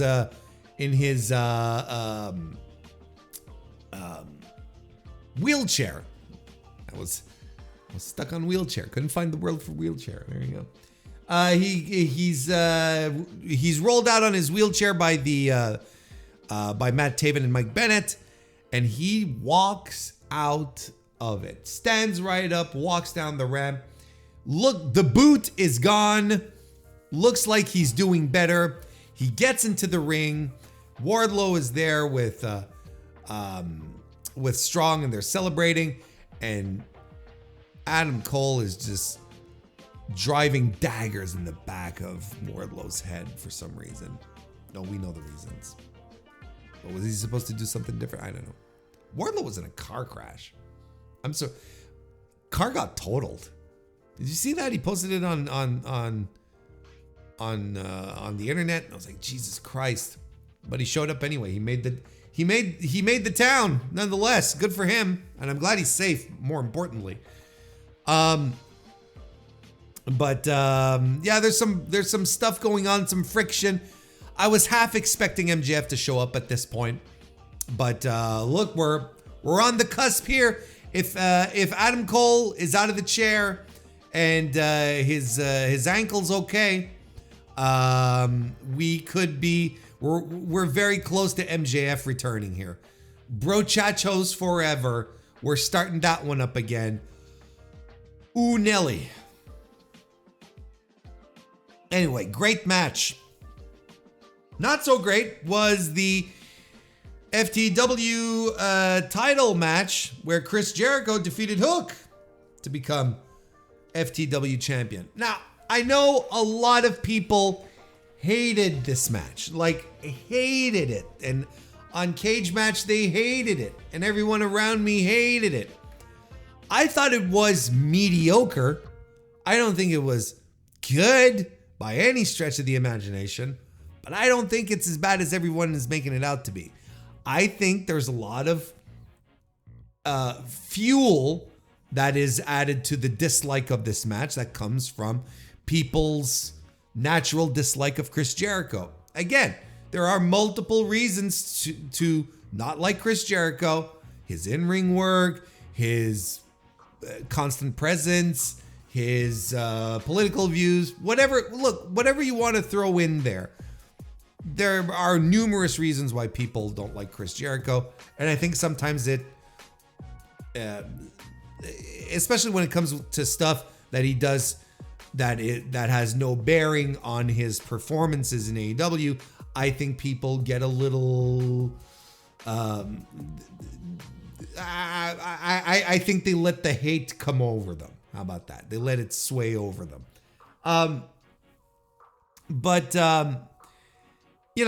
There's a lot of that. Now, that being said, and I think Jericho would be one of these guys who would benefit from, I was talking about the Acclaim, take him off TV for a couple of months. I think Jericho would be one of these people who would benefit from that. because I think he clearly does have go away heat with a substantial chunk of the AEW audience. I think you could erase him from any programs for a while anyway. Just take him off TV for a bit and see what, let things go. I think that would be okay. I also think one of the reasons people didn't like this match is I think the sheen of Hook has faded. I don't think he's as he was hotter. He used to be much hotter than this. Before they tried to humanize him maybe a little too much, to have him talk, you know, there had been talk back when Darby Allin started cutting promos like, Darby should never talk, you know. And I think with the way Darby Allin has grown as a performer, I think that's debatable, but as it stands right now, I think that advice could have gone to Hook. Hook should never talk. Because while Darby is a perfectly decent talker, I think Hook is not. I think Hook as a performer, emoting, and so on and so forth, I don't think he's very good at it. I think I think he had a mystique which isn't there anymore. And I think it also contributes to the fact that why is this match happening? Who cares? Kind of thing. Because ultimately, at the same time, look, the match it's a dumb plunder match, right? And the story here is disingenuous mentor figure Chris Jericho doesn't want to hurt Hook, but I have to hurt you, you know, kind of thing. But he doesn't really care about hurting Hook. He just, you know what I mean? Hook kicks out of 2 Judas effects, and it's weird because I don't know how it serves Hook to kick out of 2 Judas effects. Like, I don't know if, like, with the mystique not being what it is anymore, I don't think it's as natural. It doesn't feel as natural as authentic, if that makes sense. If had Hook still been the strong silent type. And I don't know how it serves Jericho. I mean, if, you know, is this finisher done? Like two Judas effects? You know, there's this great T-bone suplex off the apron through a table spot, which I thought was great. And Taz comes to see his kid after the match. And look, this was a 3-star match that went too long. I think that's fair. This was a comfortable, nice little 3-star match that went too long. So I'm giving it 2.5 stars. It was what it is. Not a good match. Just, but I don't think it's the, I don't think it's the disaster everyone is making, or that everyone made it out to be, at the very least. Then we had Toni Storm retaining the AEW Women's World title against Thunder Rosa. By God, man, this is Toni Storm's first good match in months. By gosh. They toned down the shtick and started wrestling again. And look at that. We get something that was good. And boy, Thunder Rosa was throwing some potatoes in there, wasn't she? There was a couple of wasn't holding back in some occasions. And she does this great tornillo off the top rope. And Toni Storm works the bad back. Hell, we've got a pro wrestling story happening in this match here. She works Rosa's bad back. Rosa does a scary DVD, like scary because she was on the apron, lifts up Toni Storm, and she was kind of wobbly, and was like, oh shit, don't kill yourselves. And it looked a little scary, but it turned out to be okay. And they strike some more. Deonna Purrazzo runs in, keeps Mariah May from interfering in the match, and the Storm Zero gets kicked out of. Thunder Rosa lands a backstabber and a weird Cobra clutch. It was a weird finisher. The ref gets distracted. Toni Storm kicks Thunder Rosa in the nether regions, in the no-nos. Storm Zero for the win. I thought this was very good. This was a solid, well done wrestling match. I wish there had been a second gear to this, but beggars can't be choosers. I'm just happy that I'm happy we got ourselves a good Toni Storm match, which just goes to show that the fucking the fucking nonsense, the timeless Toni stuff is just getting in the way of her doing what she does best. Gimmicks are fine until they impede on match quality. Now we seem to be getting a groove here. And then we talked about the other matches as well. So that's AEW Dynasty. I thought this was a very, very good pay-per-view. Lots of matches to recommend here, of course. You know, you get Will Ospreay and Danielson, which is more than recommended. It's like, you know, required viewing at this point. You've got Swerve and Samoa Joe. If only for the moment, I think that's something that everyone should watch. Okada versus Pac and O'Reilly versus Strong. Those are absolute recommendations. But I mean, watch the show if you can. If you want to, if you haven't seen it yet, if you want to buy it, you know, it's time for it's time for you to call in, contact your cable operator, and get the replay. Yeah, but it's a great show. It's a great pro wrestling show. Once again, you know, AEW does it again. Another great pay-per-view. And we are going to wrap things up talking about another pay-per-view, this time TNA Rebellion 2024 from the Palms Casino Resort in fabulous Las Vegas, Nevada. 1,150 tickets distributed, according to WrestleTix, of course. You know, it's interesting because back in January, when this year started, this was a company that packed 2 nights in the Palms, right? And the brand switch had happened, right? And the end of 2023 had ended on a very high note for Impact/TNA. Lots of energy, lots of good vibes. People were looking forward to the new year and what this revitalized TNA had to bring.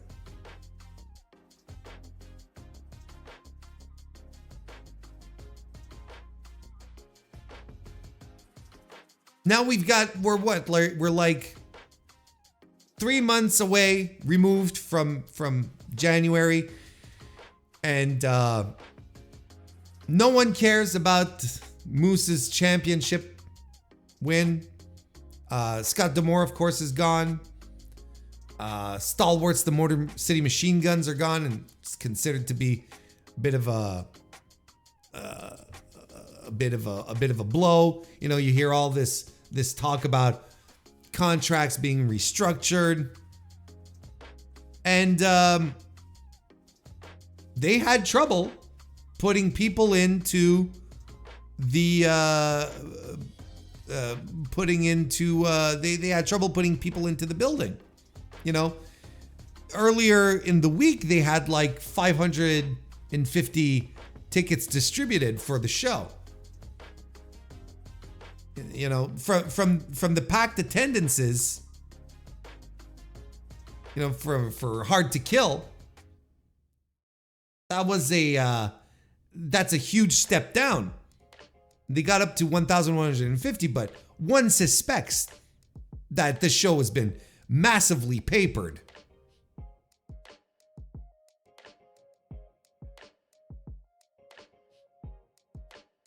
But, the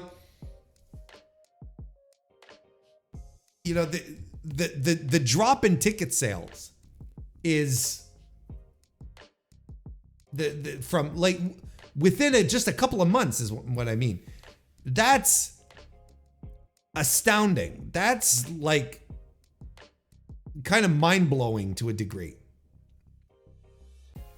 It's not necessarily a good sign. I wouldn't take it as a good sign.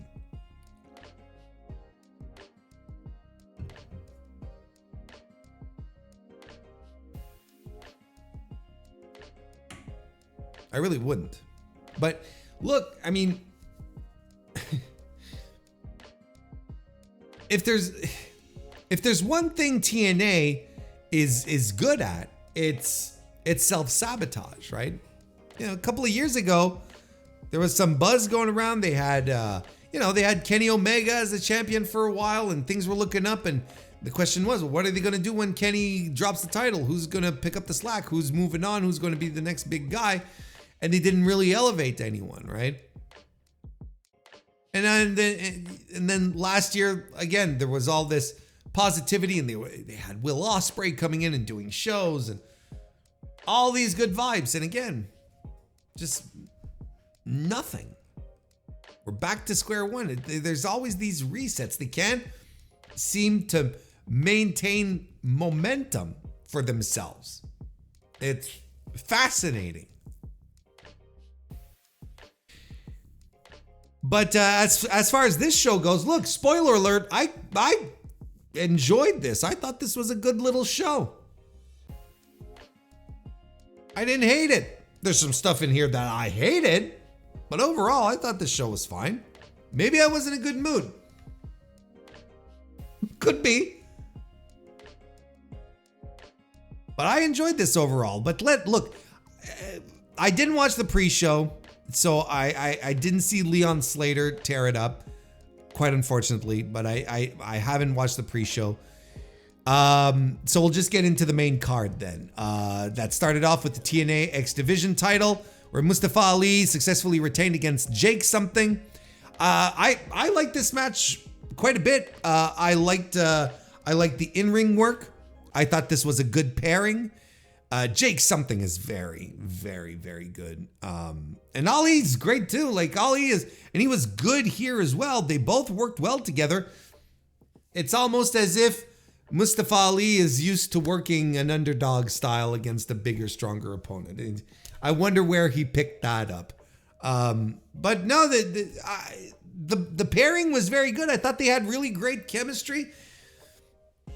Didn't go into a second gear, unfortunately. I still look. As much as I like this match, I still have to see the great unfettered Mustafa Ali match. I have not seen it yet because I think he's too interested in doing shtick than anything else. I think that's what he's interested in, the character work, the shtick. Because when it comes to him, doing, when it comes to him, like putting on a wrestling show, a match, excuse me, I don't know, it's a little half-cocked. It's not, he's good, but I feel like he should be better than this.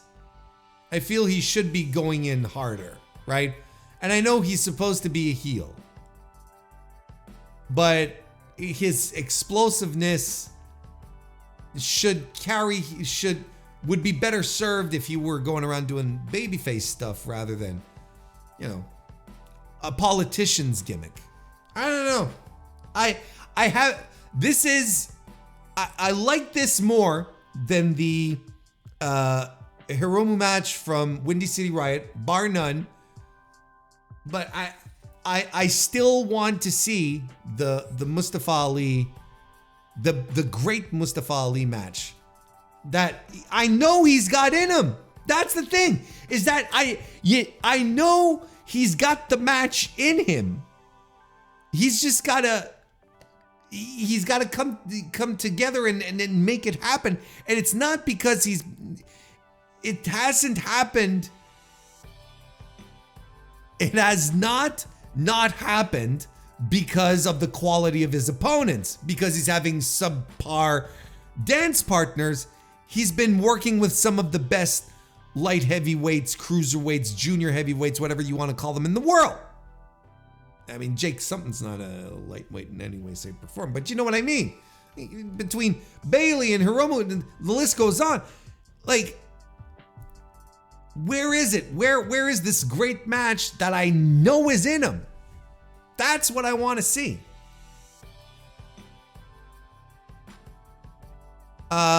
Rich Swann defeated Joe Henry.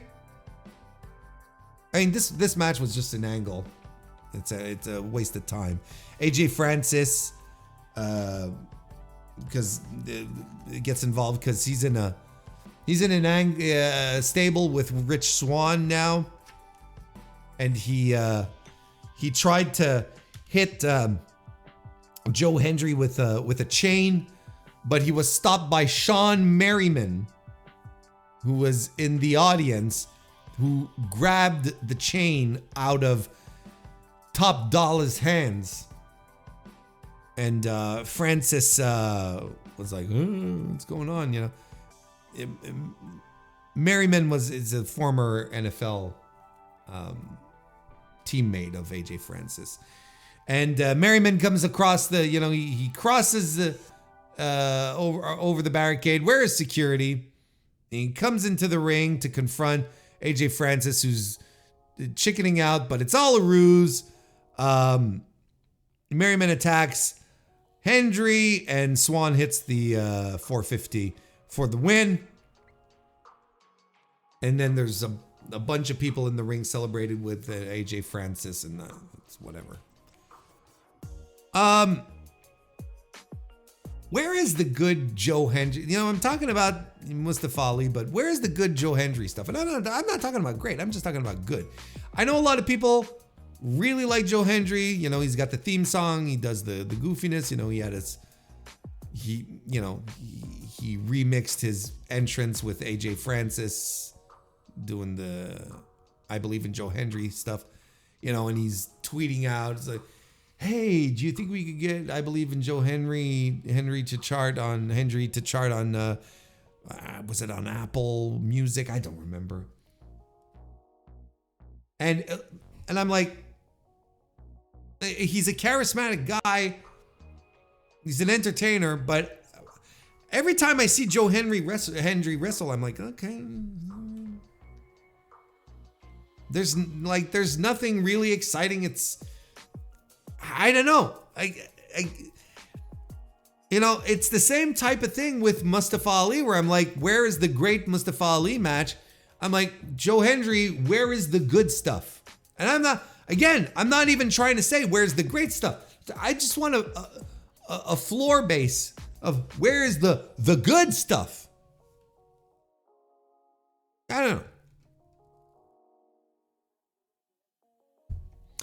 Then we had the Full Metal Mayhem match where Frankie Kazarian defeated Eric Young. This was good. Oh, by the way, I gave a 2.25 star to Hendry versus Swann. Let me rephrase that. This was a match that happened. I didn't think it was a particularly exciting plunder match, and you got to do something special to get me into these things these days, because Christ, I thought the match wasn't particularly violent.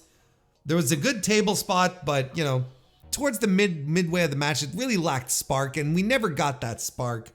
It was just very standard stuff.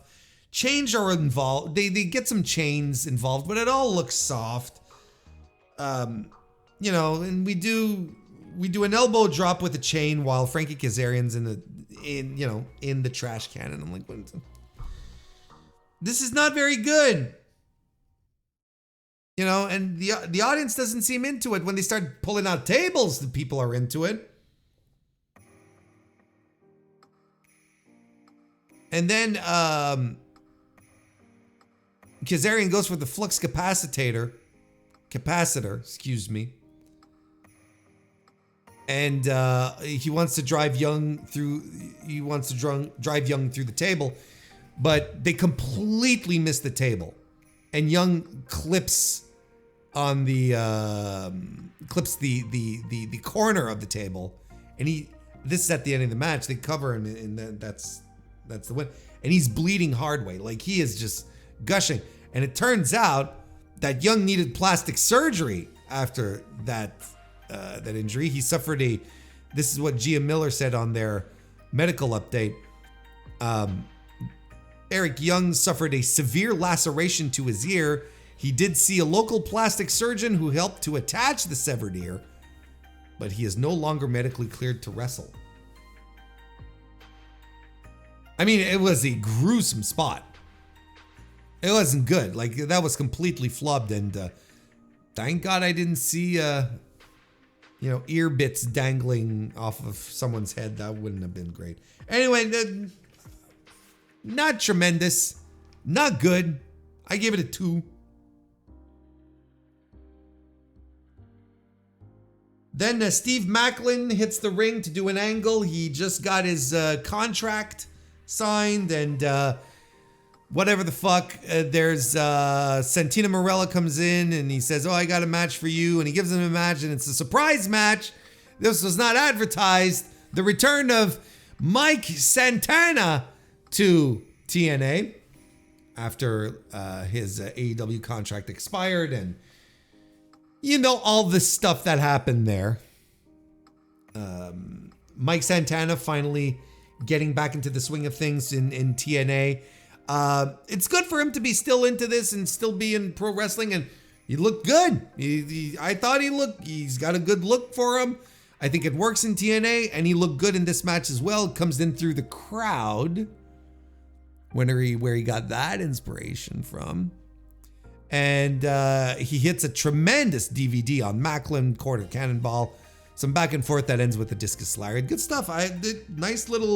Nice, solid, well done, dynamic match. And I really needed this after the last 2 matches. I gave it 3.5 stars. I was feeling good. See, maybe I was in a good mood to watch some Impact Wrestling. But I mean, good for Mike Santana. He'll be fine here. He'll probably be able to do more of the things that he wants his career, where he wants his career to go, as opposed to in AEW where, you kind of felt like he hit a ceiling. They tried some stuff. It's not working out.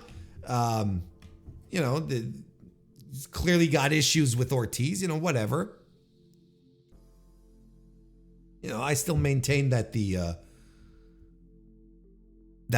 Santana and Ortiz, that is a tag team, Pride and Powerful, as they were also called, they never got the they never got the right of way in AEW. That team wasn't elevated more. That they never won the tag championships. Right? They never won the tag team championships, right? Nah, they didn't. Anyway, good for him. Good stuff. Good little refresher here. Then we had the TNA World Tag Team title match where the System team, composed of Brian Myers and Eddie Edwards, defeated Speedball Mountain, Speedball Mike Bailey, and Trent Seven. I thought this was very, very good. Well worked, got hot. We were almost in a next gear type of situation. We were close. This was really good. Superplex and shooting star press by Bailey and Seven. Tiger driver by Eddie Edwards. Triangle moonsault by Mike Bailey. Windmill kick dragon suplex combo by Trent Seven and Mike Bailey as well. Just some great stuff. A burning hammer. Ultimo Weapon gets the cover on Edwards, but Myers makes the save. Brian Myers catches Mike Bailey out of the air with a spear on the floor, which was a tremendous spot. And Trent Seven fights off both guys, but eats both the roster cut and the Boston Knee Party for the win. I got very little to say here because I thought this match was dope as hell. I thought this was really, really, really good. I get 3 3/4 stars. Fun match. Was well set up to be my match of the night until, but yeah, just some solid work all around. Solid work all around. Everyone looked good and it just fun, dynamic, not boring. I'm an easy man to please when it comes to my pro wrestling. Just do fun, dynamic, non-boring things.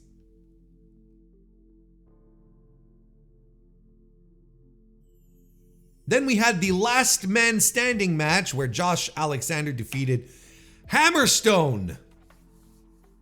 This was very good. Very, very good. This was my match of the night. And I mean, it started off right at the bell.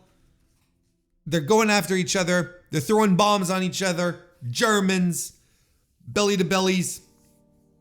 I was apprehensive of this being a last man standing, but this worked out tremendously. Hammerstone demonstrated his power throughout this match. Did a stalling suplex on the floor, a half and half on the apron by Josh Alexander, and then does a figure 4 on the post. Hammerstone uses the headgear against Josh Alexander. He clocks him with him. Josh Alexander bleeds. We even have some tacks get introduced into the match. Hammerstone lands an avalanche nightmare pendulum from the top rope, of course, because it's an avalanche, to the tacks. And Hammerstone actually seemed to have eaten most of the tacks as opposed to Josh Alexander, which was interesting. But they go up to fight on the ramp. Alexander lands a C4 spike and Hammerstone can't answer the 10 count. So Alexander wins. And here's the thing. It's an interesting 4-star match that I'm giving you here. Because I think it's great because the work was so solid, creative, brutal. Like, it was all very good, but it lacked in some moments too.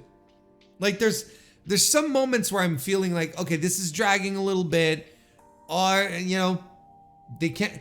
You'd feel like they should wrap it up, but they can't because it's a last man standing. It should go a little longer.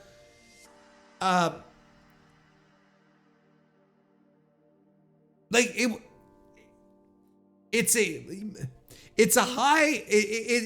4-star match because the work was really solid, but it was kind of a void also, where it's like I'm trying to get really invested in this, but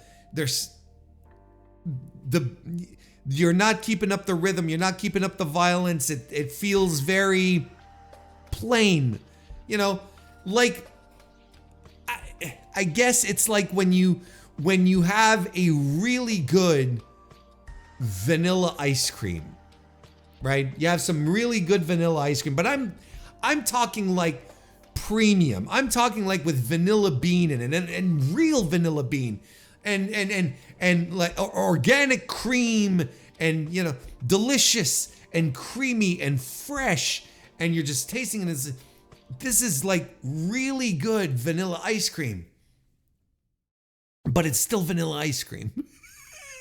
You know what I mean? And I enjoy a good vanilla ice cream, but it's not something where I'm gonna have a revelation. I'm gonna be, oh, what are they doing here?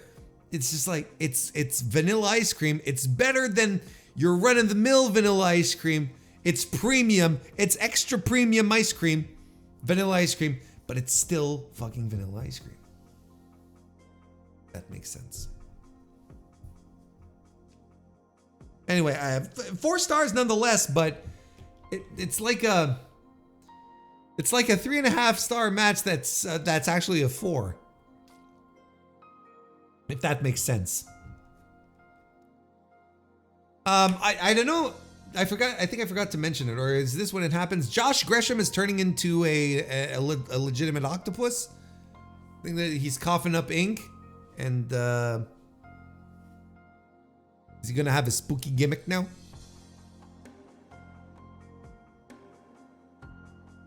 Jordan Grace defeated Steph DeLander. I hated this, man. This stunk. I hated this so much. What a fucking waste of my time. Fucking waste of 12 minutes and 34 seconds. This is just a dumbass angle. And I know, look, I know Steph DeLander's thing is that she does shtick like Cardona. I get it. But Jesus fucking Christ. This was not good. This was not good.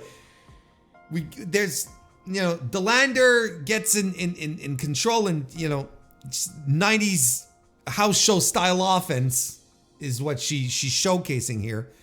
And there's distractions, there's title shenanigans, there's a ref bump.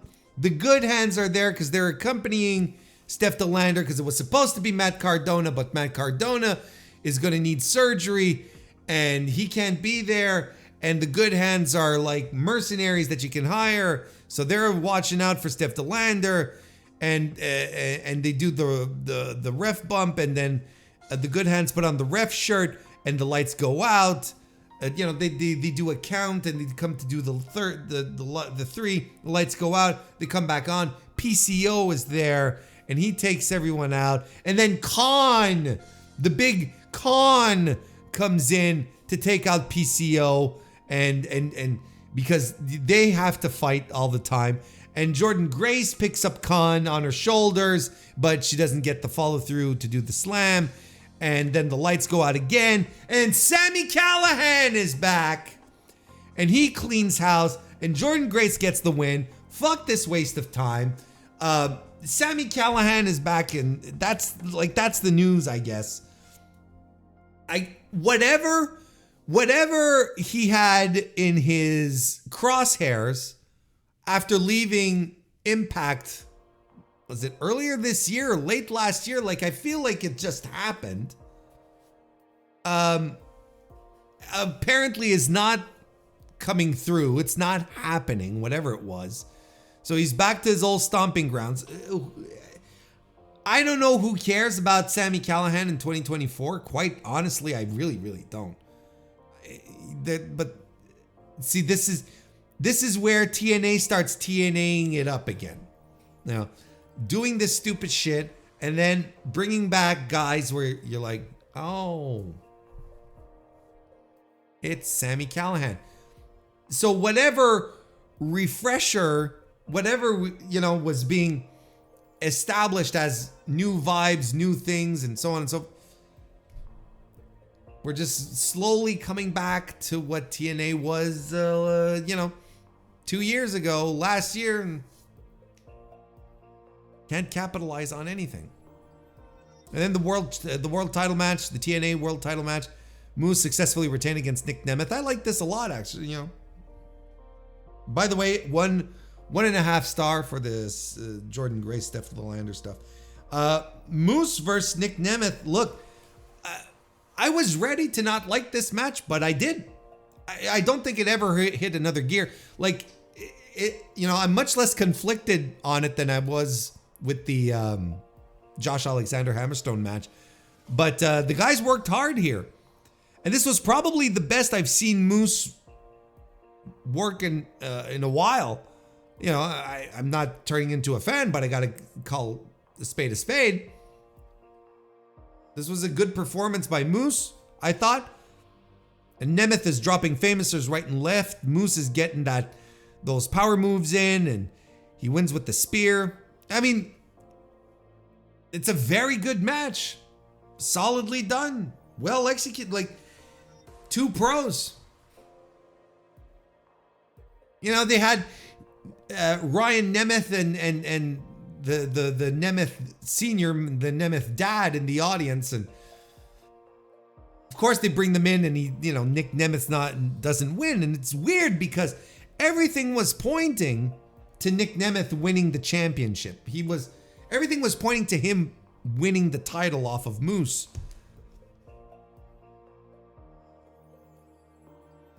But no, they decided to not go that route. Continue with Moose.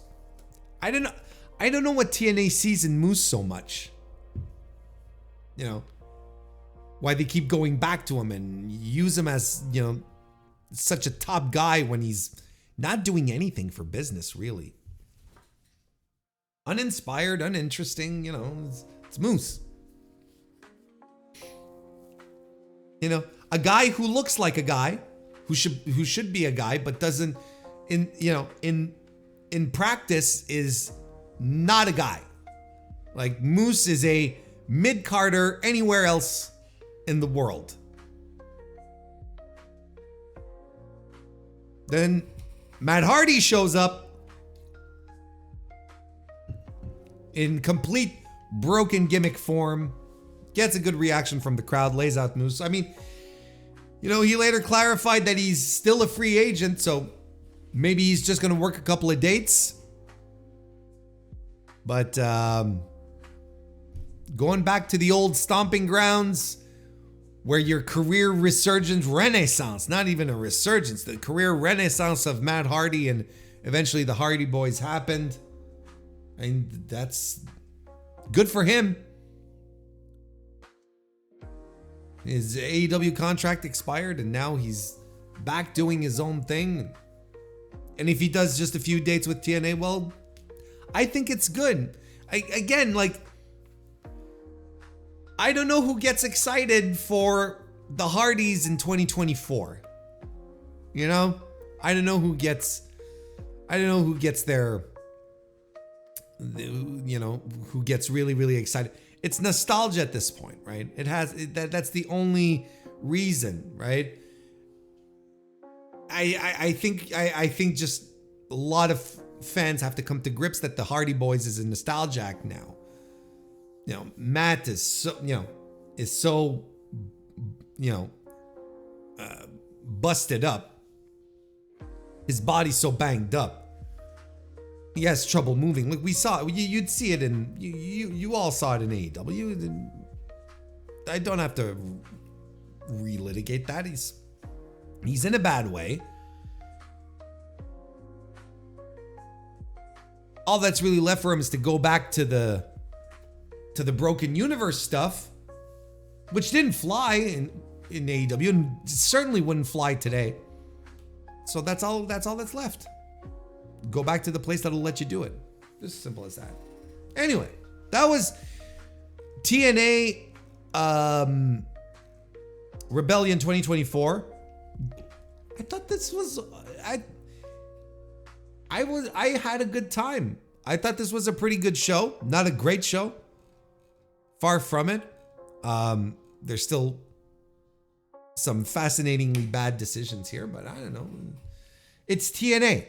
The more things, like, I look at the show and I'm seeing I'm seeing the reasons why people meme on TNA so much.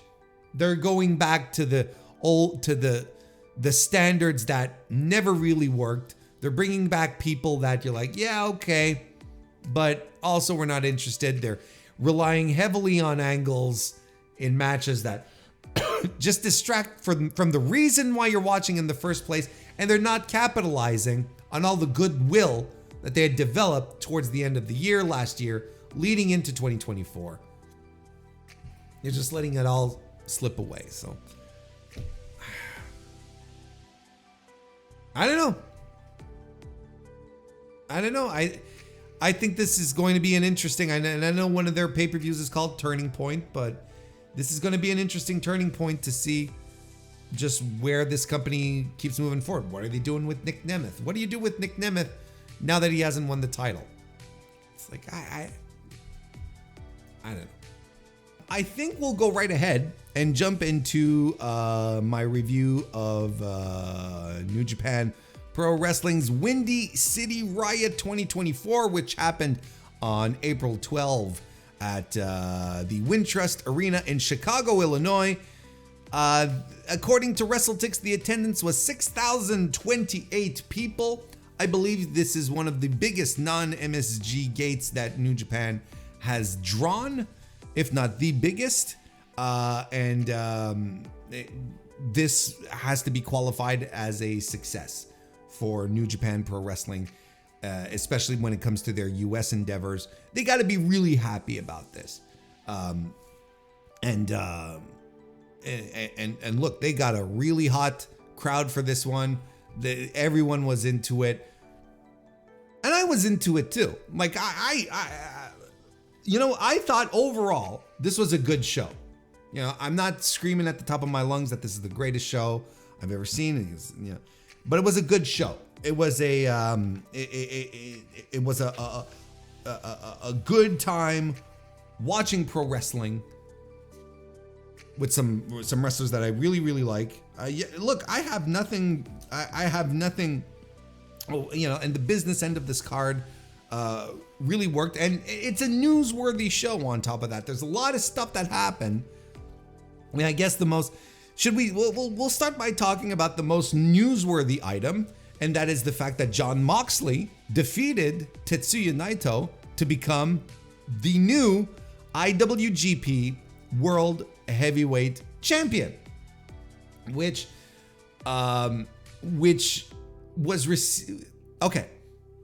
It was a match that was set up and created equals amount of excitement and dread.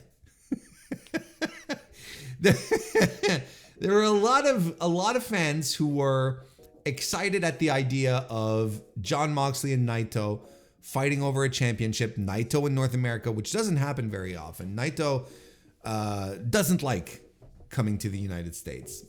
When we talk about wrestlers coming over and big time Japanese wrestlers who want to come and make it in the US, it's a hell of a transition to come to the US to make this happen, and you have to be in that mindset first and foremost. I would be shocked and bewildered if one day Tetsuya Naito ends up working for full time. I mean, for one of the North American promotions. I don't think he likes it enough in the US to make it happen. So there was a culmination of things here in this match that came together. That made a lot of people excited, but also a lot of people dreaded the result of putting the title on Mox. There is a sentiment going around lots of New Japan circles that New Japan right now feels like AEW's little bro. Feels like AEW uses a lot of New Japan, but doesn't give much back. Takes their top talent away and leaves the company high and dry. Now, I'm gonna speak on this very shortly because I see a lot of discussion around New Japan, AEW poaching, whatever terminology you want to, stealing talent away, swaying it away, poaching the talent. Here's the thing. If New Japan wanted to hang on to those talents, then they should have done gone through the necessary steps to hang on to their talent. If New Japan wanted to hang on to Kazuchika Okada and Will Ospreay, well, they knew what they had to do, But it was pretty clear that both guys in this circumstance, both of those guys wanted to leave New Japan because they felt like they had done everything that they could possibly do, and they were right, especially in Okada's point of view.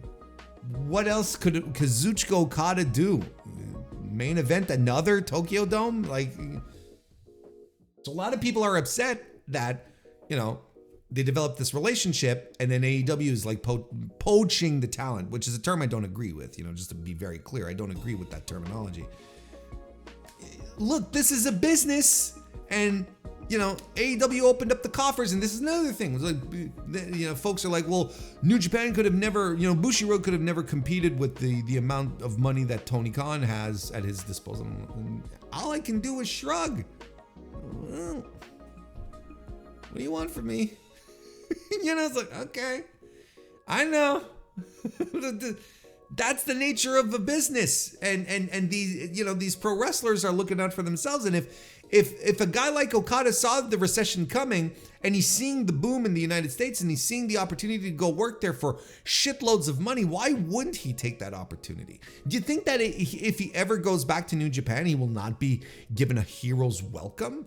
You know, what are we talking about? You know, same thing with Will. I think these people are ostracized and banned, and it's finito for both of them. Come on now, let's be realistic, okay? So this idea, this dread, that Naito was going to lose the title to Moxley, right? I'm not arguing, you know, I'm not arguing that it's a bit of a weird idea, but it's also something that's been circulating, that you've been hearing, that, look, you don't know how much Naito still has in the gas tank. This is another guy that's falling apart, right? You know, Tanahashi's washed. I hope we can all come to this conclusion. Like, the glory days are behind him. We've been seeing this moment coming for years, and we're in it. It started like last year. Tanahashi is no longer the guy who he once was, right? And yet he's still considered one of the top stars of the company. Naito is considered one of the top stars of the company, probably their most popular star.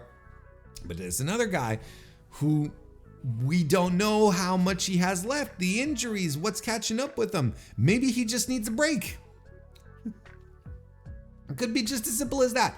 Could be just like the last few, tours. The last tour he was on, the New Japan Cup stuff. Maybe he's like, no, you know what? I need a break from all of this now for a couple of months, and then come back stronger. It could be, there's a lot of, and you couple that, and this I completely endorse, by the way. You couple that with the feeling that not only that to go along with the little bro status of New Japan, in regards to AEW, that a lot of fans feel is a thing. Couple that with New Japan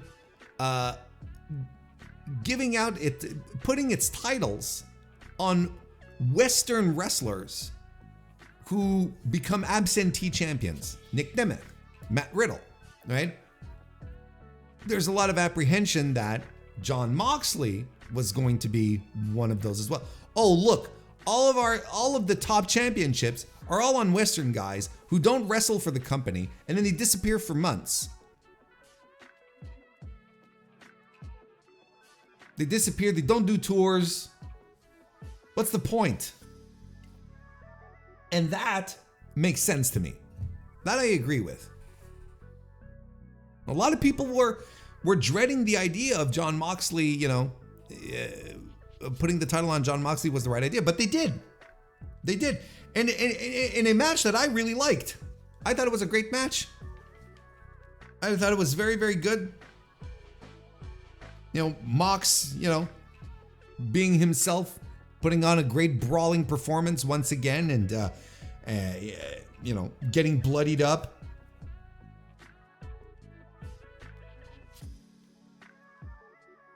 Naito took care of that. They slug it out, and John is just, Moxley is just bleeding a gusher here. Like, it is cascading and it's staining Naito's body. He's drenched in his blood. He goes for a Destino. Naito does, but it's blocked by a cutter. Then Mox does a Death Rider. Naito kicks out. Naito does a Destino. Mox kicks out. He goes for another Destino. It's blocked. There's another Death Rider and another kick out, a Lariat. And at 20 minutes in, we get a Death Rider. Mox wins the championship. This was solid. It was a solid fight. It was a great brawl. I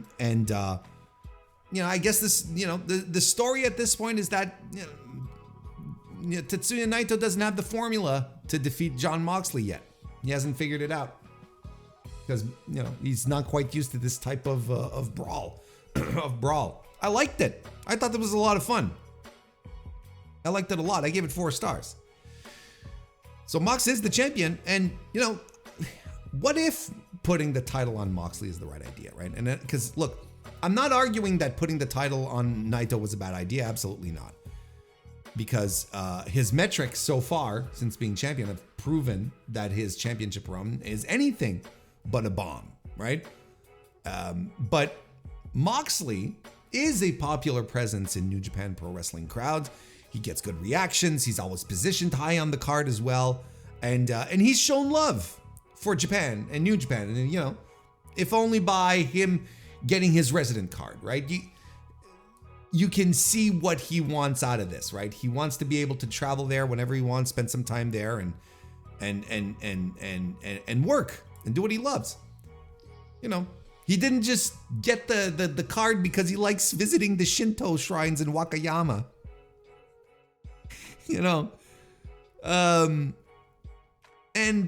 There's again, to run parallel to the little bro feelings,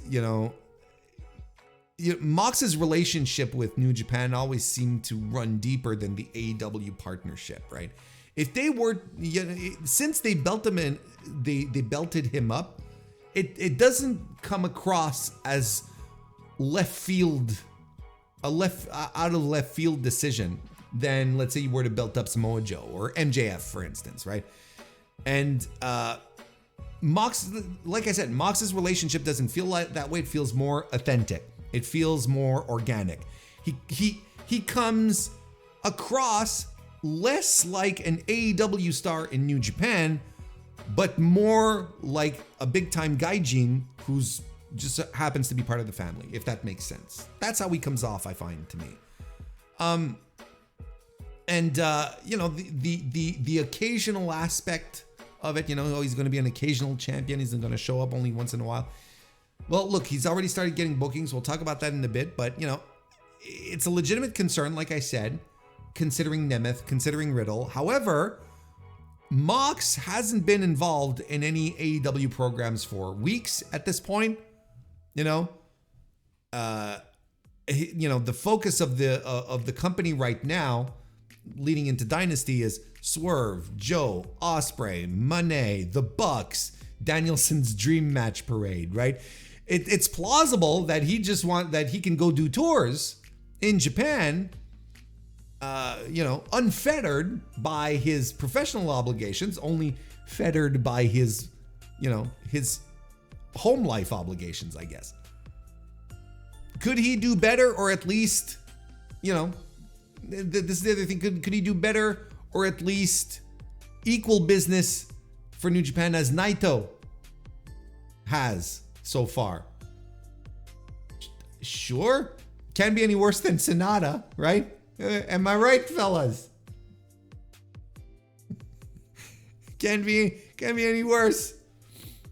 And look, maybe New Japan sees value in having their top belt being held by a beloved pro wrestler on American television. They have aspirations to break into the United States.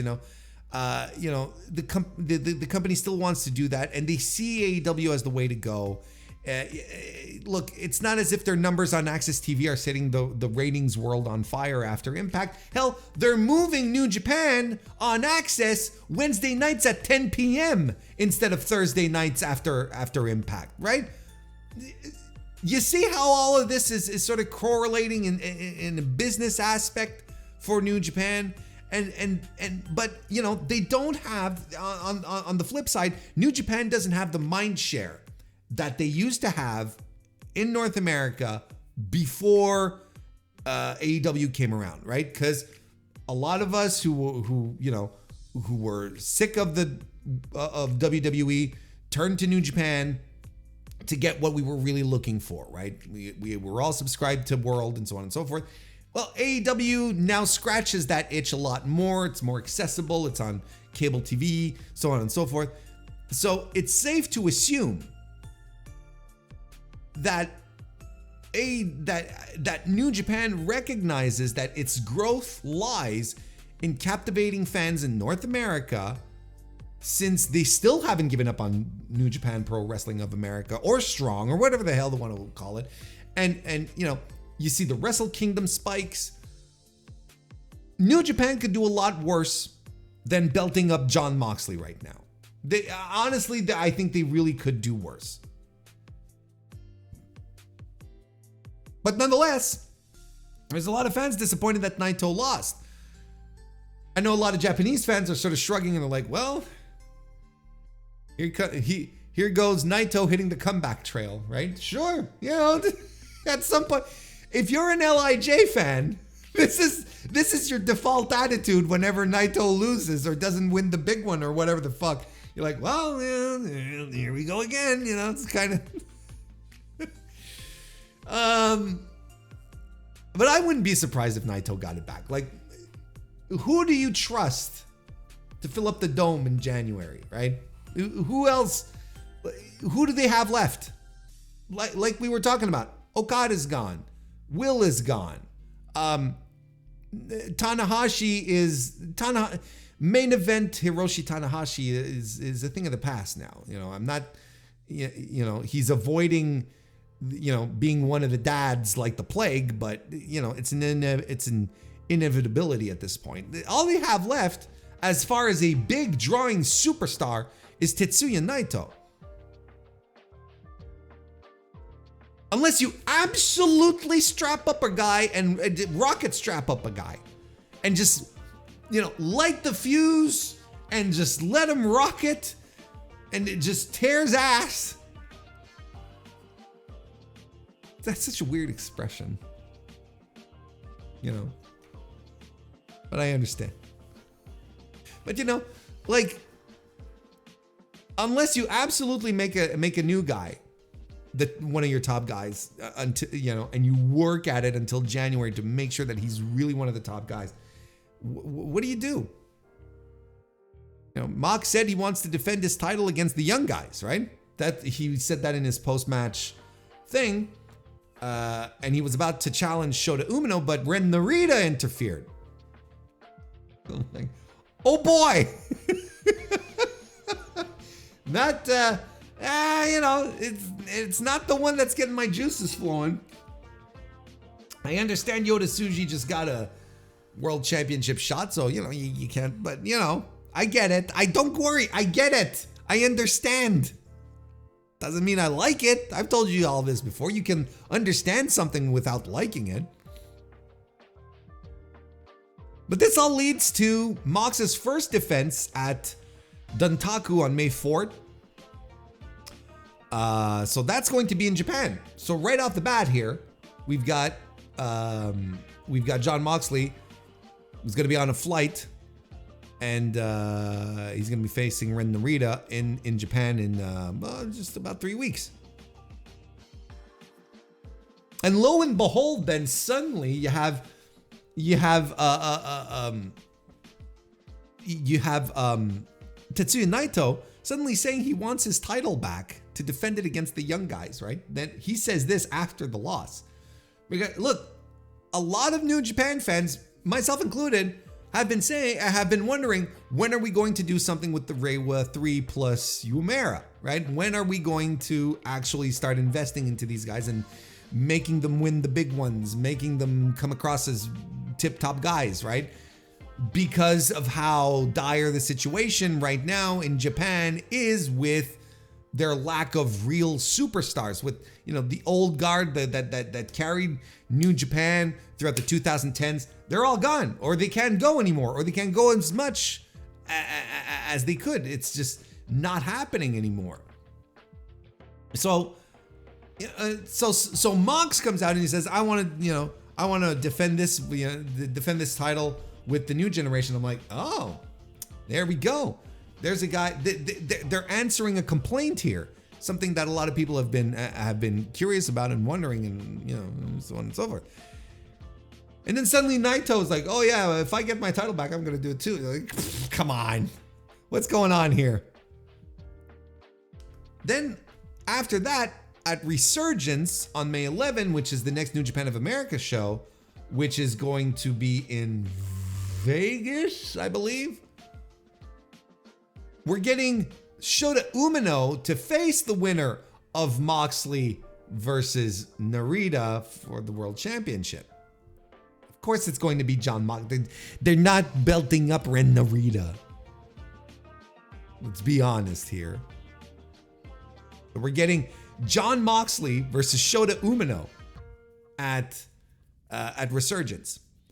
And again, a lot of very irksome feelings here. A lot of people are borderlining being really mad about this because they would have liked to have Shota Umino and John Moxley at Dominion, which is arguably, I think it's more than arguably, I think it is New Japan's second biggest show of the year. It's their SummerSlam, essentially. It's their biggest, it's the big summertime show. And conventional wisdom, so conventional wisdom at this point would probably lead you to believe that Mox beats Shota at Resurgence, hangs on to the title, goes to Dominion to fight Naito, and drops it back to Naito at that moment there. So that Naito has the title leading into the G1, Wrestle Kingdom, so on and so forth. Now, is this a little safe booking? Yes. Is it a little boring? Yes. It's not exactly exciting, but I think it's a good way to establish Shota Umino in the US. Nonetheless, this makes him come across as a bigger deal. Look, no, I've said this before, but I'll reiterate it here. I failed to properly recall a pro wrestler who has benefited so much from a rub for so long as Shota Umino has with John Moxley. When John Moxley did the G1, what is it now, 5 years ago? When he did the G1 and had Umino as his young boy and had him cut these promos, right? The panty dropper promo. You all remember that one. That still one of the greatest backstage segments, backstage comments, press conference, whatever they call it, backstage commentary things in the history of New Japan. Just incredible work by Moxley. From that moment on, that kid was made. And I don't think anyone realizes how much that rub would carry him. Now, I find he's pretty over in Japan. I'm not saying he's more over here, but he's over here as well. And it's because of that association with Moxley. And I think he's getting the opportunities he has over in Japan because of that indirect association as well. I know they've tried to make him look like another Tanahashi and so on and so forth. And they've jettisoned a lot of the unnecessary gimmickry of his presentation. But look, the guy comes in through the audience, like never, from somewhere in the audience, right there. That's a signal. He's still carrying Mox's leather jacket. They still have him dressed up in colors and the glow sticks and whatnot. I drop that. They call him Roughneck. His presentation doesn't scream Roughneck. It screams flamboyant superstar, whatever, but not Roughneck. And he's benefited from this for so much. So making him come across as a bigger deal here, I think it's good. And on top of that, I think he can take an L here, he being Umino, without damaging him more than if he lost on the home front. Now, this is conventional wisdom, right? And I think all of this connects. I'm pretty sure it all makes sense to you who are listening right now. But my take on all of this is you have Shota Umino lose at Resurgence, okay? Mox drops the title at Dominion. That's fine. That's gravy. Shota Umino loses, wins the G1 though, and has a G1 to remember. Like Gedo putting this together does his, puts it all together and sits down everyone who's fighting Umino in a room, and he says, your job is to get this kid over. I don't care about any of y'all, but your job is to get this kid over. He wins the G1 and then wins the strap at Wrestle Kingdom off of Naito. Or at the very least, again, because this guy has to be, this is how you could push him up into the next level by having him co-main event with Naito. Naito's going to draw, but Naito's not going to draw for the next 5 years. Naito's going to fall apart. Yoda Tsuji, made man. Tsuji is the most effortless guy to put over because he's got all the naturals. He's got that incredible charisma. He looks the part. He acts the part. Like he's the alpha, right? You need a little more work with Shota, but Shota's going to get there. Shota has gotten there because I was off the Shota train for a while, if you remember correctly, last year, and he brought me back on. So I'm looking forward to what they're going to do with him this year. And that's what you do. You don't go with one of the old heads. You go with a new guy. This is the year that the Reiwa have to shine in the G1, particularly Shota. Shota should not have one match under great the entirety of the G1 to lead it into Wrestle Kingdom. At the very least, you give him a rematch in a special singles with Jon Moxley, where he finally defeats Jon Moxley. At the very least. That's neither here nor there. Now we're getting off track because and look, since we're talking about the G1 and I'll probably be covering the G1 this summer, let's preface this a little bit. Let's talk about the G1 for a second and what I would hope for. Shota would benefit from winning the G1 in a slimmed down G1. Because there isn't 28 guys. We're back down to 12, field of 12, 14, whatever the fuck, 2 blocks. No more of this 8 block bullshit, this 4 block bullshit with 8 guys in it, whatever the fuck. There's no reason to have a huge field. They don't have the people to fill it up anymore and keep this interesting. Like at some point, it's not like in the New Japan Cup where you get Yujiro in here, but Yujiro gets knocked out in round 1 and then you never have to see him again. We have to sit through Yujiro for like 2 months, having Yujiro matches, or Chase Owens. You know what I mean? Like Tongaloa. We don't need these people in the G1. Bring this back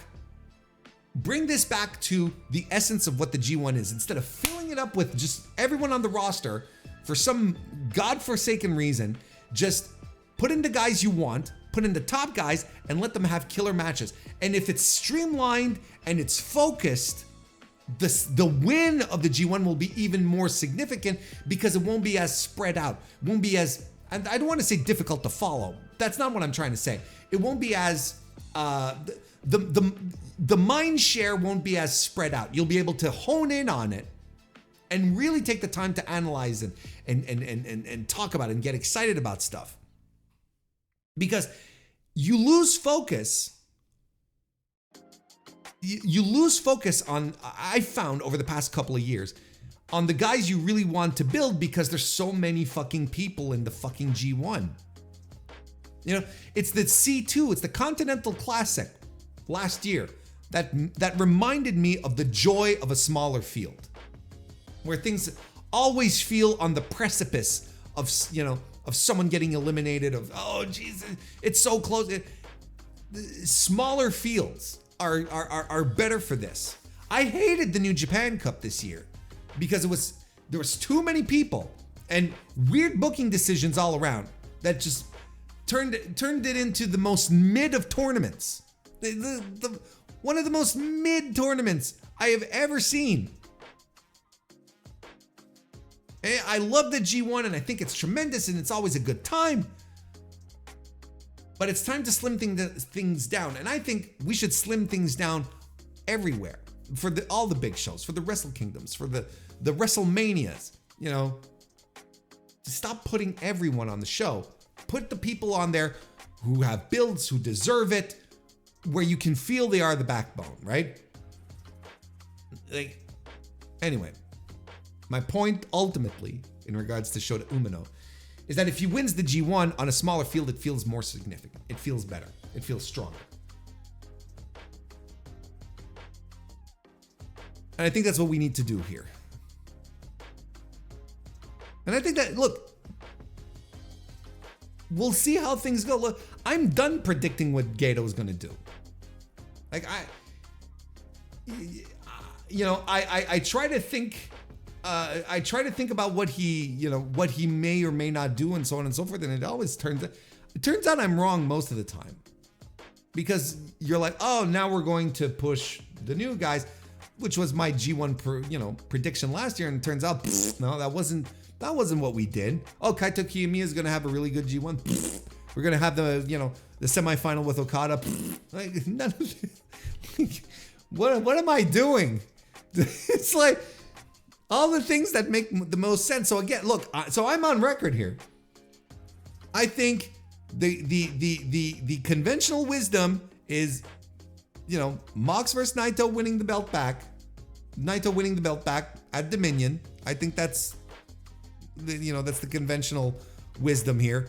But I think what could be exciting about this is Umino tearing through the G1, like having an unabashed great G1, great matches, top tier results, like the winner of his block, whatever the fuck, great semifinal, mind-blowing main event. Like, this is the stuff that he has to do to get him to the next level. And then we lead to the Dome, where we have old versus new, right? New generation, old generation. I mean, old generation, but previous generation. It sells itself. You got Naito there to main event the Dome, to draw. We'll see what happens. And then you got Danielson hanging around that you can use if you want. I think I went off track, but so I guess those are my thoughts about the main event situation in New Japan. Jon Moxley. I'm recording this on Wednesday morning. Jon Moxley is going to be heading out to Dynamite today as IWGP World Heavyweight Champion. This might assuredly lead to an angle, maybe even a match at some point. Jay White could pop out, and that would be a blast. And, that could be a lot of fun. But are we already going to start setting some seeds for Forbidden Door? I don't know. But Moxley, first man to be a world champion in WWE, AEW, and New Japan Pro Wrestling, in all three. That's something to hang your hat on. That's something to hang your hat on. As it goes for the rest of the card, should we go down? What should we do? Well, because we've been talking about the main event for like 60 million hours here. Let's go from the top down then. We'll go in reverse order. Nick Nemeth defeated Tomohiro Ishii in a non-title match for the global title. I like this. Imagine Tomohiro Ishii dragging the fighting spirit out of Nick Nemeth, because that's exactly what happened here. You even have Ishii doing the zigzag, or whatever the fuck he calls it now.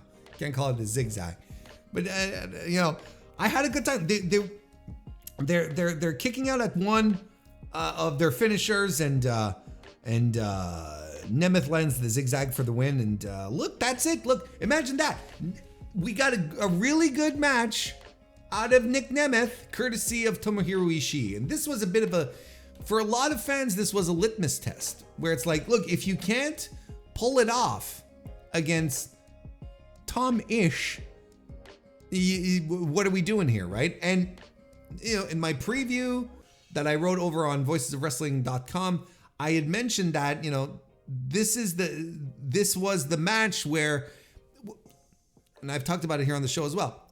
I want the, Nick Nemeth is doing things that he doesn't have to do, right? As a millionaire, he just wants to go out there and try things that he's never tried out before. This WWE system guy, he's been in here since like the late 2000s, mid 2000s, whenever the fuck they did the Spirit Squad. I don't remember these details.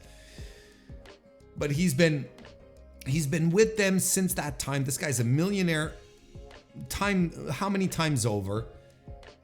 And if he wanted to sit back, collect, and just collect royalty checks or whatever the fuck, and wait till Triple H calls him back and say, hey, we'd like you back for, whatever. That'd be great. But he wanted to go out there and show that he had something. He's working Impact. He's working New Japan. And in New Japan, you're sort of like, okay, well, let's see if he can hang with Japanese pro wrestlers. And so far, up until Tomohiro Ishii was like, But now that he's crossed the Ishii bar, the gatekeeper to a degree, I'm like, okay, well, he's got it in him. Because you'd have to be a complete dud to not be able to work with Ishii on a match, right? But he did, and it was a pretty good little match that they had. I enjoyed it. I gave it 3 3/4 stars. But now, his dream match is against Tanahashi, and that's coming up at, I can't remember, is it Dontaku or Resurgence? I think it's Dontaku, right? It's coming up during the one of the upcoming tours. Broken down Tanahashi and Nick Nemeth. I don't know how this is gonna turn out. I don't know how this is gonna go. Can Nemeth work a G1, for instance? Can they just like drop him in there and expect him to? Could he do it? I don't know, but I'd like to see. I don't know. Like I'm still kind of rooting for FKA Dolph. I'm rooting for him. I'm not excited about him yet. He didn't fail his test against Ishii, but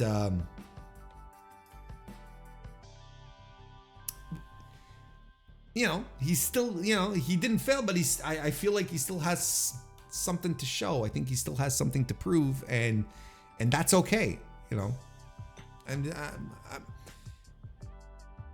but he's not tearing the house down like, let's say, when Jon Moxley was unshackled from WWE and went to New Japan, and then it was like, oh shit, let's go. It's not the same.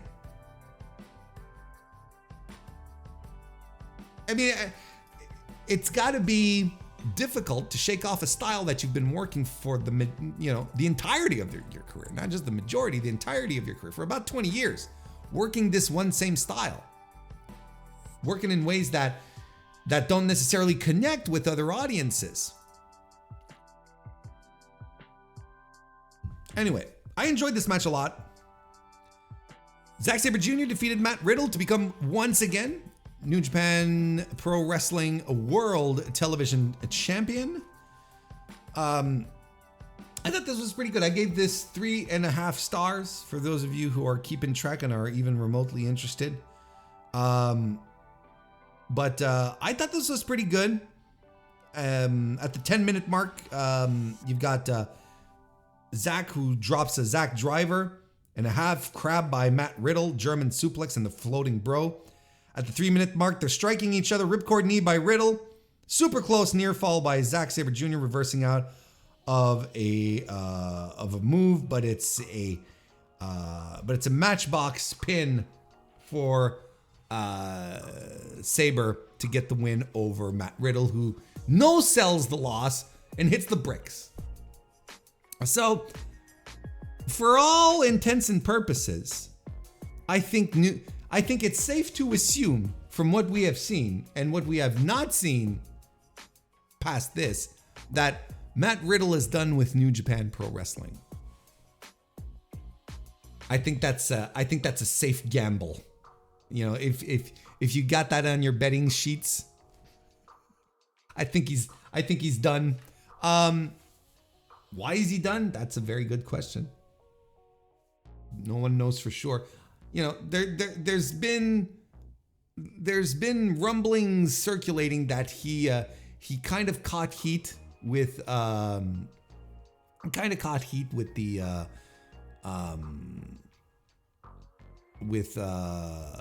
the office, New Japan office, because he was booking title defenses on the indies without their approval, and might be some other, like, I don't know. I honestly, I don't know. This is just rumors that have been circulating. I will not miss Matt Riddle in New Japan. I'm actually breathing a sigh of relief. Like, oh, thank God. I don't know. Like, I do remember a time where Matt Riddle was, was heralded as, probably the next really big wrestling superstar. And then he got into his own way. But like, even the work that he's been doing in New Japan, I think is fine. It's fine. But we're again a long stretch from, the explosive stuff he used to do, particularly in Evolve, It's been a weird trajectory for him, but he, to a degree, he only has himself to blame. I'm not, it's not a pity party I'm throwing here. And I, for one, am okay with him and his goofy ass face not being featured on a promotion that I regularly watch. That's absolutely fine by me. And if he just, if he's sore about it and, he wants to hit the bricks, well, there you go. Well, you can go hang out in MLW. Things are going very well for him in MLW. Look, it just goes to show.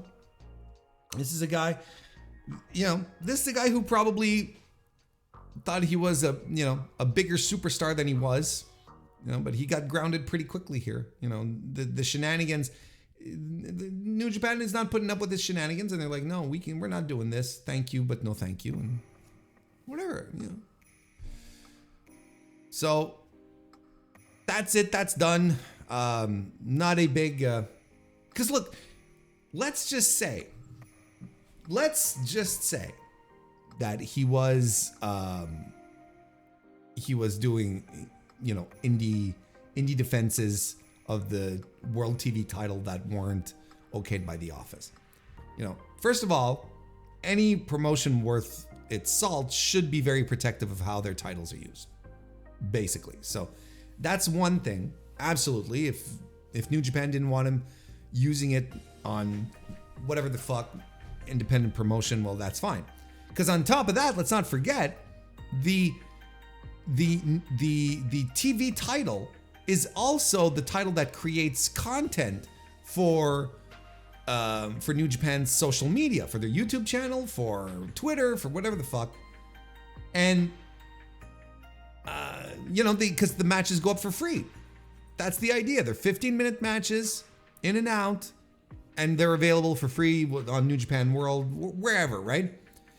So they being New Japan have to reach out and get the footage for these matches. That's the thing. It's a TV title. So if he's fighting, and I don't know, if he's set up a match in, bumfuck Iowa, and he's got, there's no recording, there's no streaming, New Japan is like, well, what the fuck, man? Or even if there is, then they have to reach out to this promotion to get the footage. A promotion that they likely don't have any, partnerships with, because Riddle decided to go into business and, set this up himself. I can understand that the office is like, no, this isn't going to work, pal. So he's been kept off TV. They haven't been doing much with him, which again, I thought was weird because this is the title that's supposed to create content, but they didn't put him on Sakura Genesis or on the, tours leading up. So I was like, something's fishy. Like, even there, I was like, something's not right here. And there might be other stuff too. I might be completely off base, is what I'm saying. From what I've gathered, this makes sense because of everything that the TV title involves operationally, on an operational basis for New Japan. You've all watched independent streams, right? I'm assuming. And some of them, not all indie shows being streamed are created equal. They're not all Deadlock Pro, right? So if you as New Japan reach out to this indie promotion that has two guys, and one hard cam on a tripod, filming the thing, and the lighting shit and maybe the audio shit, and you have to try to get this footage to put it up on your streaming service and on your and you're like, no, this stinks. This makes us look like fucking rank amateurs. We don't want this. I understand it. I completely get it. Anyway, no big deal. Hit the bricks. This was an emergency move to put it back on Zack Sabre Jr., who is the man who defined the championship, and I think it's tremendous. And he said it himself. Look, I had aspirations for the world title, but I'm just going to recollect this baby in the meantime. Yeah. So he's still taking a moment here to remind us that, hey, I still want to win the big one. And we've been talking about Shota Umino quite a bit in the previous thing here, but Zack Sabre Jr.'s star has been rising tremendously, and I think he's someone who will 1,000% benefit from the disappearance of Kazuchika Okada and Will Ospreay, because I think fans will gravitate towards him as someone that they've known who is credible in their eyes, who comes across as a star. If they can have him cross over into that big pantheon of world champions, I think they've got another winner on their head. There's another potential here. I still think Shota Umino at the Dome is the bigger match, but look, nonetheless, he's in this mix as well, which leads me to believe that he is absolutely a transitional champ. And they've established that the next challenger is going to be Jeff Cobb. He and Jeff Cobb had two of the best TV title defenses or matches throughout Zach's OG run. I'm entirely for it. And you know what? Jeff Cobb as New Japan TV title champion fucking rules. 15 matches in and out. He squashes dudes, beats them down. I think it works perfectly for Cobb. I think it's perfect. I don't think anyone here wants to sit down and, watch 30-minute Jeff Cobb matches. I think a 15-minute time limit helps him keep his shit together, makes him feel explosive. I think there's ways to bring back the old Jeff Cobb here, in this type of environment. I think he'd be a perfect fit to take this off of Zach. Japanese fans know him. They like him a lot. He's over there as well. Big dude. It would rock. I think it would be a great fit if they wanted to do this, to get the title off of Sabre and then move on. Anyway, I gave did I tell you 3.5 for this match? But solid match. Sayonara, Matt Riddle.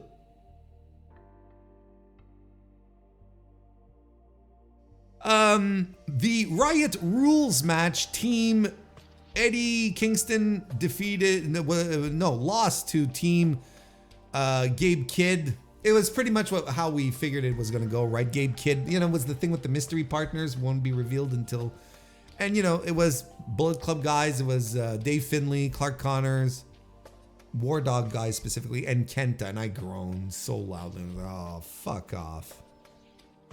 And then Eddie Kingston brought in the United Empire, Jeff Cobb and TJP. All right. And Homicide. And I'm like, of course. Why didn't I think of that? Why did I not think of that? I didn't care much for this. Where is it? I gave it the Gentleman's 3. Because it's a plunder match with barbed wire. There's Aswang Mist, Homicide,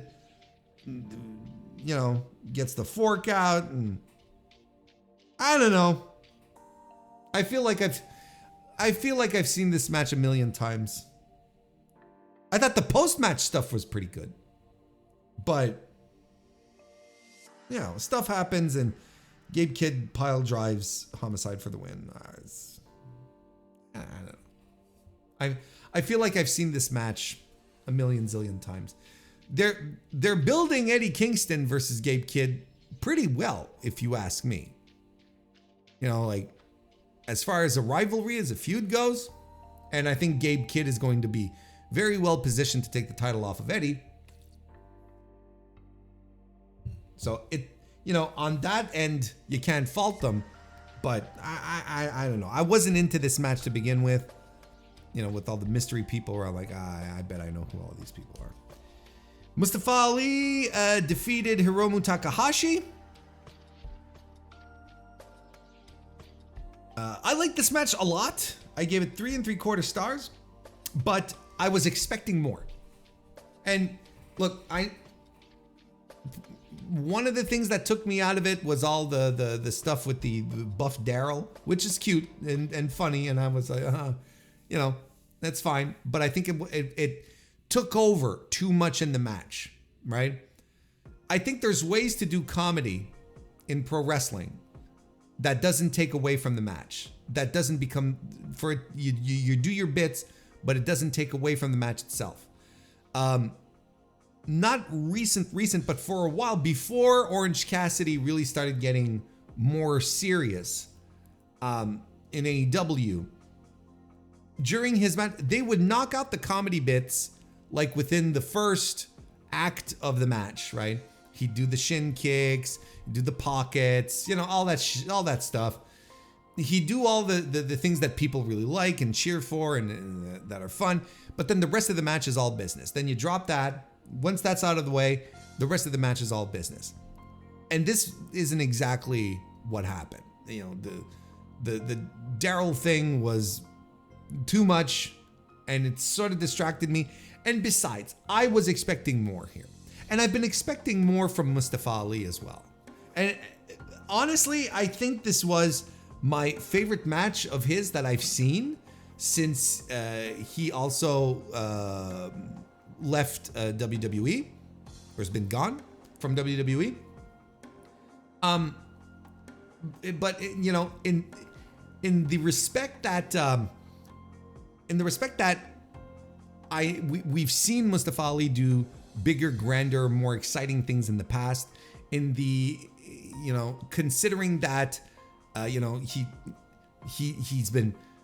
had been, you know, putting videos of himself doing, you know, sparring in his gym, and everyone's going, oh my God, where is that spark? Where is this thing that really puts him over, where he can get into the ring with a guy like Hiromu Takahashi? And why aren't they tearing the house down? This was a very good match, but why isn't this lighting up the night? Why aren't we spending, you know, days afterward dissecting this match and going crazy about it and saying match of the year and so on?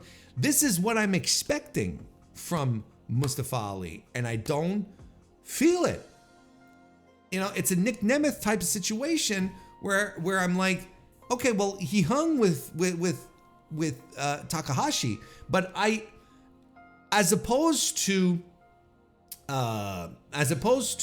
Nick Nemeth, I expect Mustafa Ali to be better than what WWE ingrained into him, you know? And so far, he hasn't been bad by any stretch of the imagination. But it hasn't been blowing my mind. I haven't been sitting here going, Jesus Christ, this is great. This is must watch. I'm not sitting here recommending this match enthusiastically to you all, which I kind of was expecting. You know, 10 minutes pass and not much happens in this match. And then I'm scratching my head and I don't understand. You know, there's a Falcon Arrow by Hiromu Takahashi later on, and a tremendous, huge dive by Ali. But you got busted open hard way on it, and a Sunset Power Bomb and a 450 for the win. And some people said, oh, they probably went to the finish quicker. No, it didn't feel like they rushed the ending. I don't know.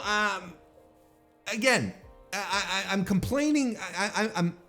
I'm complaining, but while I'm saying this is a match I really, really liked. 3 3/4 stars. I thought this was very, very, very good.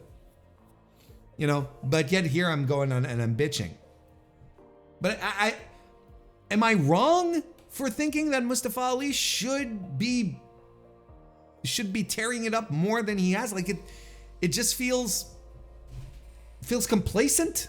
I don't know. Shota Umino defeated Jack Perry. Oh, Jesus Christ, right? Oh, man. Like, outside of the main event, after everything that happened over the past week, this was the match I think that most fans were most excited to see outside of the main event. And Jack Perry, like I posited here, like, you know, came out, the Chicago crowd was ready to eat him alive. There were CM Punk chants. He comes out draped in a Chicago flag. He played into it as he should.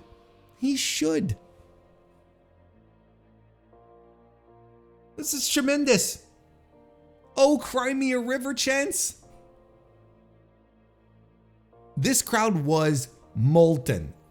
I had people, colleagues, acquaintances, friends who were on location and were DMing me and were saying, no, these, you know, it's deafening here. You can't hear anything.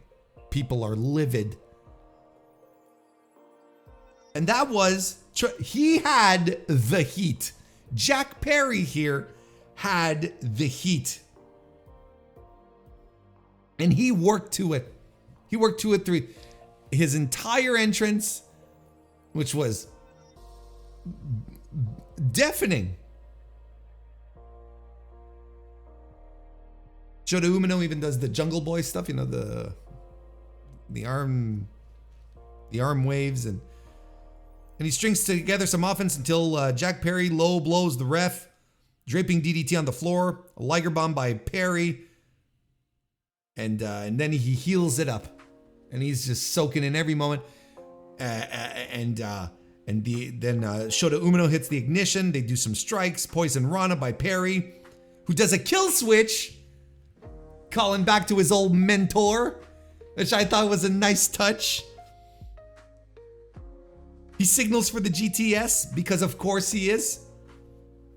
Shota Umino kicks out. Death Rider by Shota Umino gets the job done. But so you know, obviously, you know, Jack Perry's leaving the territory, going out in his bag, putting over Umino, who he had a rivalry with. This was fine. This is actually I gave this 4 stars. I gave this 4 stars, if not for the, you know, the atmosphere of this match definitely helped. I thought this was tremendous. It was a blast. And who knew Jack Perry, who a lot of people had complained about, their main gripe with Jack Perry was that he has no personality. He's, you know, he's plastic. Who would have known that the heel turn here would be so successful, that it would work for him so well? Because it does. It did. It will continue to work well for him as well. This is good stuff. I don't know who couldn't have not enjoyed this. You know, only the most bitter of CM Punk fans, I guess. The most bitter of CM Punk fans.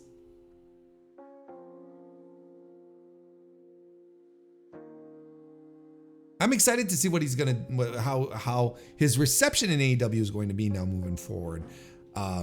Knowing that there is crossover between New Japan and AEW fans, I'm very excited to see how this is gonna happen.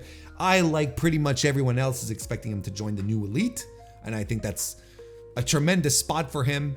I think, you know, Okada and the Bucks right now are doing absolutely phenomenal work. So yeah, I think that this is very good. Let's see. TMDK, the OG duo of Mikey Nichols and Shane Hayes, defeated El Fantasmo and Hikuleo, Fred Rosser and Tom Lawler, and the West Coast Wrecking Crew to become New Japan Strong Openweight Tag Team Champions. I don't have many thoughts here. I thought this was pretty good. I thought this was a pretty good match. Don't get me wrong. I gave it 3.25 stars. I thought this was very good. Yeah, listen, it's hard for me to care about the 4th string New Japan tag title belts, you know, the world, the junior. You can even throw in the fucking 6-man, you know. And I don't have much to add. It was fine, and you know, Tama Tonga is in New Japan, is in WWE now. What is he waiting for? Bring your brothers over. And I'm looking forward to El Fantasmo cracking the code and unlocking the superstar that is within him. This is what I'm looking forward to. This is what I want out of this stuff. Anyway, I don't have much to add here. Stephanie Vaquer defeated Azumi in a really good match. Very, very good match. Great little way to start the show. This was second from the top. I gave it 3.75 stars. Azumi is she's done a lot of work in the US, sticking around after the WrestleMania weekend stuff, and I think I think people are discovering her, finding out how good she is, how competent, her speed is what I'm trying to say, how speedy she is, and how that's really her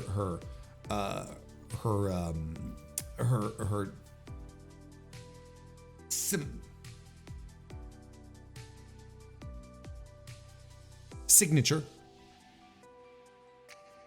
So, you know, that's also very good. Yeah, I mean, she, you know, Vaquer, also, you know, she's such a great striker, such a tremendous striker. And her offense always looks strong and hard, and yeah, I can understand why a lot of people are really into her. I like Vaquer a lot, and she gets the win here with her stuffed backbreaker finisher, because they're continuing her push to become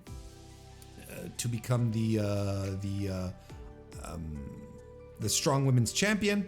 Forgot to mention there were quite a bit of post-match segments here to set up matches later down the line here.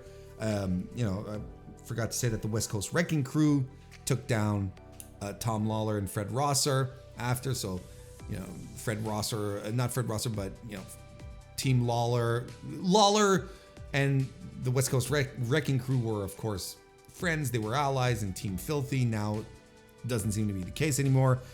Vaquer and Azumi here. Vaquer was challenged by Alex Windsor to a match, so that's going to be on, I think they're doing it on Resurgence.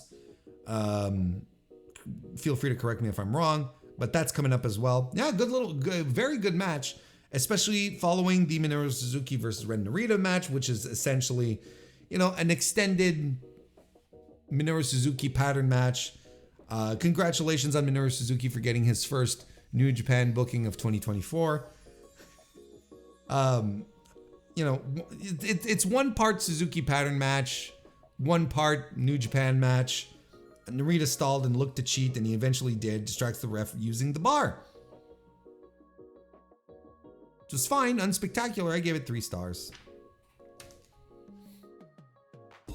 And then we had the pre-show matches. Matt Vandegrift defeated Zane J in a strong Survivor match. Fine. And Alex Windsor and Trish Adora defeated Mina Shirakawa and Viva Van in a good little opening tag team match featuring the women. That's fine. nothing to write home about. I don't have many thoughts about it, and so we'll just move on from this show. Which, look, it's an eventful show, newsworthy, lots of stuff happening. If anything, I recommend the main event, and I recommend Jack Perry versus Shota Umino, which was a complete and utter blast. The latter end of the show is pretty decent. Zack Sabre Jr. and Matt Riddle, Nick Nemeth and Tomohiro Ishii, but nothing that I can sit here and say go out of your way to watch this. But if you watch the entire show, you will not be bored. You'll have a good time watching the show. If you only have time for a match or two, it's the main event and Perry versus Umino. If you have a little more time, but not too much time, then the business end of the show. Like that's all. That's how you go about watching it. Since we're on the topic of New Japan Pro Wrestling, I also watched New Japan Wrestling World in Taiwan 2024. So you don't have to. Trust me, you don't have to watch this show. So I'm gonna review it very, very quickly because I want to get to because I do want to talk some New Japan, some AEW, I should say. But since we'll get the New Japan stuff out of the way. This happened on April 14 from New Taipei in Taiwan. This was one of the first big events of the National Pacific, the Japanese Pacific Wrestling Association, the Association for Japanese Wrestling in the Pacific area, whatever the fuck they call it. I don't remember. But it was like it was their first big event in Taipei. Started off with Toyu defeating Axe Wang.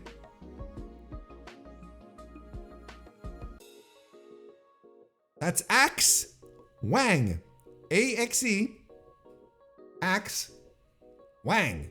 W-A-N-G. No, I know it's Wang. I am being stupid. But I wasn't listening to commentary when I was watching it. Or commentary was very, very low. And then I see the name appear on screen and it was written Axe Wang. And I'm like, excuse me? And I put it up and I hear, Walker calling him Wong, Axe Wong. And I'm like, okay. But I mean, it's still Axe Wang to me. And it, completely forgettable. So, look, Toyu apparently is the trainer of the Puzzle Dojo in Taiwan. So, he goes over here, but I thought his offense was soft. I thought his offense was so very soft and slow. And this Axe Wong guy seems to have a little more to him, but I mean, whatever the fuck. Then the big attraction here, the reason why I decided to watch it, so is because of they had announced a tournament for the Never Openweight 6-man tag titles. And I was like, oh, a one night only tournament. This should be exciting. But they basically had 4 teams and it was one knockout round, and then it's straight to the finals. So Hiroshi Tanahashi, Toru Yano, and Oleg Boltin defeated the United Empire crew of Great O'Khan, Francesco Akira, and Callum Newman. I'm looking for my notes here. Okay. I gave this 2 and 2.5 stars. No, 2 and 3. I gave it 2 3/4 stars. I guess this was okay. Humdrum, normal match. Nothing that you wouldn't see at a on a tour. Lower card tour match, whatever. As opposed to a tournament match. And this is my main gripe, I think, of this entire thing. It's like these matches didn't feel. They didn't have that urgency feel. They didn't have that drive where you're like, oh, we're going for titles. This is a tournament. We got to work hard. No, it was like, okay, we'll do things. Then the second knockout match was the House of Torture crew of Evil, Sho and Yoshinobu Kanemaru, defeating the LIJ boys, Shingo Takagi, Yota Tsuji, and Bushi. There was a heat segment on Yota Tsuji here. Shingo Takagi fights back with the hot tag, but then we go into House of Torture patterns. Bushi gets the visual tap on Sho, but on the visual tap, but they get the wrench involved. Shock arrow. Sho gets the win for his team. You can see this coming with, you know, the baby faces winning the other match. Like the, you know, Hiroshi Tanahashi. Like, oh, okay, of course it's gonna be House of Torture. I gave this 2 3/4 stars as well. Satoshi Kojima and Tiger Mask defeated El Desperado and Shoma Kato.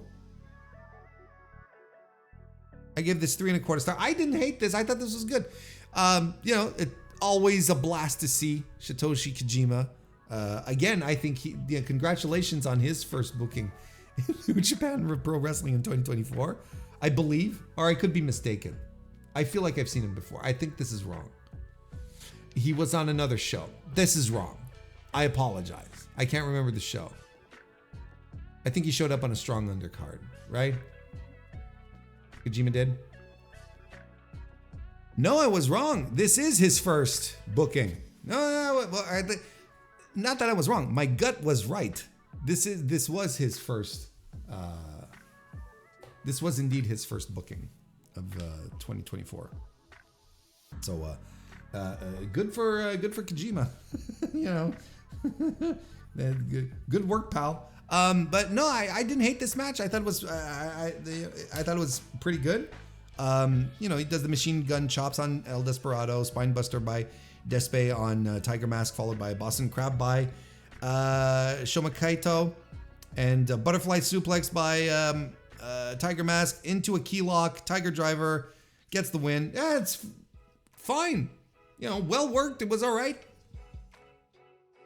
Not much to say. Moving on. Starlight Kid defeated Hanako. I like Starlight Kid a lot. She's great. Hanako, not so much. I think she has a long way to go. I don't think she's a great worker, whereas SLK is.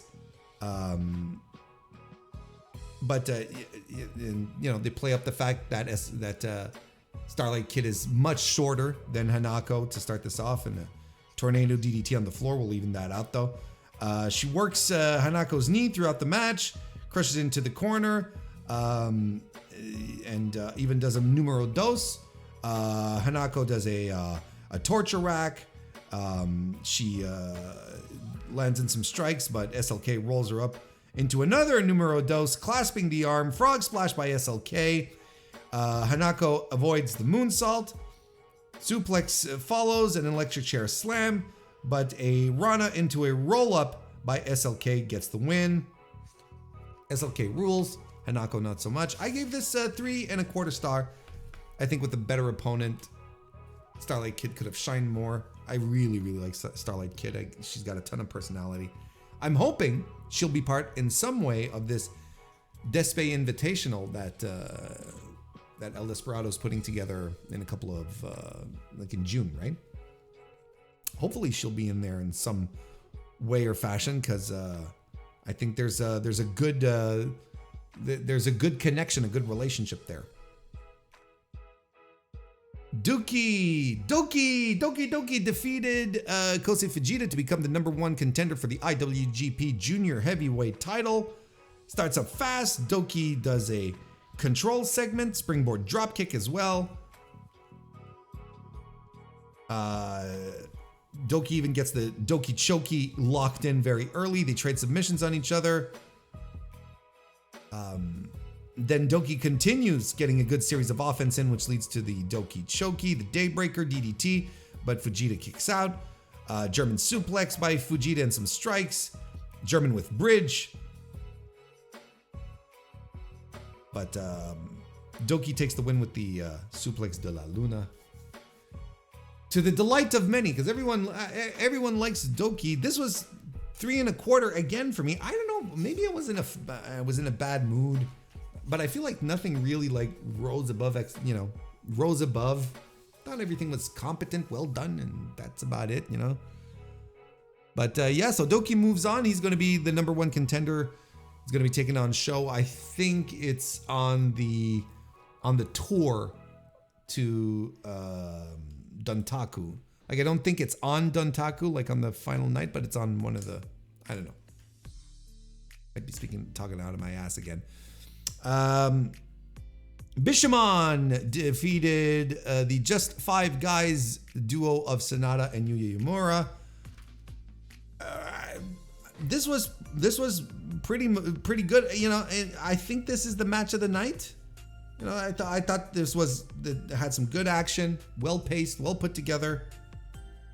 You know, even though, you know, Sonata is what he is, you know, people really like Bishamon, and they're a good tag team at the same time, you know, so you can't fault anyone here. This was pretty good. 3.5 stars. We get a quick flash cover by Yoshihashi to get the win. It's completely fine. 3.5 stars. And then we have the finals of the 6-man, never open weight 6-man tag team title tournament, where Hiroshi Tanahashi, Toru Yano, and Oleg Boltin defeated the House of Torture trio. Yeah, I mean, look, I gave it 3.25 star. It was the better of the tournament matches, but not quite a main event that tears the house down. I don't know. Oleg Boltin is a young lion who is now a title holder in New Japan Pro Wrestling. That doesn't happen very often, but that was tremendous. That was really, really good for him, you know. And he did his gut wrench thing where he's swinging people around, and it's fine, you know. You don't have to watch this show. There's nothing really to watch. Just like Battle of the Belts. Just like Battle of the Belts 10 from AEW, and happened on that was broadcast on April 13, 2024 from Highland Heights, Kentucky at the Truist Arena. Apparently did a really good rating, especially up against UFC 300, so good for them. But again, not the story of the Battle of the Belts shows continue. They just go on and on and on and on, and where it's like, why is this happening? Why is it always these lower belts that we don't really have any attachment to are always defended here? The matches are subpar. Why is this even a thing? Like, I say this every time there's a Battle of the Belts, but when this came out, a lot of us were expecting like a Clash of the Champions type of thing. This is obvious. This was the obvious reference where the World Championship would be defended and we'd have like a super card, right? But this is just like, I don't know, Rampage 2 with titles. What is this? And it's the same thing again. Look, Hook defeated Shane Taylor to retain the FTW title, and I don't know, 2.75 stars. It did nothing for me. You know, I didn't care for it. I know there's story and background to this. It all, connects to the Shane Taylor Productions feud with Hook and Chris Jericho and all that stuff. And the story here is that Hook can take out really big guys like Shane Taylor, sure, but man, just a lot of pummeling, a lot of methodical wrestling throughout. And look, if they were, I don't know what was supposed to happen here. I don't know if there was some kind of breakdown, but Hook didn't look all that great. Shane Taylor didn't look all that great. This was kind of plotting. It was a little dull. Let's move on. Red Room for the win. I don't see it. I don't see it. I don't get it. I didn't get it. You know, and the Hook is obviously not in a place where he can elevate himself, or he's still lacking some experience in that front. Roderick Strong defeated Rocky Romero to retain the international title. It wasn't bad, but it lacked zazz.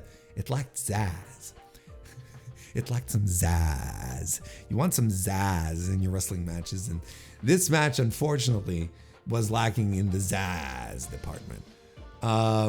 Rocky Romero isn't as compelling as a babyface as he is a heel. His CMLL stuff is just absolutely fantastic. As a babyface, Of course, there's a backbreaker from Roderick Strong, rewind in Zaguri and an avalanche slice bread by Rocky Romero. The Kingdom get involved in the match. Roderick Strong, in a great spot though, catches Rocky Romero out of the air with a jumping knee strike, and that just gets the win. I like the finish because Rocky's just like flying willy-nilly through the air, and then Roderick Strong just like blasts him with the knee. That would finish a guy off. I like the finish here. That was good. I gave it 3 stars though. I thought that no zazz. Well worked. Gentleman's 3, no zazz. After the match, Kyle O'Reilly comes out to celebrate, and then he, keeps the Kingdom from attacking Rocky Romero because apparently they're friends, and that prompts the Kingdom to attack, or specifically Roderick Strong to attack Kyle O'Reilly, and this sets up their match for AEW Dynasty. Okay. And the main event, Athena took on Red Velvet. This was pretty good. Match of the night. I mean, but, bar isn't very high. And honestly, this was really a showcase for how great Athena is. How much power she puts into her offense and her strikes. Everything she does looks brutal and real, and it works. Red Velvet is Red Velvet, and until she starts working more, I don't. This is starting to feel like her ceiling. Maybe she needs more reps. Maybe she needs more time to do stuff. But sometimes her stuff looks good. Sometimes it doesn't. And Athena is just consistent throughout. Like, she is absolutely tremendous. Does the O-face for the win here. If anything, this match was a showcase for Athena. That's essentially what it was. Nothing wrong with that. But, I know there's a lot of Red Velvet believers out there, and I haven't thrown in the towel on her either, because I think it's not the same thing as Hikaru Shida, where Shida is an experienced pro wrestler. She wrestles a lot, or she wrestled a lot. She used to wrestle a lot. Now, she doesn't anymore, and now everything she does looks soft. I'm off that train for now. She can get me back on, but I'm off the train. I'm still on the Red Velvet one, because I think on the opposite, she needs reps. She needs more wrestling. She would be someone who would benefit from working every week, getting the Sky Blue push of late 2023, excuse me.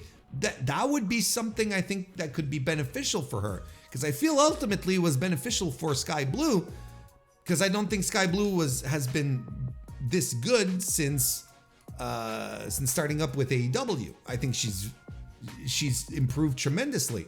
Why not Red Velvet? Well, she needs to wrestle more. Does she wrestle more on Ring of Honor? Probably. I don't know. I don't watch Ring of Honor. So maybe I'm talking through my ass. Maybe she is getting the reps in and her ceiling is being hit. I don't know. Anyway, again, Battle of the Belts. I watched it, so you don't have to.